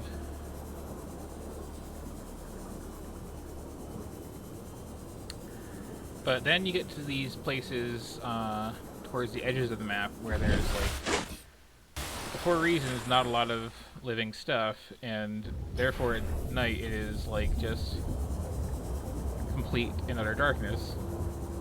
Ooh. Unless you bring a flashlight or have your little sea glide here turned on, or have headlights, or, you know, various other ways that seeing is a thing. See that cave there. This is deep. This is real deep. Okay, here's life pod. So, PDA, add to our collection. Integrating new PDA data. Another one. Signal location uploaded to PDA. Anything cool in here? No, this seems pretty. It's not. Oh, there's one of those gel sacks. Here's some weird plants I haven't scanned. Scanning weird plants. I will check out what these actually do at a future point when I am less scared out of my mind. Ooh. Oh, here we go. What's that here? Ooh, Oh. that was worth the trip. New blueprint acquired. Some dead guy's journal. I found a couple of dead guys' journals, and I also found an ultra-high capacity air tank, Oh, nice. which is a good thing to have.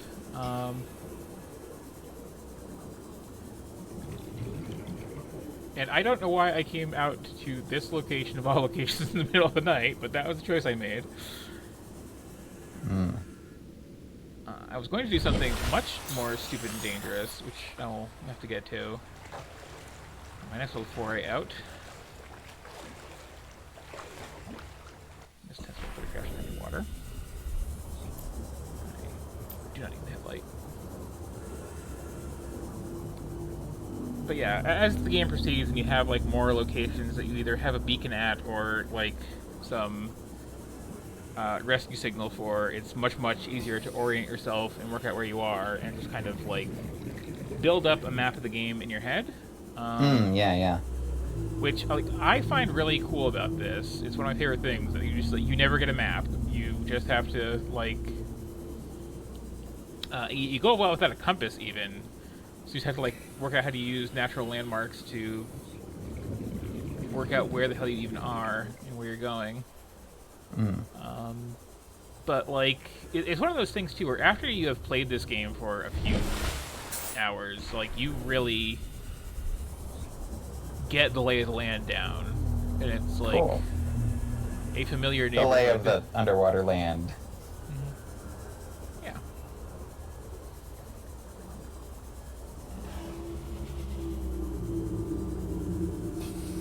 So I'm just gonna hop inside for a second and see what I actually found on that trip.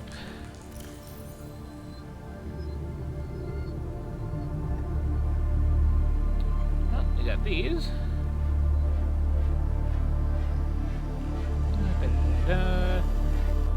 Ship is going down, freak out, find a place to get to safety, and Keen, this is Aurora. Come in.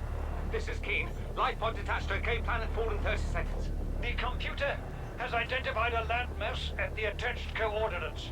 I want you to regroup the crew there. Understood. Alright, I gotta go They soon are because your I'm responsibility going now. to my Don't D&D game. Let them down. that. Captain, you need to evacuate. Negative.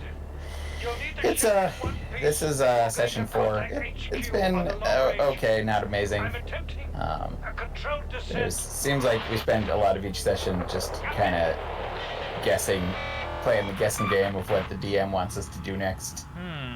that's always annoying. Yeah.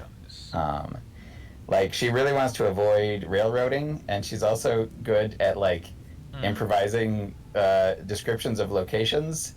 So we spend a long time investigating this shrine while she really subtly hints at us to get back to the road, you know, that road we were following before. But we're like, we gotta investigate this shrine. And then after the game, she's like, I only put a shrine there because you guys asked about it. That was not part of the adventure. And Chinese potato plant. And yeah, I don't know. I wish we could just kind of like break kayfabe and be like, hey, Dungeon Master, what do you want us to do next? Well, like, here's the thing. You can. Like, communication is important in D&D. Yeah, I mean, I guess I'll try that if that happens again this session. Yeah, have fun with that. Nice talking to you. Yeah, nice talking to you too. We should do this more often. Yep, and I'm going to keep streaming at least until that rescue ship gets here. Okay, bye. See ya. So here are our new plants of various types that we found. I did well looking at because honestly, there are a bunch of plants, and I got melons. I can eat melons. That's all I need.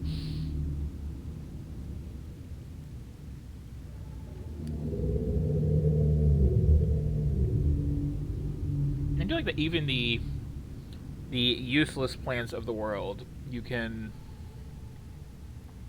harvest bits off and plant if you want to, and get little info tidbits about. Look at all this, never need to eat again. So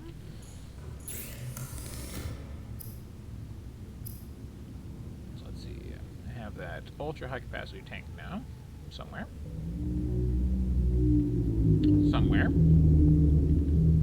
Is it in the upgrade station?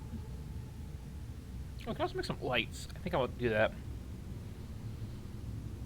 It's much easier to find your base when there's lights on it. Just need glass and titanium for that. Yeah, that's easy. Those are things. Something more for the battery charger. I can make a little desk and such in here, if I'm inclined.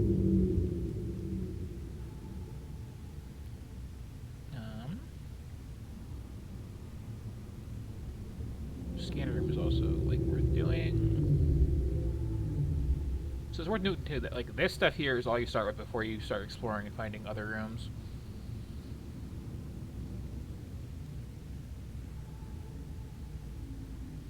These are all vehicle upgrades. I need a modification station, and then I can get my high-capacity tank. Okay.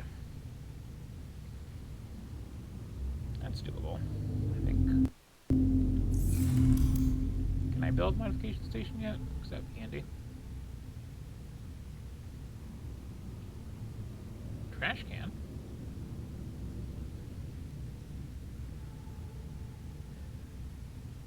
Probably stand to make one of those at some point.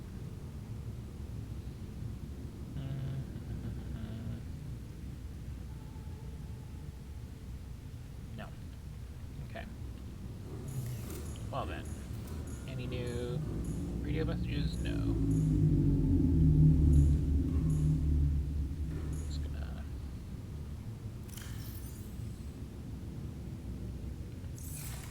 Is it growing still? Yeah, I'll be wrong, since they've left some here.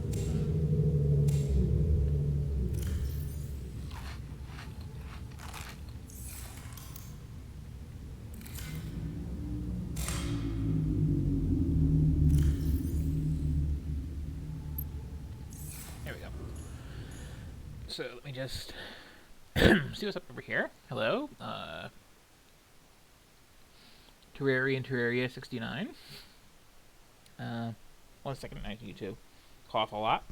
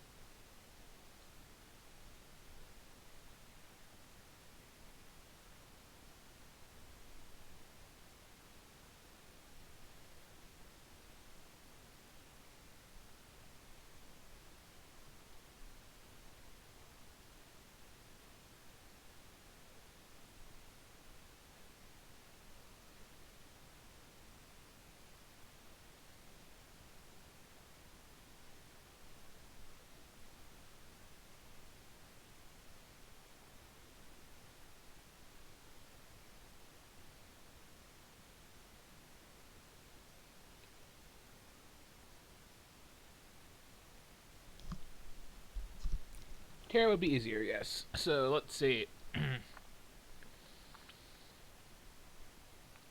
What was I doing? I was saving because that last trip was like mildly nightmarish. I'm still actually kind of killing time waiting on some of these signals. Still that life pod. There is. Oh. Is that where I've been? Yeah, that dry land signal is that island that I already found looking for a different life pod. I still didn't actually ever find, when to think of it.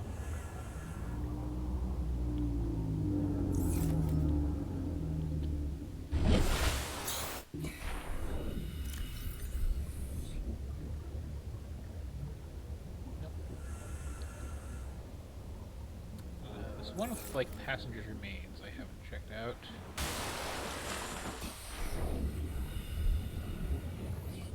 And also just, like, really being scatterbrained here. If I want to make those exterior lights. What was that again? That was... just glass and titanium. Okay.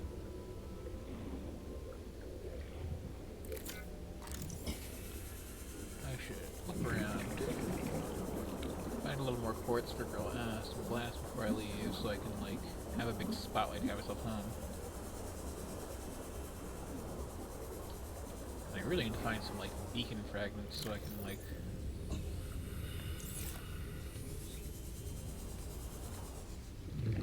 Salt.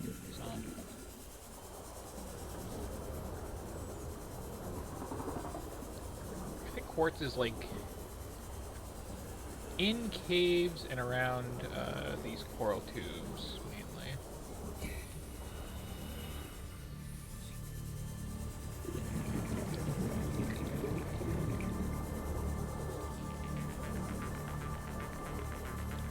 Also one of the things I can never find, which is partly why I really like to go with thermal plants instead of solar. Just, like, skip this whole glass making business altogether.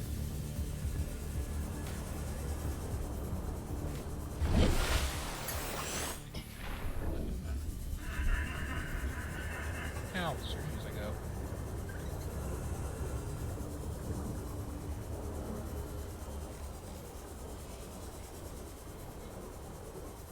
So as a general tip for anyone like playing this for the first time, unlike what I'm doing here, it is generally never a good idea to leave home without, like, a couple bottles of water, a couple beacons if you have the recipe to mark anything interesting you find along the way, and, like, 1 or 2 health kits, but then keep most of your inventory free for, like, stuff you find at this place you're going.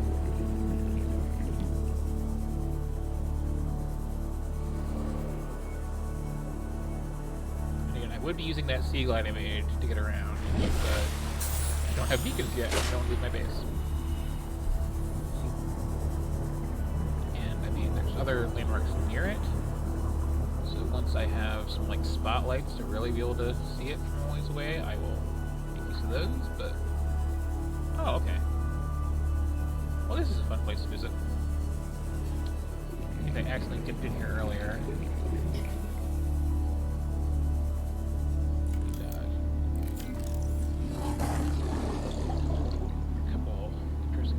To say hello to, like this big glowing friend who is having nothing to do with me. And again, I will read that log when I am in a place where it's safe to read that log.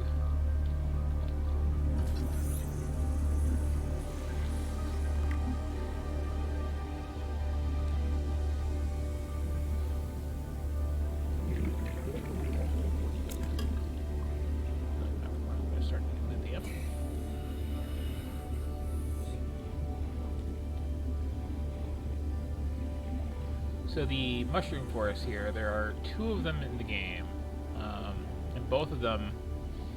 The biomass in this area is dominated by plant life, picking up faint or terra vehicle signatures. Both of them tend to have a really good variety of scannable wreck parts for stuff that is very handy to have later in the game, or earlier in the game, finding. Oh,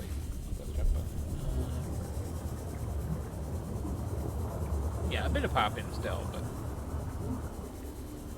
there was a point in this game's life, especially when it was in early access, and a little bit after it was first released, where the pop-in in this biome in particular was so bad that like, trees would appear as you're inside them, and it would be a serious issue. Integrating new PDA data. Oh, it's one with a nice little audio log, so let's... Live pod load sequence initiated.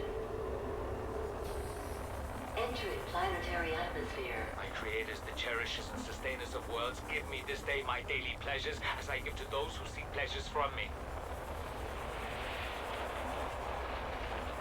External temperature approaching critical levels. Show me the path. In life, truth, and love for mine is the power. I am the one. On and off and on again. Impact imminent. Life is a game which the universe plays with itself.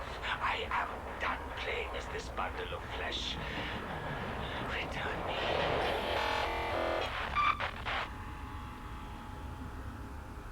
Well, that was interesting.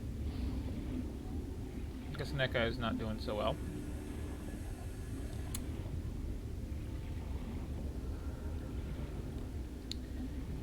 There's, of course, a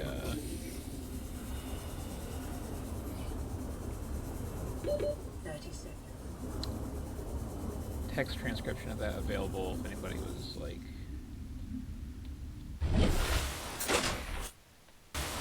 curious.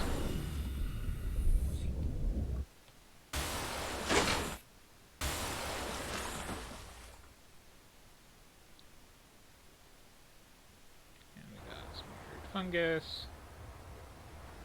And can't eat them, but they're, you know, nice, safe, very bright living light sources. And I was saying I do have the sea moth. I have it parked way over there. I don't have any beacons yet, is the thing. So I'm kind of leaving it there because for the first 4 hours of the stream, I was trying to remember where is this one nice thermal vent that I like to build my first base at when I play this traditionally. And just because my life pod is in like a weird spot compared to the general neck of the woods that I usually start in, it's like just enough to throw me off, and I cannot for the life of me find any of the nice surface vents. So I built a base at an entrance to the jelly caves, which I have not really gone into yet and should show those off soon. And parked the sea moth there just so I don't lose it.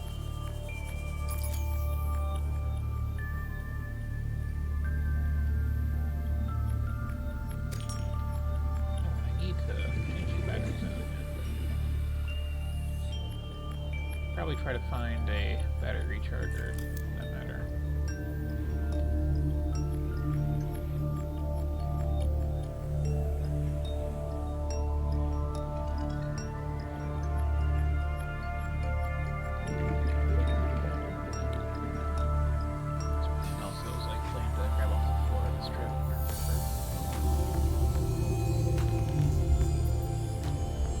Definitely be less deep if I'm using my sea moth battery like that.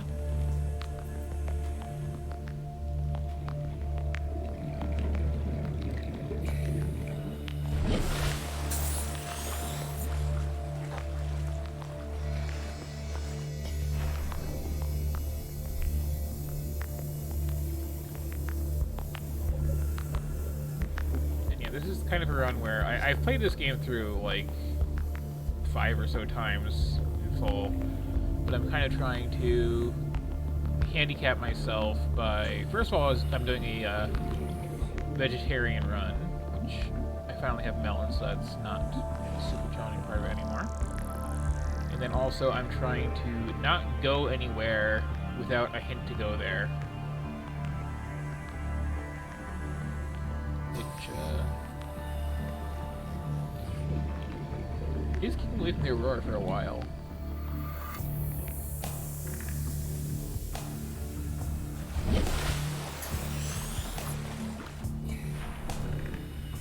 And I'm not going to where the sunbeam is showing up until I know where it's landing officially.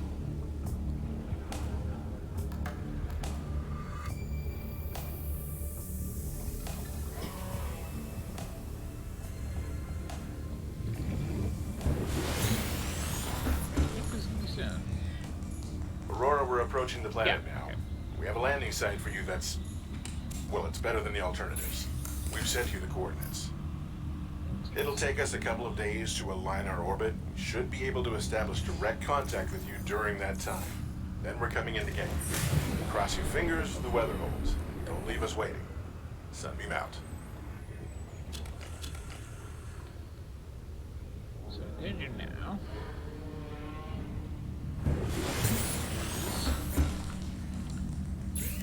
First, I'm gonna make a spare battery.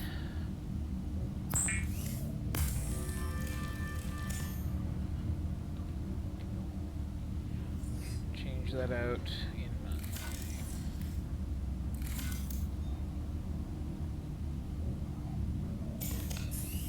Seaglide.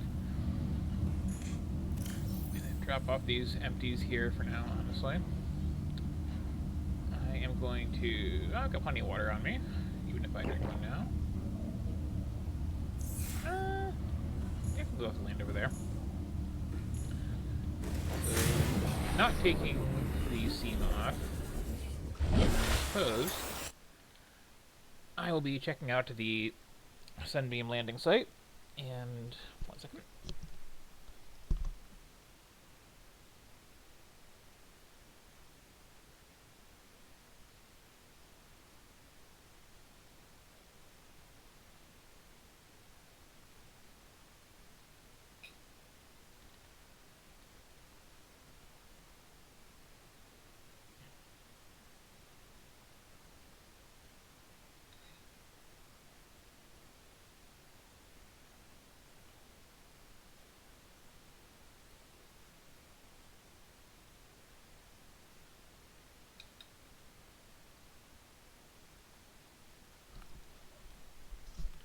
So yeah, I'm going to head over to the Sunbeam landing site, at which point Sunbeam will land and, you know, take me off this horrible planet, and we'll get the nice happy ending. Everything will be fine. And if, for some reason, that doesn't happen, what I will do instead is, I think, see if anything else interesting happens. And then, end the stream about there. As a little cliffhanger, because again, my intent for this isn't to like sit here and play through the whole game, at least not today. I might do so later in the week, like the day before the sequel comes out, perhaps. I'm just trying to finish things, but I'm trying to keep this a mostly spoiler-free, just here's a look at the game for people who have never tried it out and might be curious.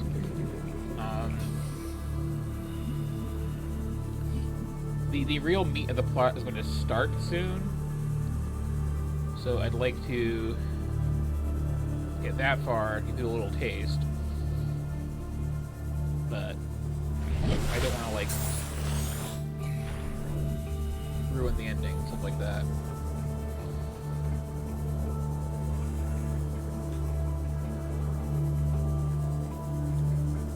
Which is also why I haven't gone to the Aurora, because, like, it's neat, and I will say, when you play this for yourself and you do decide to go over there,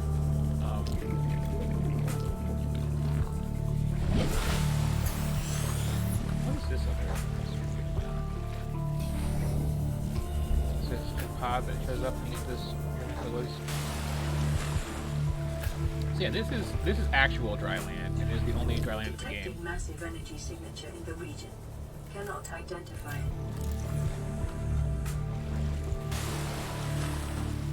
Okay, we got more of these trees, which I found earlier, and they are delicious, so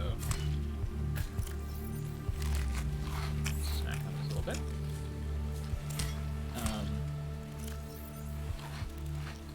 What was I saying? So, like, this is getting towards where the plot really kicks into high gear, which I'm trying to kind of pause it and let people experience things for themselves if they like to.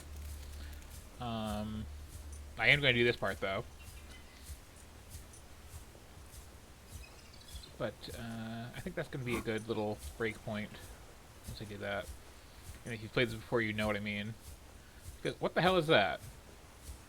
More or less.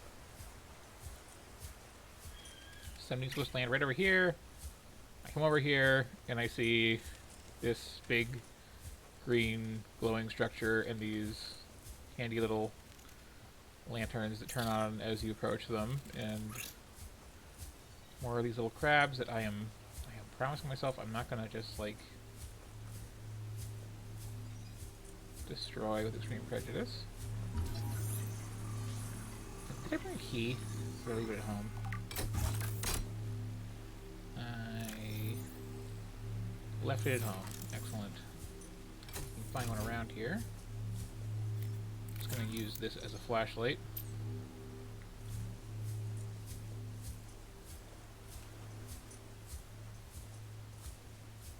I think there's like just conveniently. Oh, poor fish! Like wash up on the beach. Look at that. Oh, I gotta be fine.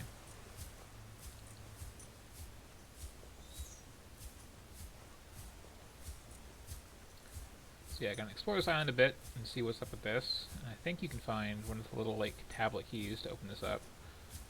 If not, I'm fine with that for. Oh, good. Here's one.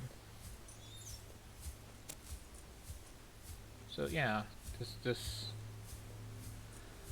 large, very tall, ominous structure, and oh, good, the sun's out, so I can put that away. Spoiler alert: there's no door over there or anything like that. There, of course, is the wreck of the Aurora, as we can always see it. Kind of from a different angle, because we're like on the north side of it now. But yeah, I got half an hour to kill before my rescue ship gets here, so might as well just kind of carefully walk down this ramp and check out this like weird alien ruin for a while. Seems like the thing to do, right?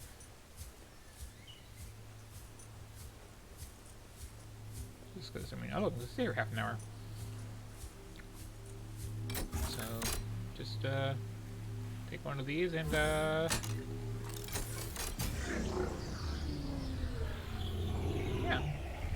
okay, that should be fine. Scans indicate this structure is composed of a metal alloy with unprecedented integrity.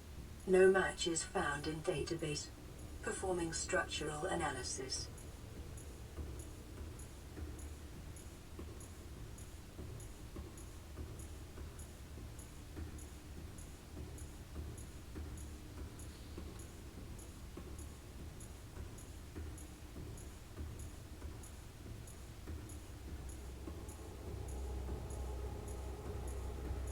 This looks interesting enough. Unknown language. Attempting translation.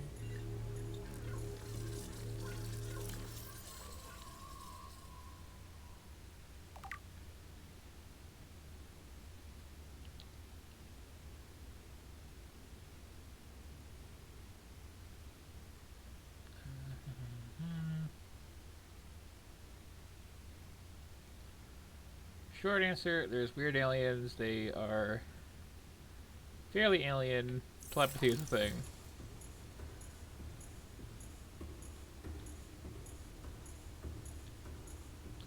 May have someone to talk to eventually. And got this green mystery cube over here.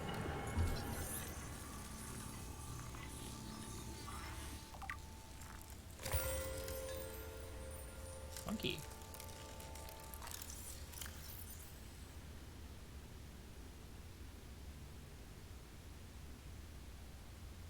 Very, very good energy source once I know what to do with it.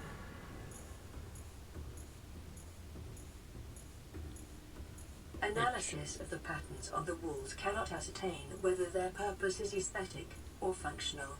Further data required. So you can use these cubes to make very good power sources later in the game for stuff. Like specifically like batteries and power cells for vehicles that just like last forever. Unknown language. Attempting translation.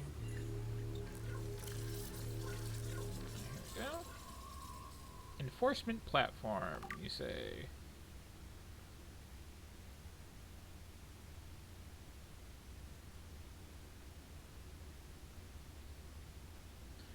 There's an upper section where I am, a control room, which is on the other side of a moon pool or elevator. Okay, well, let's look around for an elevator. Then maybe swim out. Your best probability of interfacing with this facility is achieved by accessing the control room in the lower section.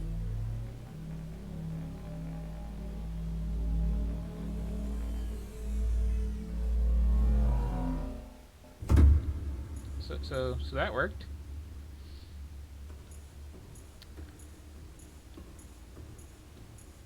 Yeah, so I'm just getting this big, generous chunk of water and swim out towards where I came in.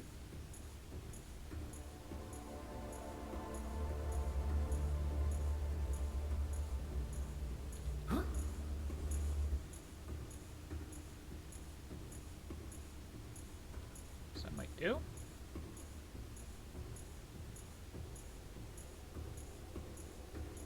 Or might not. I'll definitely come in that way if I come back here, though, for some reason.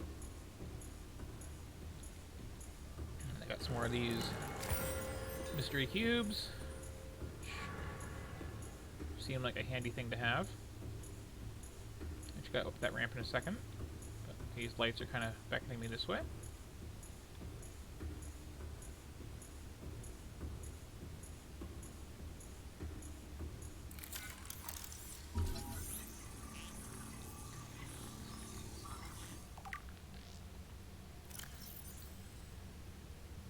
Big arch, who knows what it does?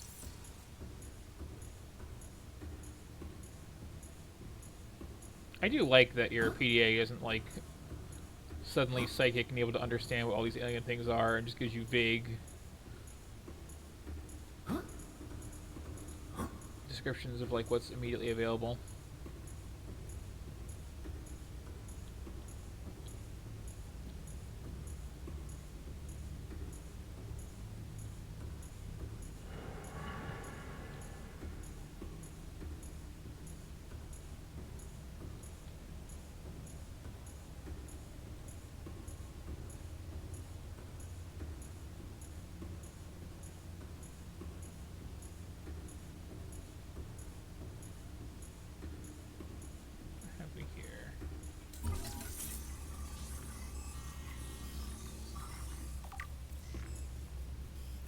Doomsday device.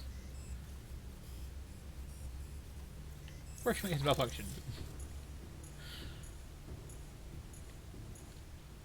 There's not one of those tablets down there I have to go back for.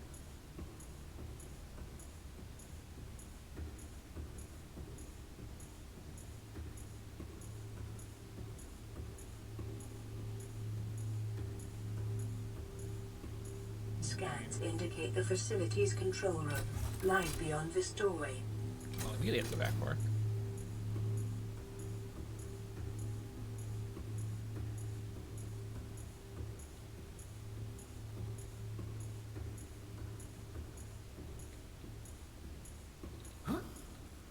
Just like... probably can't have time to do that safely now. It's weird how slow it feels when you're actually like on dry land for brief periods like this.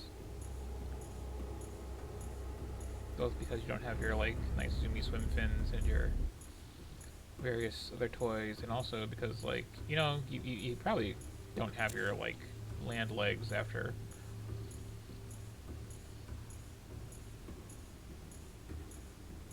this much time just kind of swimming around everywhere.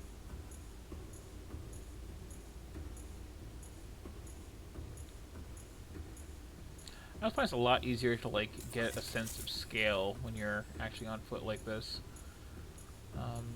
There is a VR support mode for this game, which I would love to actually try one day, despite kind of being down on VR, just because unless you like park the Seamoth next to something and get out, or like use dev tools to spawn in a human-sized model, like everything is several orders of magnitude bigger than it looks like it is.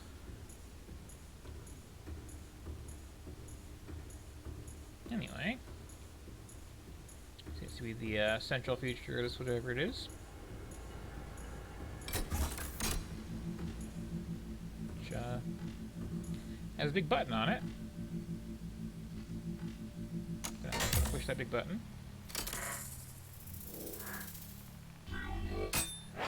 should have taken my gloves off for this part.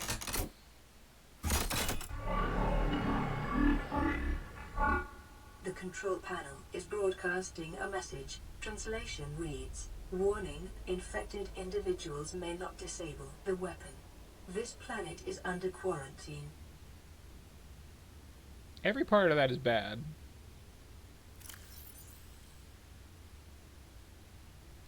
Translating background broadcast. Downloading summary to databank. Self-scan complete. Bacterial infection in your system is progressing. Detecting skin irritation and immune system response. Further data required to identify bacterial strain. None of this information is good information. Is there anything actually down here? I just kind of for no reason. Yeah. So it turns out that, you know, the reason your ship gets shot down at the start of the game is you're too close to a planet that is quarantined because of a horrible, horrible space plague. And also, you're infected with a horrible, horrible space plague. So from here, there are pretty clear goals to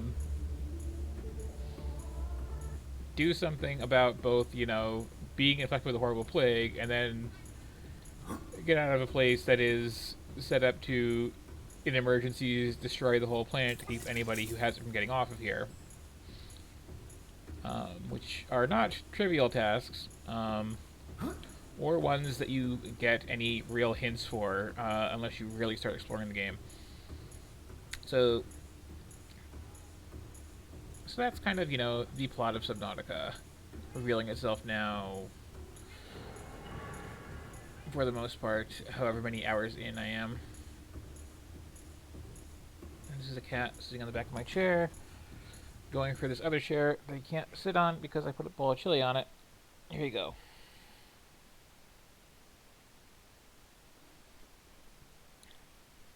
Thank you for waiting for me to move that, by the way. That was very considerate of you.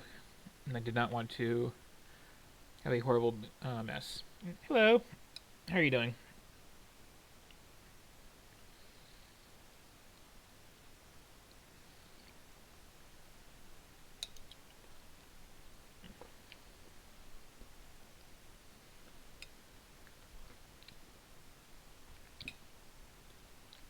Oh, good. That's kind of what I'm playing it for. It's like encouraging people to give it a shot. Because, yeah, it's... Again, this is legitimately one of my, like, 2 favorite games of the last decade. It is doing the whole, you know, survival exploration thing without doing the whole rape and pillage the environment and destroy all of nature.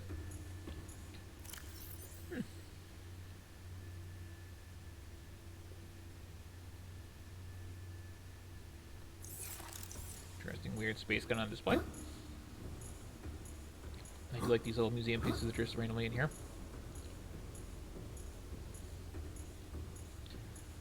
But yeah, like, it has the exploration without the destroying the environment. Like, most of the resource gathering you do isn't even destructive. It's like cleaning up all the junk from the ship you came in on, exploding and being absolutely huge.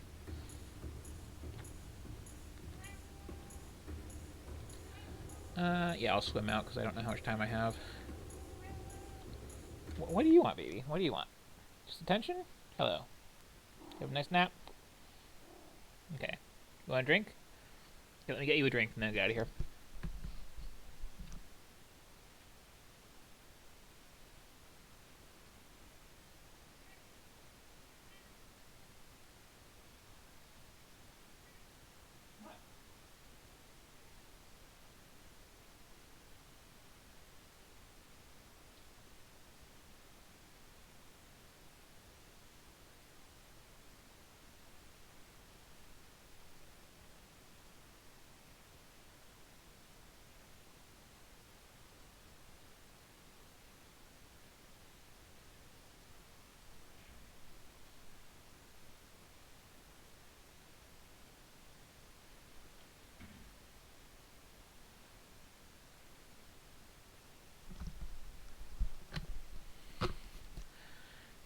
back, as I was saying.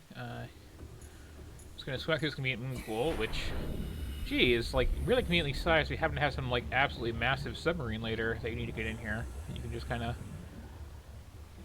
find this and go in. And what the hell is that? That just appeared and teleported away.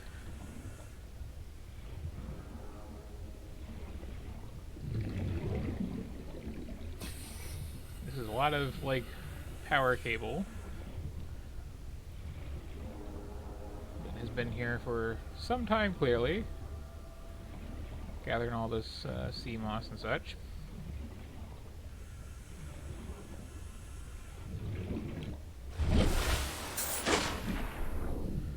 Oh, the sun's up at least. Yeah, as I was saying, what the hell are you? As if I don't know, and this isn't my, like, Steam icon, and it has been for the last 3 years.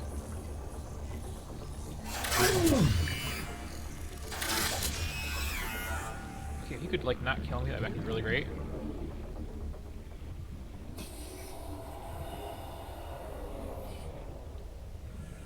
I'll finish scanning that after I patch myself up here.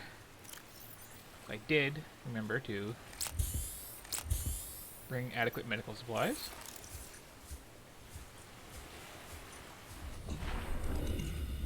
Still have 20 minutes to kill, so where'd you go? There you went. Oh, well.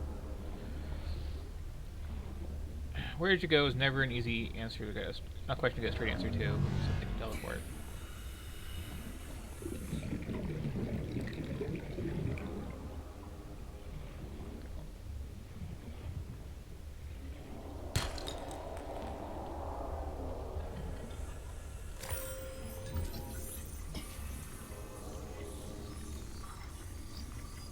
Hi. Don't mind me. I said don't mind me. As you were. Could you not get that far out of the water? It's really distressing. But I think I got you scanned.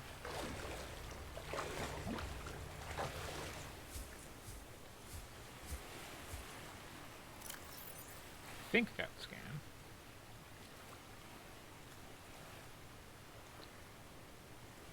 Oh, here's some other places I know about with alien structures. Ah, yes, the warper.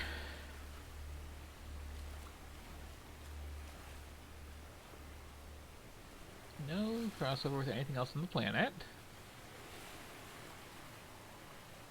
Weird, like, maybe cybernetic things going on. Doesn't seem to eat, just finds things that are plague infected to remove and dispose of. And yes, it was attacking me. So that's less than ideal. I'm just gonna have a light snack here.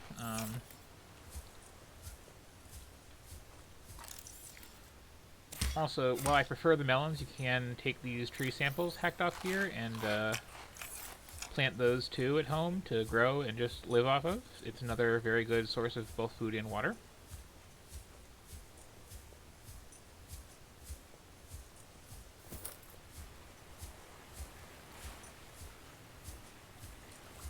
Yeah, this right here is where the ship's going to be landing in another 18 minutes.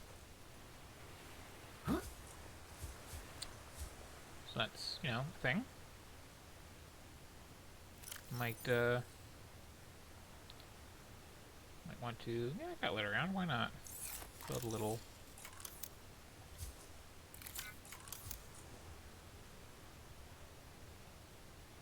just a little platform here to chill out on while I wait. Do I not have titanium lead on me? I got the lead. I have no titanium on me, okay. Well, never mind.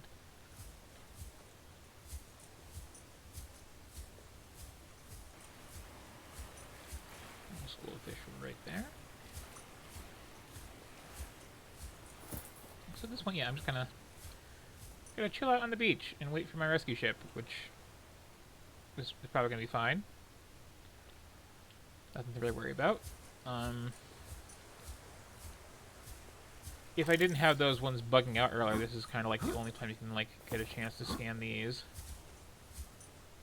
Because yeah, they are little bird rays that like to be on land and eat tree seeds, and there's like 2 places in the game we've seen them both where that's even a thing. Oops. That's why I brought all the first aid kits. See, I'm fine.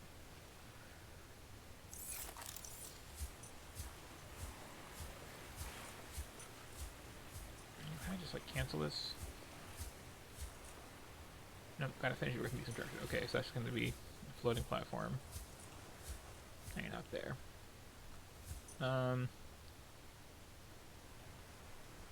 See, I am like 2 kilometers away from the other island, 1 kilometer away from home, and yeah, this is since you start in roughly the center of the landmass, such as it is, this is therefore on the like far north edge, pretty much. Going north from here is a bad idea. Going here at all, honestly, aside from like checking this place out and all that, is also a bad idea. Those warpers that we just met are not friendly customers. There are other very hazardous things around here, and the natural resources in the area tend to suck.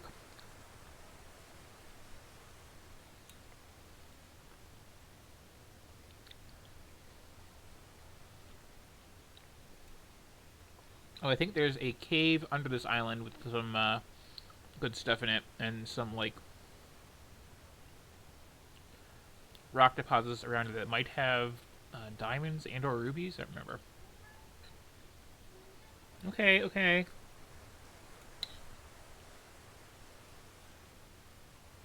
Just watch that sunrise as I get my cat a drink.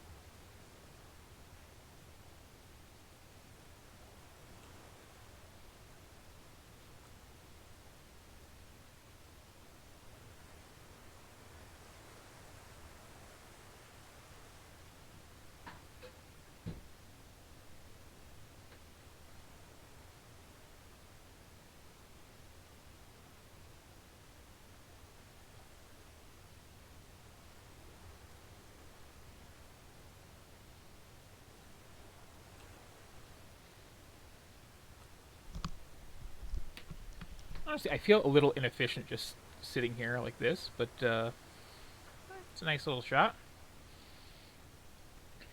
And again, I am planning on ending this stream shortly after that timer hits 0. Excuse me. Just because I don't want to, and I absolutely could, sit here and move this entire game in one sitting when I said the purpose of this is just kind of like to onboard people and let them see what they've been missing.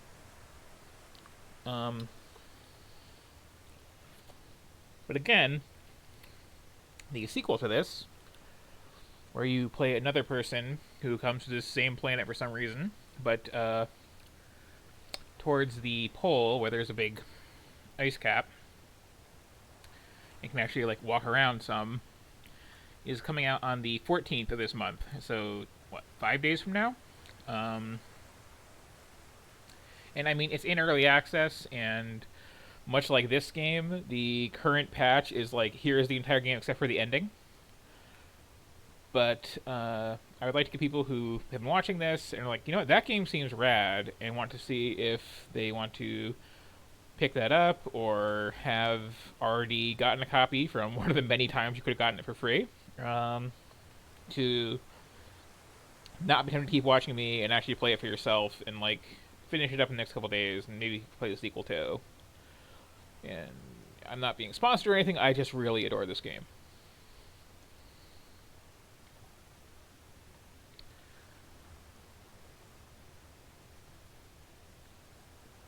And might as well like look at this daylight because I didn't really get a chance to before too, huh?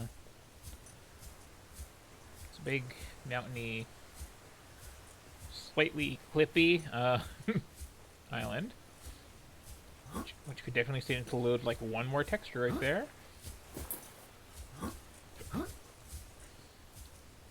Which I suppose does like bring to mind the fact that like this is an indie game. I know there's a little cave I can check out for some time killing.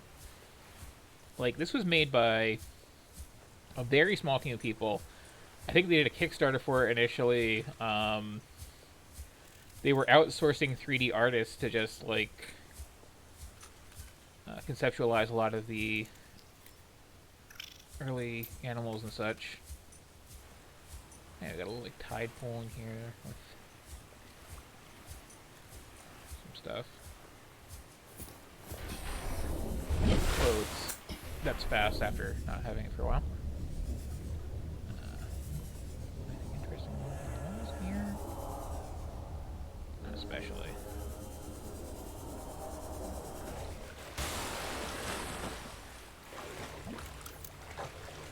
Except for the light, that's right. But, yeah, so it was like a small team. They were like outsourcing a lot of the graphics.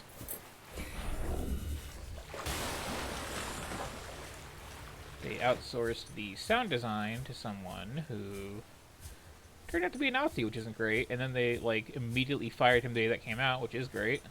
But yeah, it was like I think a group of basically 10 people just working in Unity put this together over the course of like 3 years.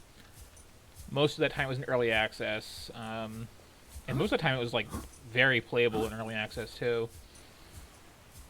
And all they did previous to making this game here, which looks like, you know, aside from a couple of minor technical issues with pop-in, like a really solid, you know, like AAA sort of thing.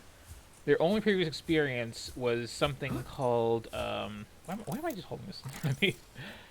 Their only previous experience was a game called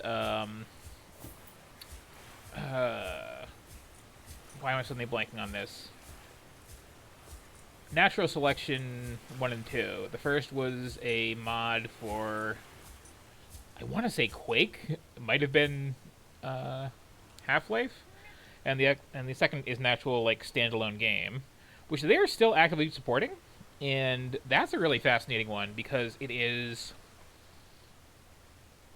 a hybridization of like a first-person shooter and a real-time strategy game, where it's this very like StarCraft Terrans versus Zerg sort of setup, where, for the most part, you're playing it like an FPS, as either the aliens or the humans. But then one person on each side can take over this commander role, where they have this, like, FPS sort of view of the map, and you can just kind of, like, say, okay, I want, like, a power generator over here, and, like, an armory over here, or whatever, which will then just, like, give goals to the people playing it as a first-person shooter.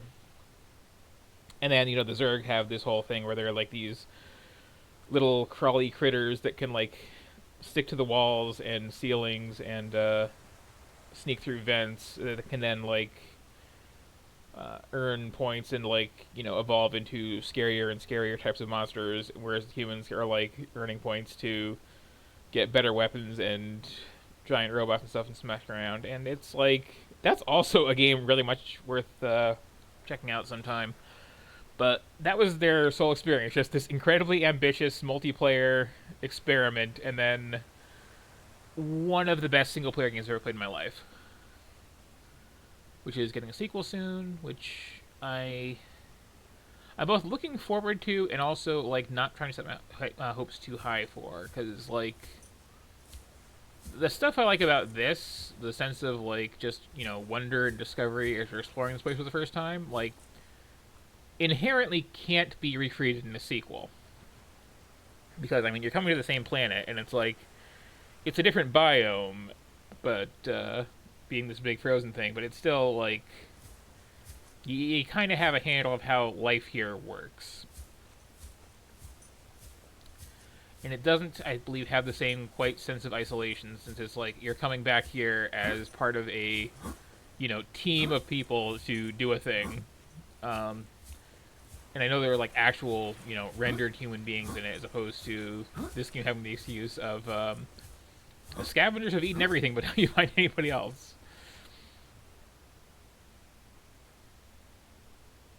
6 minutes ago. I should really stop doing that. I should also, like, eat this chili I made that's been sitting here. Yeah. So what was Natural Selection in Mod 4, if you know? I've only played the second one, and not as much as I'd like to. And that's, like, even the second one is, like, a decade old now, and they're still supporting it and, like, tweaking the engine and stuff like that, so that's kind of cool.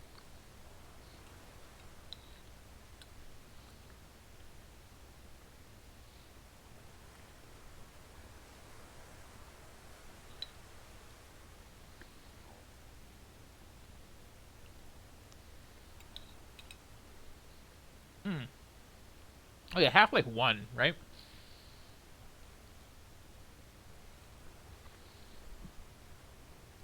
And it's like, it's vaguely implied too that these are in a shared universe too with that. In that the name of the Zerg-like aliens is similar to the name of the weird plague in this. Then there's also Natural Selection 2 posters in this game once you like find some of the bigger wrecks.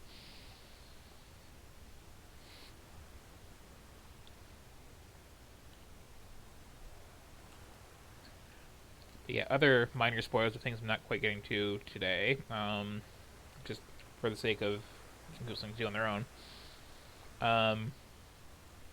You can check out the ship it came in on. It is very dangerous. I would suggest getting every kind of tool you know exists and a lot of supplies and save it first before you do so. And you can do a few things there, and you can also find a lot of like really good supplies, plenty of batteries and like food rations and water and very cool toys, but also like inspirational kitten posters, which you can then take home and set up in your own little base to make it a little bit more cozy with your coffee machine and your bed and all that. And most of that sort of furniture is actually functional too. And I mean, you always know where to go for that, because it's well, it's on literally the other side of this island, but it's over there. I think I'm actually standing in like basically the only place in the game where you can't see the shipwreck from.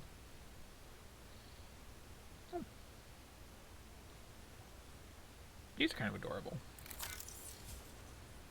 I've already scanned it. It's like half manta ray, half pigeon.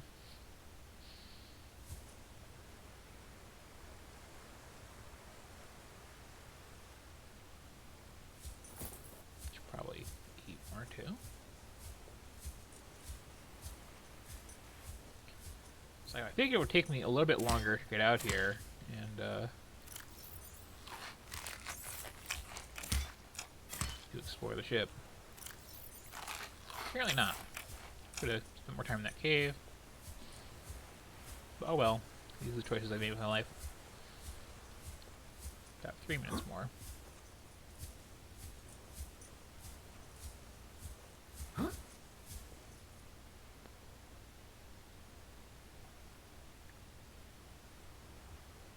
There's the moon coming out. Well, one of the moons. Which I still say is one of the most, like, low-key terrifying things about the game. Just seeing this giant moon that looks like it's, like, maybe a kilometer up.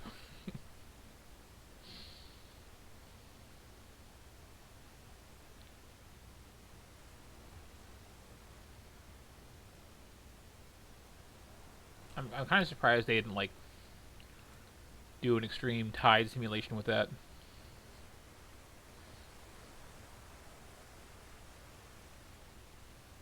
But it's another thing to see this game that, like, the planet is quite large. You're just on this very small part of it that happens to be the, I think, only land on the planet that's above water.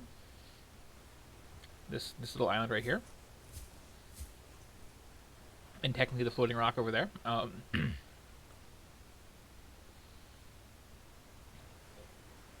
And what eventually is, like, made clear, I don't think this is a spoiler, is that, like, this is the peak of a undersea volcano, basically. So it's roughly a circular, you know, 4 kilometer across area with lava in the middle of it, and then just a steep slope off on the sides. And again, like I said at the start, you can go anywhere from the very start of the game if you are so inclined and know where you're going, which is really kind of fascinating, because what this feels like more than anything to me is like Super Metroid in vibe, where you're just like, you're alone on this weird alien planet, just kind of checking things out, and like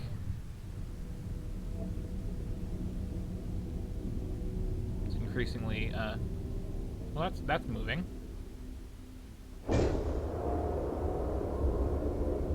It's moving a lot, in fact.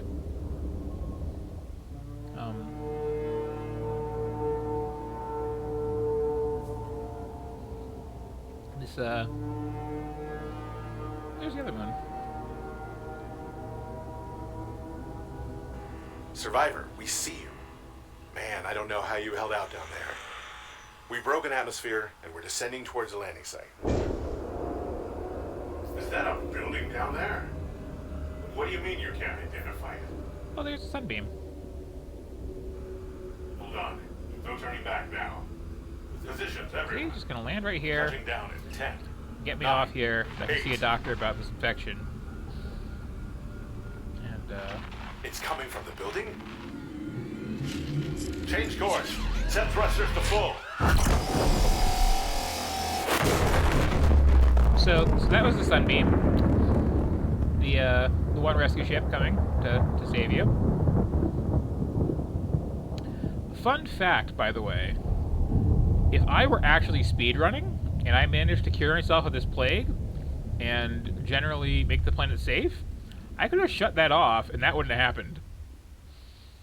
You still have to get off here yourself because, like, they just say, oh, we can't actually find a place big enough to land down there. Sorry, but yeah, there's a whole alternate take on this cutscene if you rush through the game fast enough to avoid that little tragedy.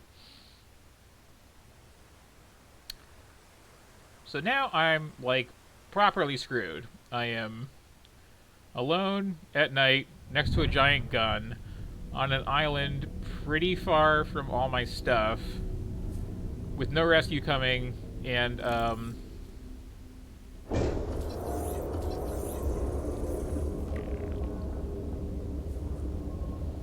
am infected with the horrible space plague that is bad enough to quarantine off the whole planet.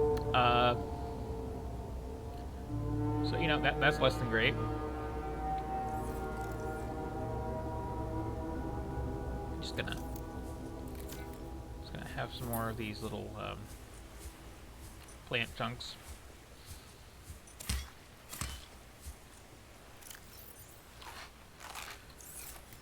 And I'll save it here. And grab the game. Yeah, I might pick this up and, like, finish streaming the rest of it, like I said, later. Is there an option to just, like, watch the fancy intro? Could have sworn there was.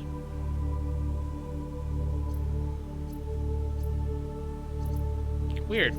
Might just be a trailer thing. So yeah, there's my newest game. Yeah, that's Subnautica.